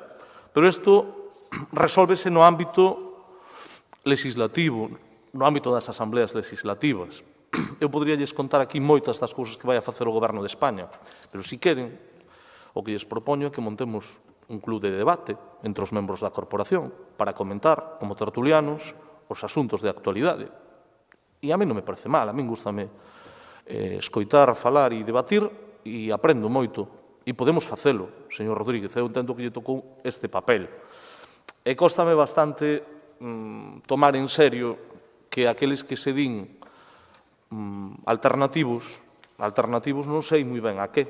Miren, no ano 2011, cando vostedes gobernaban, señora Gallego, entraron a formar parte do Concello, había na Coruña 6 explotacións agrarias, cun total de 14 vacas. 4 anos despois, no ano 2015, tamén segundo o mesmo censo do Instituto Galego de Estadística, quedaban na Coruña 4 explotacións de gando bovino cun total de 11 vacas. Eu podría vir aquí e acusala a vostede nun exercicio semellante ao que están vostedes a facer de ser a responsable da desaparición do 33% das explotacións gandeiras desta cidade. Incluso de ser a responsable da desaparición do 21% da cabana bovina da Coruña. Pero compartirá comigo en que sería un sinsentido, igual que un disparate o que vostedes traen hoxe aquí en forma de moción. Porque se unha das 3 preocupacións que ten o Partido Popular da Coruña son as 16 vacas que hai censadas, bueno, pois a verdade, como curiosidade, solo para rematar, voulle relatar o último censo de animais de granxa que hai nesta cidade, xa que vexo que agora se interesan polo rural. Na miña vida pensei que íbamos a debatir aquí sobre mazaricos e sobre as explotacións agrogandeiras. A verdade é que un sempre ten que sorprenderse e hoxe unha vez máis. Ovellas, hai 4 censadas. Porcos, tamén denominados noutras zonas de Galicia rancho, ou cochino. Non sei, digo por si, como vin que algúns preguntaban o que eran os pitos, que saio aclaro que os pitos son os que veñen das galiñas, despois acaban sendo galos. Bueno, se hai que explicalo, non pasa nada. Cabalos, hai 3 censados. E galiñas, 2. Destaca o feito de que no ano de elaboración do censo, o último, fora no 2009, non había daquela ningunha cabra censada nesta cidade. En calquera caso, non sei se coas políticas agrarias que foi implantando o Partido Popular na Xunta de Galicia e tamén vostedes, supoño, dentro do ano 2011, ao mellor a cifra subeu. Nese censo non aparece ningunha. En calquera caso, espero que se tomen un pouco máis en serio o pleno da corporación e, se queren, montamos un club de debate e falamos dos asuntos da política e dos chascarrillos. Pero me parece que tomarse moi pouco en serio e demostra, seguramente, que tampouco o Goberno debe de estar facendo nada mal cando unha das 3 mocións que poden presentar é para vir a falar aquí dos chascarrillos en torno a un ministro que seguramente está desafortunado e se comporta como un tertuliano en vez de tomar as decisións que teña que tomar. Pero iso, desde logo, non é a preocupación da cidade da Coruña. Remato, señora alcaldesa, que, como vostedes ven, ten censados exactamente 9 porcos, 9 cochos. O sea que, nada máis. Moitas gracias. Moitas grazas, señor Laje. Procedemos á votación desta moción a que non constan enmendas. Votos a favor da mesma. Moitas grazas. Votos en contra. Grazas, abstencións. Queda rexeitada. Non sei se o debate cárnico lles abriu o apetito, pero imos facer unha segunda moción antes da pausa. Sí. Gustaría hacer las 3 para no dejar solamente una del Partido Popular, que sería la única que quedaría. Claro. Gracias, señora Gallego. Faltan 2 y podemos terminar las mociones y por la tarde las orales. Ben, eu calculei os tempos e decidín facer unha segunda moción agora. Claro, ou se fan 2 e 1 ou se fai 1 e 2. Entón, facemos 2 e 1, canto máis rápido, mellor. Segunda moción do Grupo Popular, que ten a palabra o señor Coira, pode pasar, e hai unha enmenda de sustitución dos grupos municipais socialista, Marea Atlántica, BNG e a concelleira non adscrita. Muchas gracias. Aquí ya no vivimos tranquilos. Desde hace 2 años el tapicheo y las peleas han ido a más. Jeringuillas tiradas, casas ruinosas que están ocupadas. Yo no bajo solo a la calle a partir de las 9 de la noche. Hay reyertas y escándalos casi a diario. El presidente de la Asociación de Vecinos del Castellón, Ramiro Otero, está cansado de denunciar esta situación. La ha trasladado reiteradamente al Gobierno local, tanto al anterior equipo de la Marea como al actual liderado por Inés Rey. La sensación de inseguridad ha ido a más, no solo por el tapicheo de drogas, sino por toda clase de peleas y disturbios, robos y hurtos. Las casas ruinosas. Nos hemos cansado de repetir al Ayuntamiento que hay que hablar con la Junta de Compensación para dar carpetazo a este asunto. Solo hay 2 soluciones: o tapian estas casas o proceden a su derribo. Todo esto es lo que decían los vecinos el 28 de septiembre del 2020 sobre la situación en el barrio del Castellón. En el mes de noviembre del año 21, o sea, hace escasamente mes y medio, los vecinos decían esto de la situación en la que se encuentra su barrio. Esto es un escándalo. Vemos jeringuillas en el suelo todos los días. A las 8 de la mañana empieza todo y es seguido, continuo. Las personas ya no salen a partir de las 7 de la tarde por temor. Esto empezó hace 5 años. Desde septiembre se ha descontrolado. Ya le han exigido dinero de forma violenta a varios niños. Mi hija viene con miedo del colegio. Pedimos que nos ayuden a que esto se solucione. Por favor, acaben con la maleza que rocea a las chabolas. Yo salgo a trabajar a las 5:30 de la mañana todos los días. Cada día tengo más miedo cuando salgo a trabajar. Esto es lo que decían los vecinos hace 1 mes y medio. Los vecinos del Castellón que se manifestaban casi en los mismos términos en septiembre del año 20. Esta es la situación que hay hoy en el barrio del Castellón. Nosotros que visitamos con frecuencia el barrio del Castellón, yo me encargo de visitar con frecuencia y de hablar con los vecinos y con las asociaciones de ese barrio, nos reiteran los vecinos esta situación y nosotros preparamos una moción centrada en estos asuntos. El Partido Popular trajo el mes de mayo del año pasado una moción en la que se aprobó por unanimidad, exceptuando la Marea, que votó en contra, una cantidad de medidas relacionadas no solo con la seguridad, sino con toda la problemática que tiene el barrio del Castellón. Con lo cual, aquí nosotros lo que identificamos y lo que pretendemos es, sobre todo sobre estas cuestiones relacionadas con la seguridad, instar a la alcaldesa y al delegado del Gobierno, de forma concreta, sobre los temas de policía de barrio, buscar seguridad para los vecinos, mejorar la iluminación, solucionar los problemas con las casas abandonadas y con los solares abandonados y con los edificios ruinosos. En esta moción también instábamos al delegado del Gobierno a que incrementara la presencia de la Policía Nacional y que iniciara una cruzada para eliminar con los focos de venta de droga en el barrio. Todo esto lo presentamos con la intención, insisto, de mejorar la seguridad y la calidad de vida de los vecinos del barrio. El pasado martes, en un programa de un medio de comunicación de radio, pues se volvía a incidir sobre la problemática de la venta y el tapicheo con drogas en el barrio del Castellón. Yo no sé qué pasa, si es que molesta a alguien que el Partido Popular visita a los vecinos y hable con los vecinos del barrio del Castellón, detecte sus problemas y los traiga a este pleno. Pues bueno, yo creo que es nuestra obligación hacerlo, que es una forma de hacer oposición y de intentar mejorar la calidad de los vecinos, en este caso, del barrio del Castellón, o sea, en el barrio que sean, y es nuestra obligación y así lo hacemos. Los grupos del Partido Socialista, Marea, el BNG y la concejala no adscrita, señora Faraldo, presentan una moción de sustitución en la que de una forma muy genérica pues relatan un montón de problemas y de situaciones relacionadas con la seguridad, con la limpieza, con los solares vacíos, con el pavimento, con las zonas de juego, con el mobiliario, con las zonas verdes, con todo, vamos, con todos los problemas que puede tener casi cualquier barrio.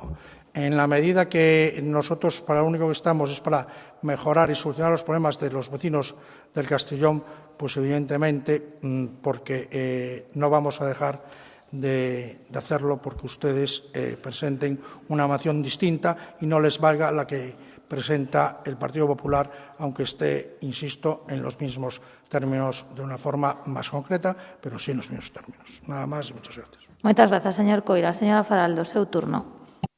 Moitas grazas, alcaldesa. Cando comecei a ler a moción, pois pensei que se trataba dun reporte dun programa de Susana Griso ou de Ana Rosa Quintana, pero non, era unha moción do PP, que persiste e insiste en dibuixar os barrios coruñeses como un remake do Bronx. Peleas, incendios, drogadictos tomando as calles. E claro, os demás, se rexeitamos ese escenario, porque non concordamos en absoluto con esa cidade que ve o PP, quedamos como se o asunto non fora con nós, como se non nos importara a seguridade da cidadanía e con ela a nosa propia. Pero é que o PP aliméntase do medo dos demais, da confrontación, e non nos vai a topar nese terreno. Nese totum revolutum aparece sempre a eterna solución do PP, a policía de barrio. E claro que son parte da solución, pero tras aplicar debidamente e previamente medidas de prevención. No que respecta a este último punto, as medidas de prevención, preguntada a Asociación de Veciños do Castellón antes de tomar eu posicionamento con respecto á moción por esta situación e por como veían a moción do PP, asombráronse de que ninguén falase con eles á hora de plantexar medidas que lles afectan directamente e baseadas, ademais, en casos moi concretos. Non vou dicir esporádicos nin puntuais, pero tampouco se pode dicir habituais. Por eso, alegrámonos de que do comunicado que emitiu a propia Asociación de Veciños, rexeitando esa visión catastrofista e que deu pé a unha emenda de sustitución por parte do resto dos grupos e desta concelleira non adscrita. O comunicado, que vou ler ca autorización da asociación, se resume nos seguintes puntos.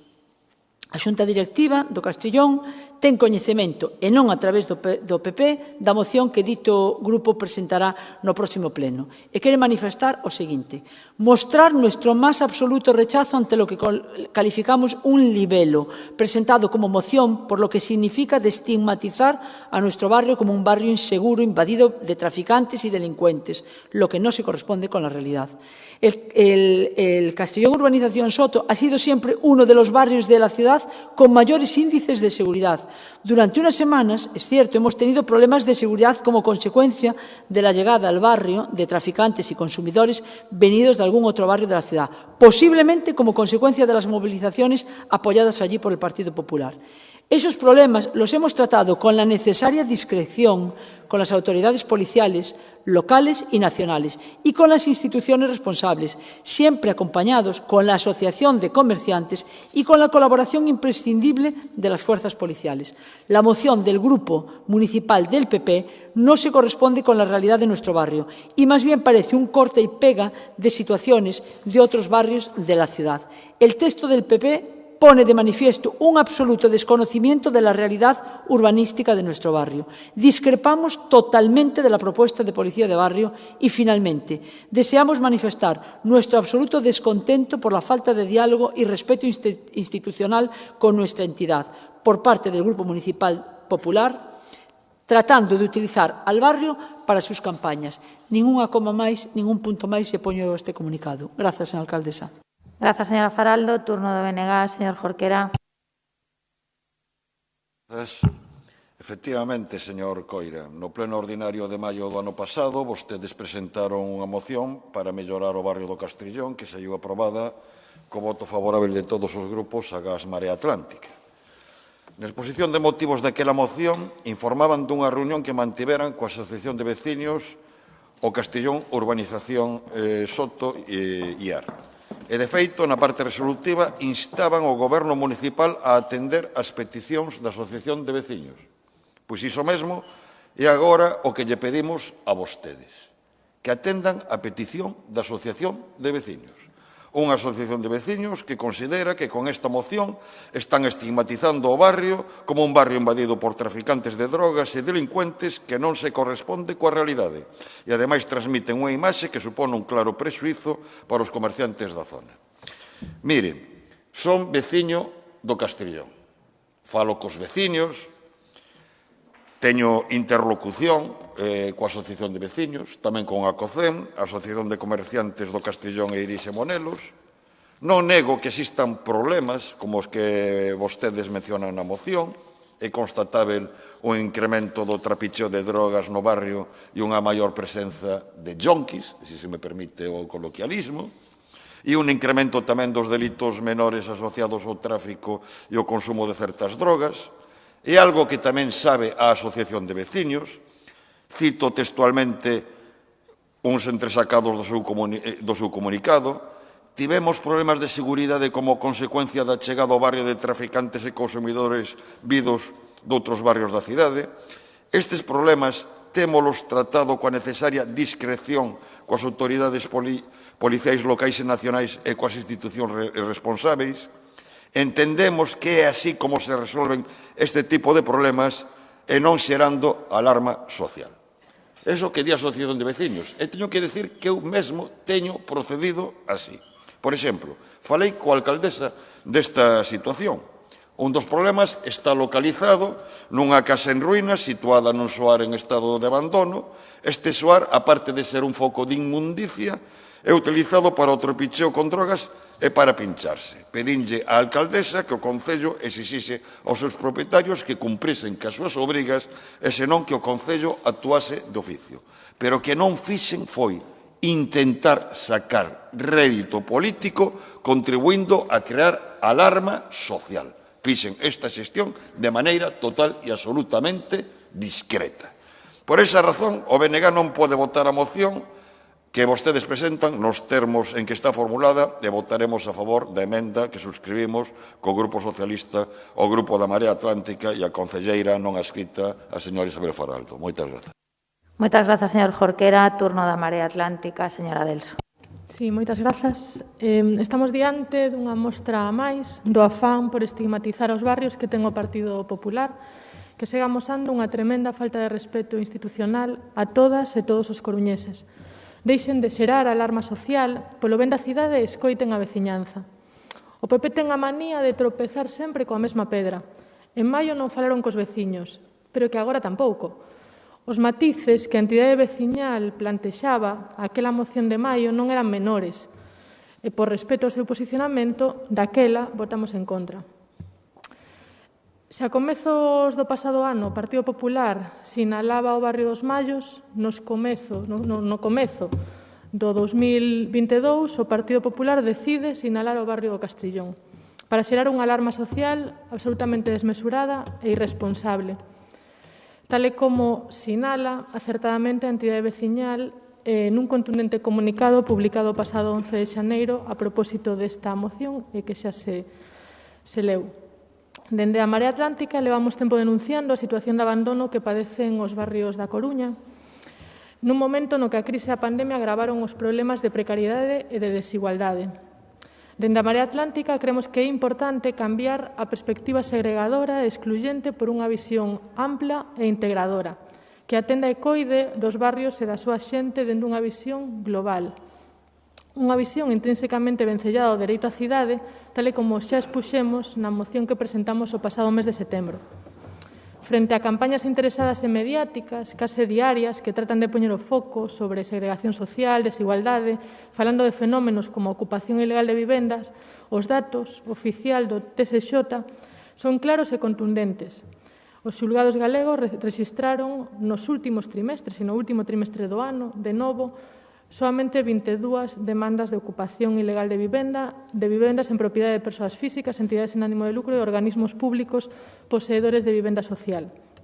Isto significa un 18,5% respecto a 2020 e un 35% menos que no ano previo á pandemia. Nese senso, e con estes datos, Galicia é a cuarta comunidade na que menos verbales posesorios por ocupación ilegal de vivenda se presentaron en todo o Estado. Aqueles que xamais defenderon os barrios buscan, unha vez máis, sacar proveito político, acentuando a discriminación de colectivos sen abordar un problema complexo, o problema da desigualdade e o problema do cada vez máis difícil acceso á vivenda, a suba de prezos e alugueres e do drama social de non ter dereito real a unha vivenda digna. Compre lembrar que a Coruña foi a capital do Estado onde máis medrou o prezo tasado da vivenda libre no último ano. E por iso, o paso dado recentemente neste Concello co acordo entre o Partido Socialista no Goberno e a Marea Atlántica para que o dereito á vivenda sexa unha das prioridades na elaboración dos orzamentos do Concello da Coruña para este ano vai, dende o noso punto de vista, na dirección correcta.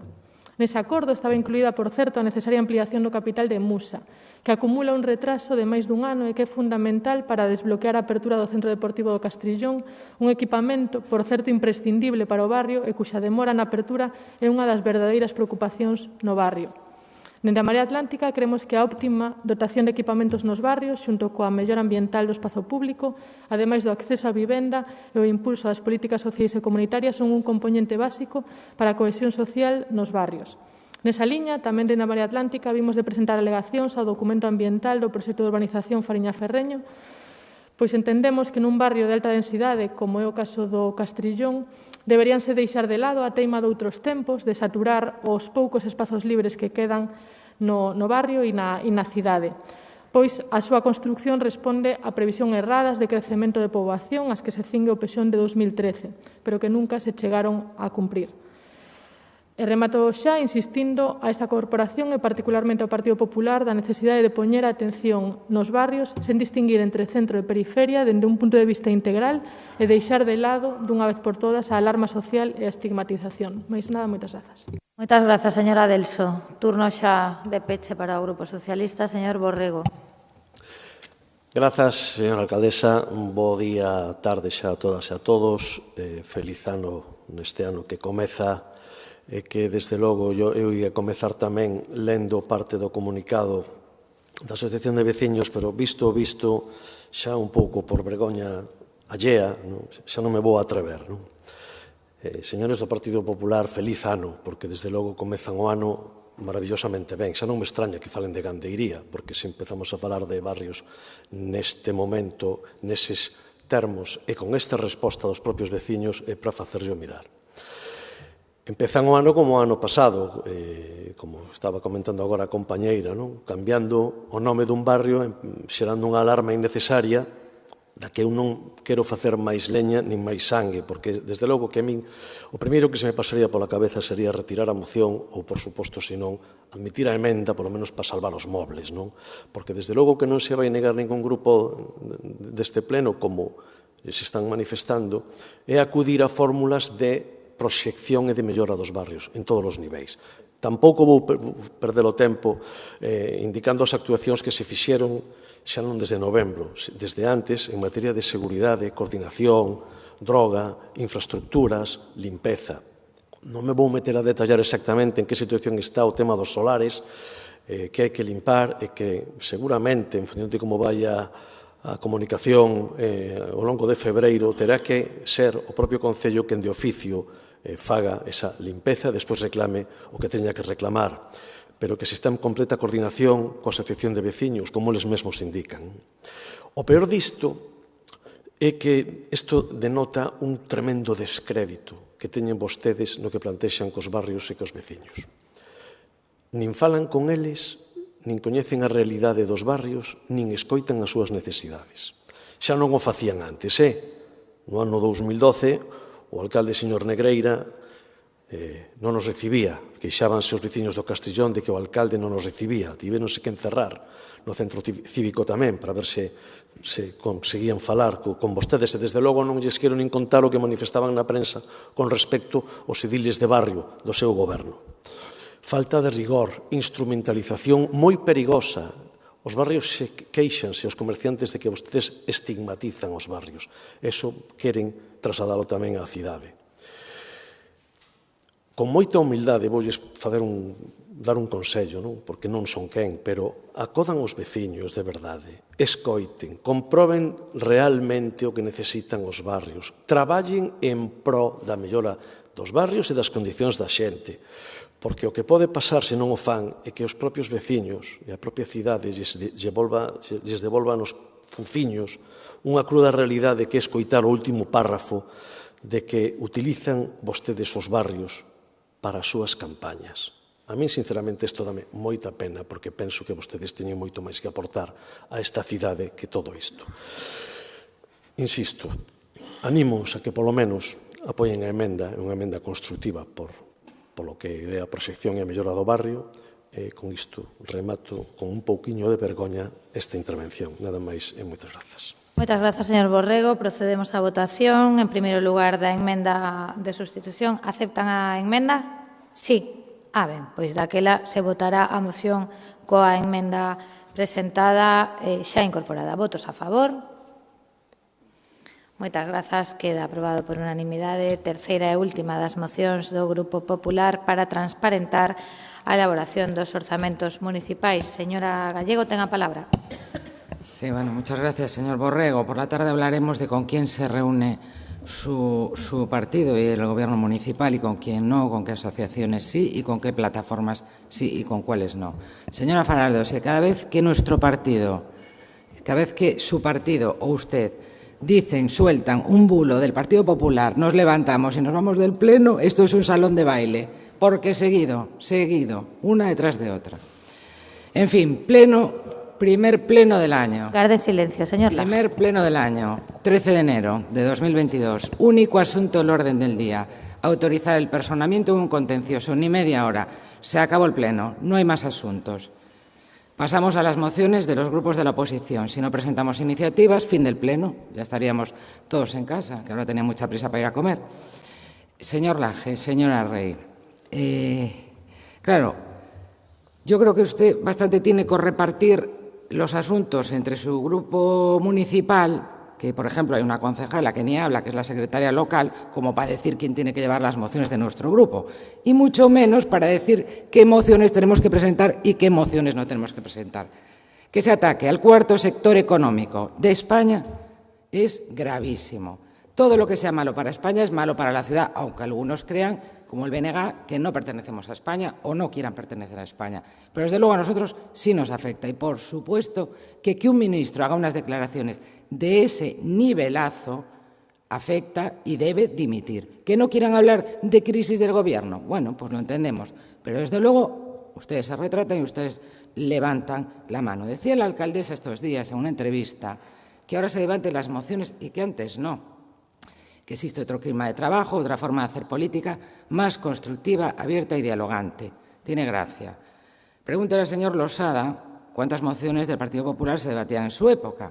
Señora Reyes, que ahora no se debaten ni por amabilidad ni por diálogo. Se debaten porque están en minoría absoluta y no les queda más remedio, como le pasaba a la Marea Atlántica. O bien se incluyen en el orden del día o se vota la urgencia, que se hacía antes.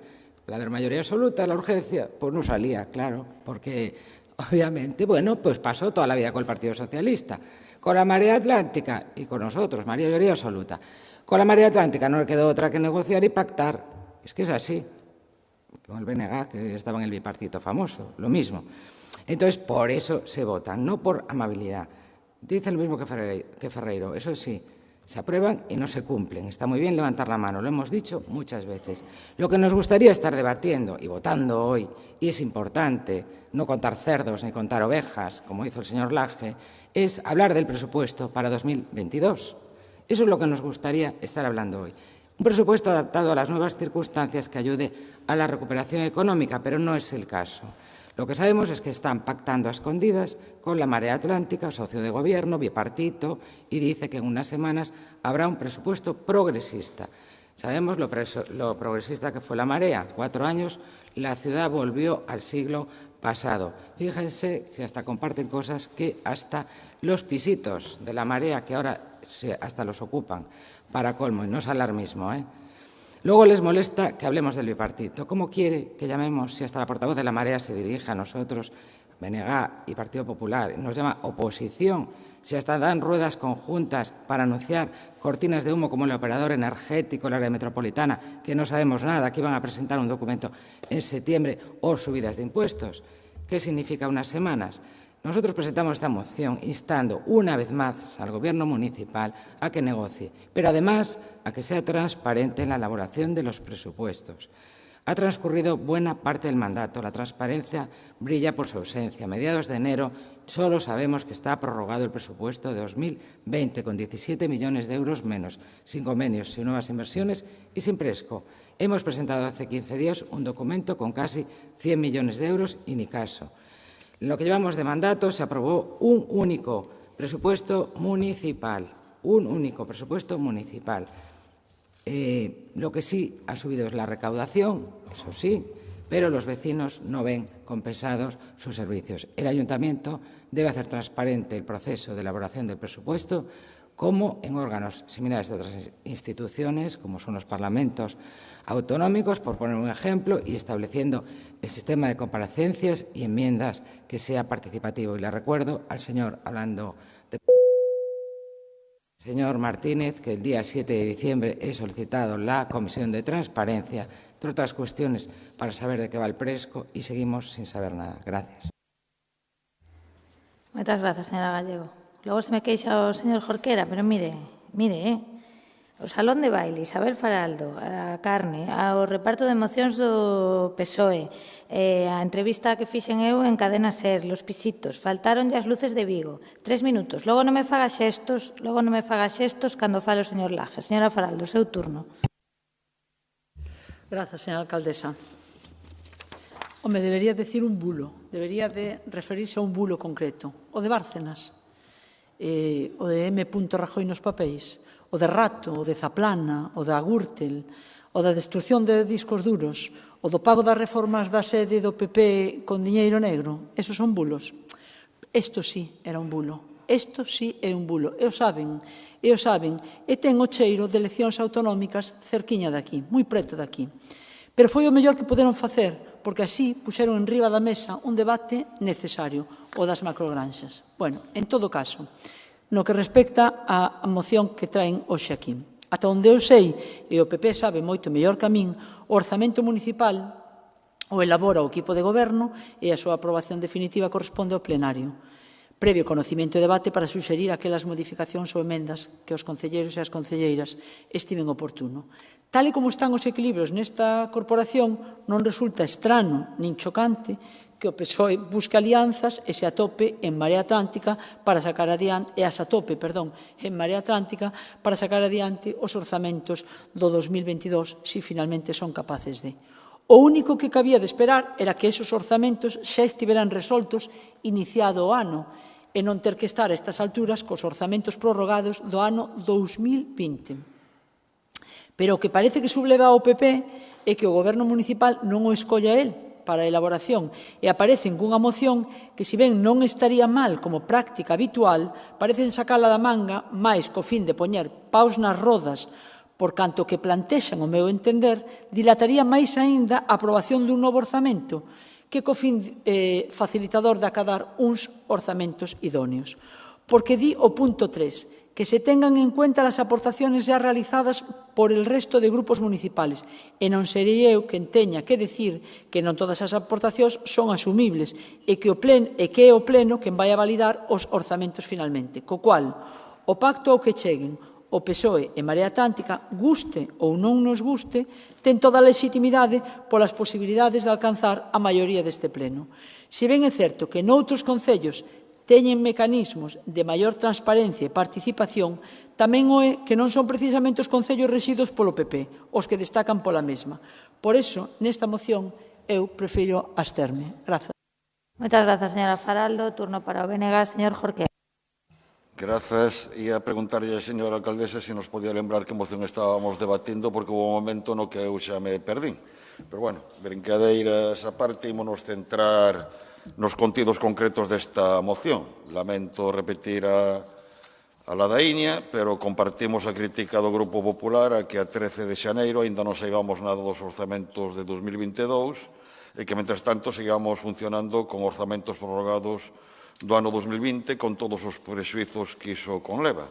Cando, ademais, todos sabemos que os de 2022 van ser os últimos orzamentos deste mandato. Neste mandato vamos a ter 2 orzamentos, nada máis, non 4. Porque unha vez que se aproben, o goberno local, todos sabemos, optará de novo en 2023 por prorrogalos unilateralmente. E compartimos tamén a demanda de transparencia que fai o Grupo Popular. En canto á necesidade dunha maior transparencia, vou poñer só 2 exemplos. Neste Concello, como é sabido, existe unha comisión de transparencia. Nesa comisión, o Goberno Municipal comprometeuse a presentar informes periódicos, como un informe anual de políticas de transparencia, informes trimestrais de contratación pública ou semestrais de gastos de publicidade e propaganda. Mas o problema é que esa comisión leva case un ano sen reunirse. E segundo exemplo, nas últimas reunións celebradas desa comisión, deuse conta precisamente dos contidos do informe anual de políticas de transparencia e de cumprimento dos indicadores de transparencia internacional encargado polo Goberno Municipal a un profesor da UCC. E, aínda que segundo o informe constátase certa melloría nos indicadores, o informe sinala os seguintes aspectos a mellorar relacionados cos orzamentos do Concello. Indicador 37, os orzamentos do Concello. Non existe na sección información detallada sobre o grau de execución. Indicador 39, orzamentos dos órganos descentralizados. Non é accesível nin comprensível. Indicador 42, a entidade informa das súas contas na plataforma do Tribunal de Contas sobre a rendición de contas. Non existe información. Indicador 46, publícase o importe da débeda pública municipal consolidada e a súa evolución. Última información do 31 de decembro de 2018. Ben, cal é o problema desta moción, en da que compartamos eses criterios xerais? O problema é que o Grupo Popular reclama unha transparencia que, en cambio, non practica ali onde goberna, pero, ademais, o Grupo Popular pretende trasladar ao Concello a mecánica de comparecencias dos responsáveis de distintas áreas e entes que hai establecidas nos orzamentos cando se tramitan uns novos orzamentos. E, como é sabido, o Concello non é un poder legislativo. Os concellos non legislan, nin, por tanto, o Concello da Coruña vai aprobar unha lei de orzamentos. E dubidamos de eficacia de transpoñer a un Concello con 27 concelleiros e concelleiras unha mecánica que rexe para órganos de natureza distinta como son os parlamentos. O efecto podería ser o contrario, maior lentitude e ineficacia. En Pontevedra tamén propuxeron isto, e cando se compareceu para explicar os orzamentos non fixeron ningunha pregunta. Iso sí, despois enviaron un comunicado dicindo que eses orzamentos non cumprían coas regras de estabilidade orzamentaria, ignorando o informe do propio interventor e ignorando que esas regras están suspendidas. Ben, a noso xuízo sería abondo con que o Goberno Municipal rendise contas de xeito periódico na Comisión de Transparencia e con mellorar o funcionamento da Comisión de Economía e Facenda. Por esa razón, ímonos a abster nesta moción. Moitas grazas, señor Jorquera. Turno da Marea Atlántica, señor Martínez. Grazas, alcaldesa. Señor Deus, por aclararme, si a moción da Marea Atlántica sobre a concesión do transporte urbano era pirotecnia, isto exactamente que é? É dicir, en que epígrafe do IAE temos que poñer isto? Actividades agrogandeiras non son, será pirotecnia. A ver, nós tomámonos en serio a moción. Estábamos extrañados, pero tomamos en serio. Dixemos, bueno, que pasaría? Cal será a orixe do arrouto democrático do Partido Popular? Que sei, o Nadal, algunha reflexión nestes días de vacacións, bueno, que sei, deciden asumir un compromiso novo coa participación democrática, coa transparencia. Bueno, tomámolo en serio. Que pasa? Claro, é de primeiro de transparencia. Está ben, quero dicir, vense ganas de mellorar, de aprender, de asumir, pero falta finura. Iso é falta de experiencia, claro, falta un pouco de tino.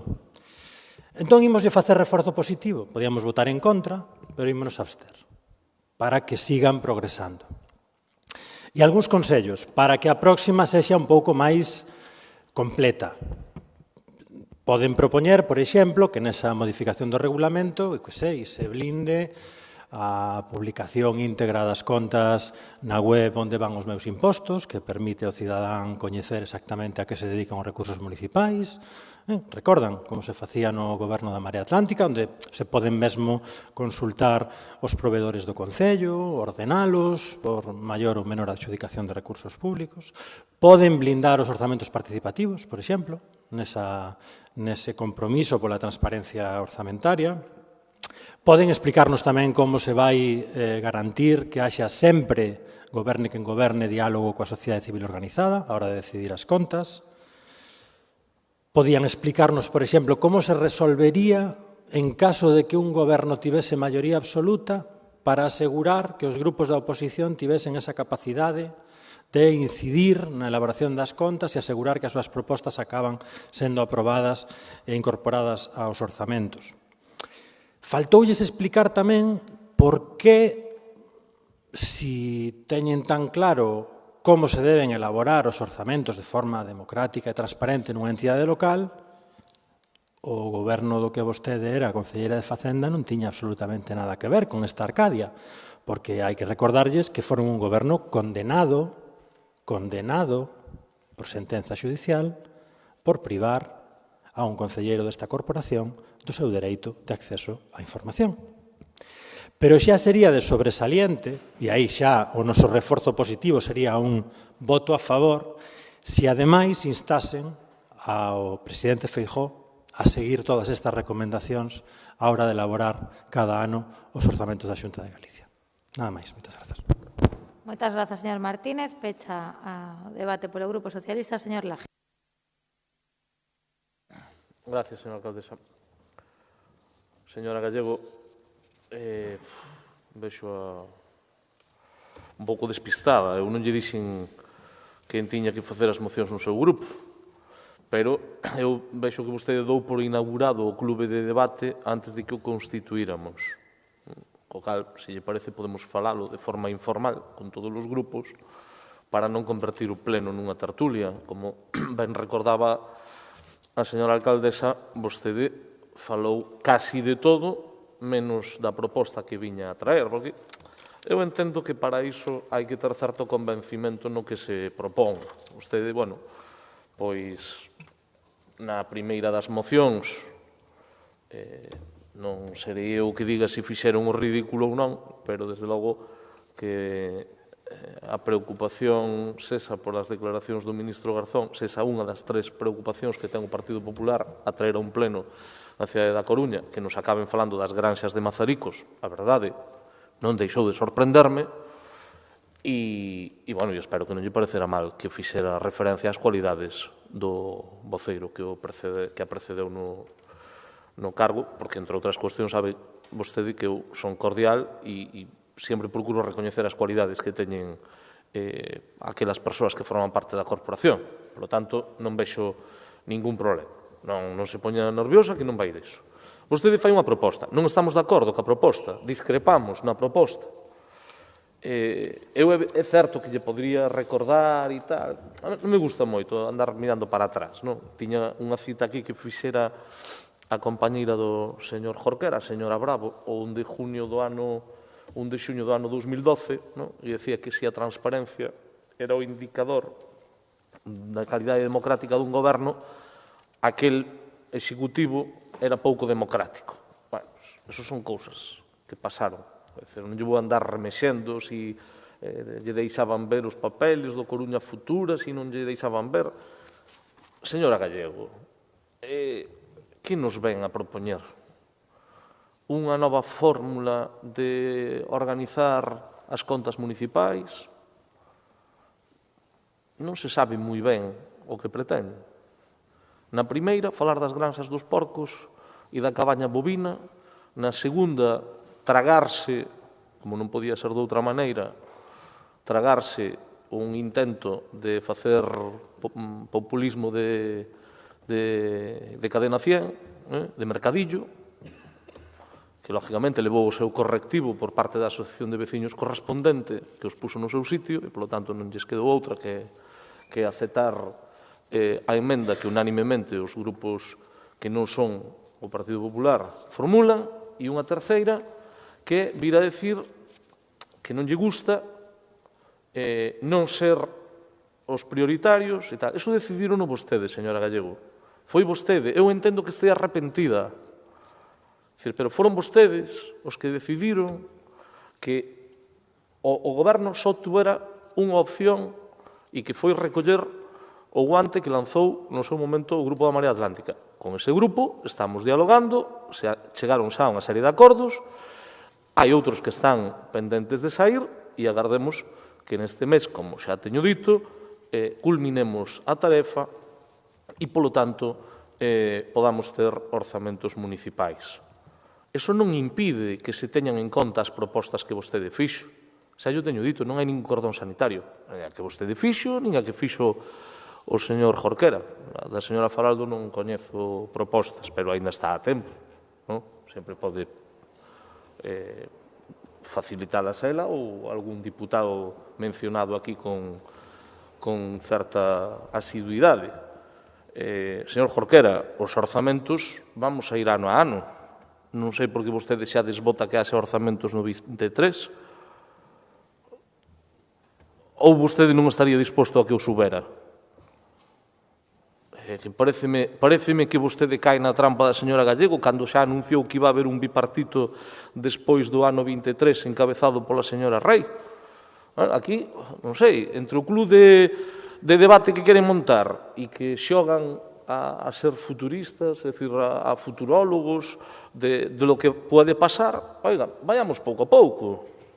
Ainda non culminamos os do 22, cando cheguemos ao 23, a ver se o BNG está disposto a chegar a un acordo. Agora eran entusiastas. Sí, perfecto. No.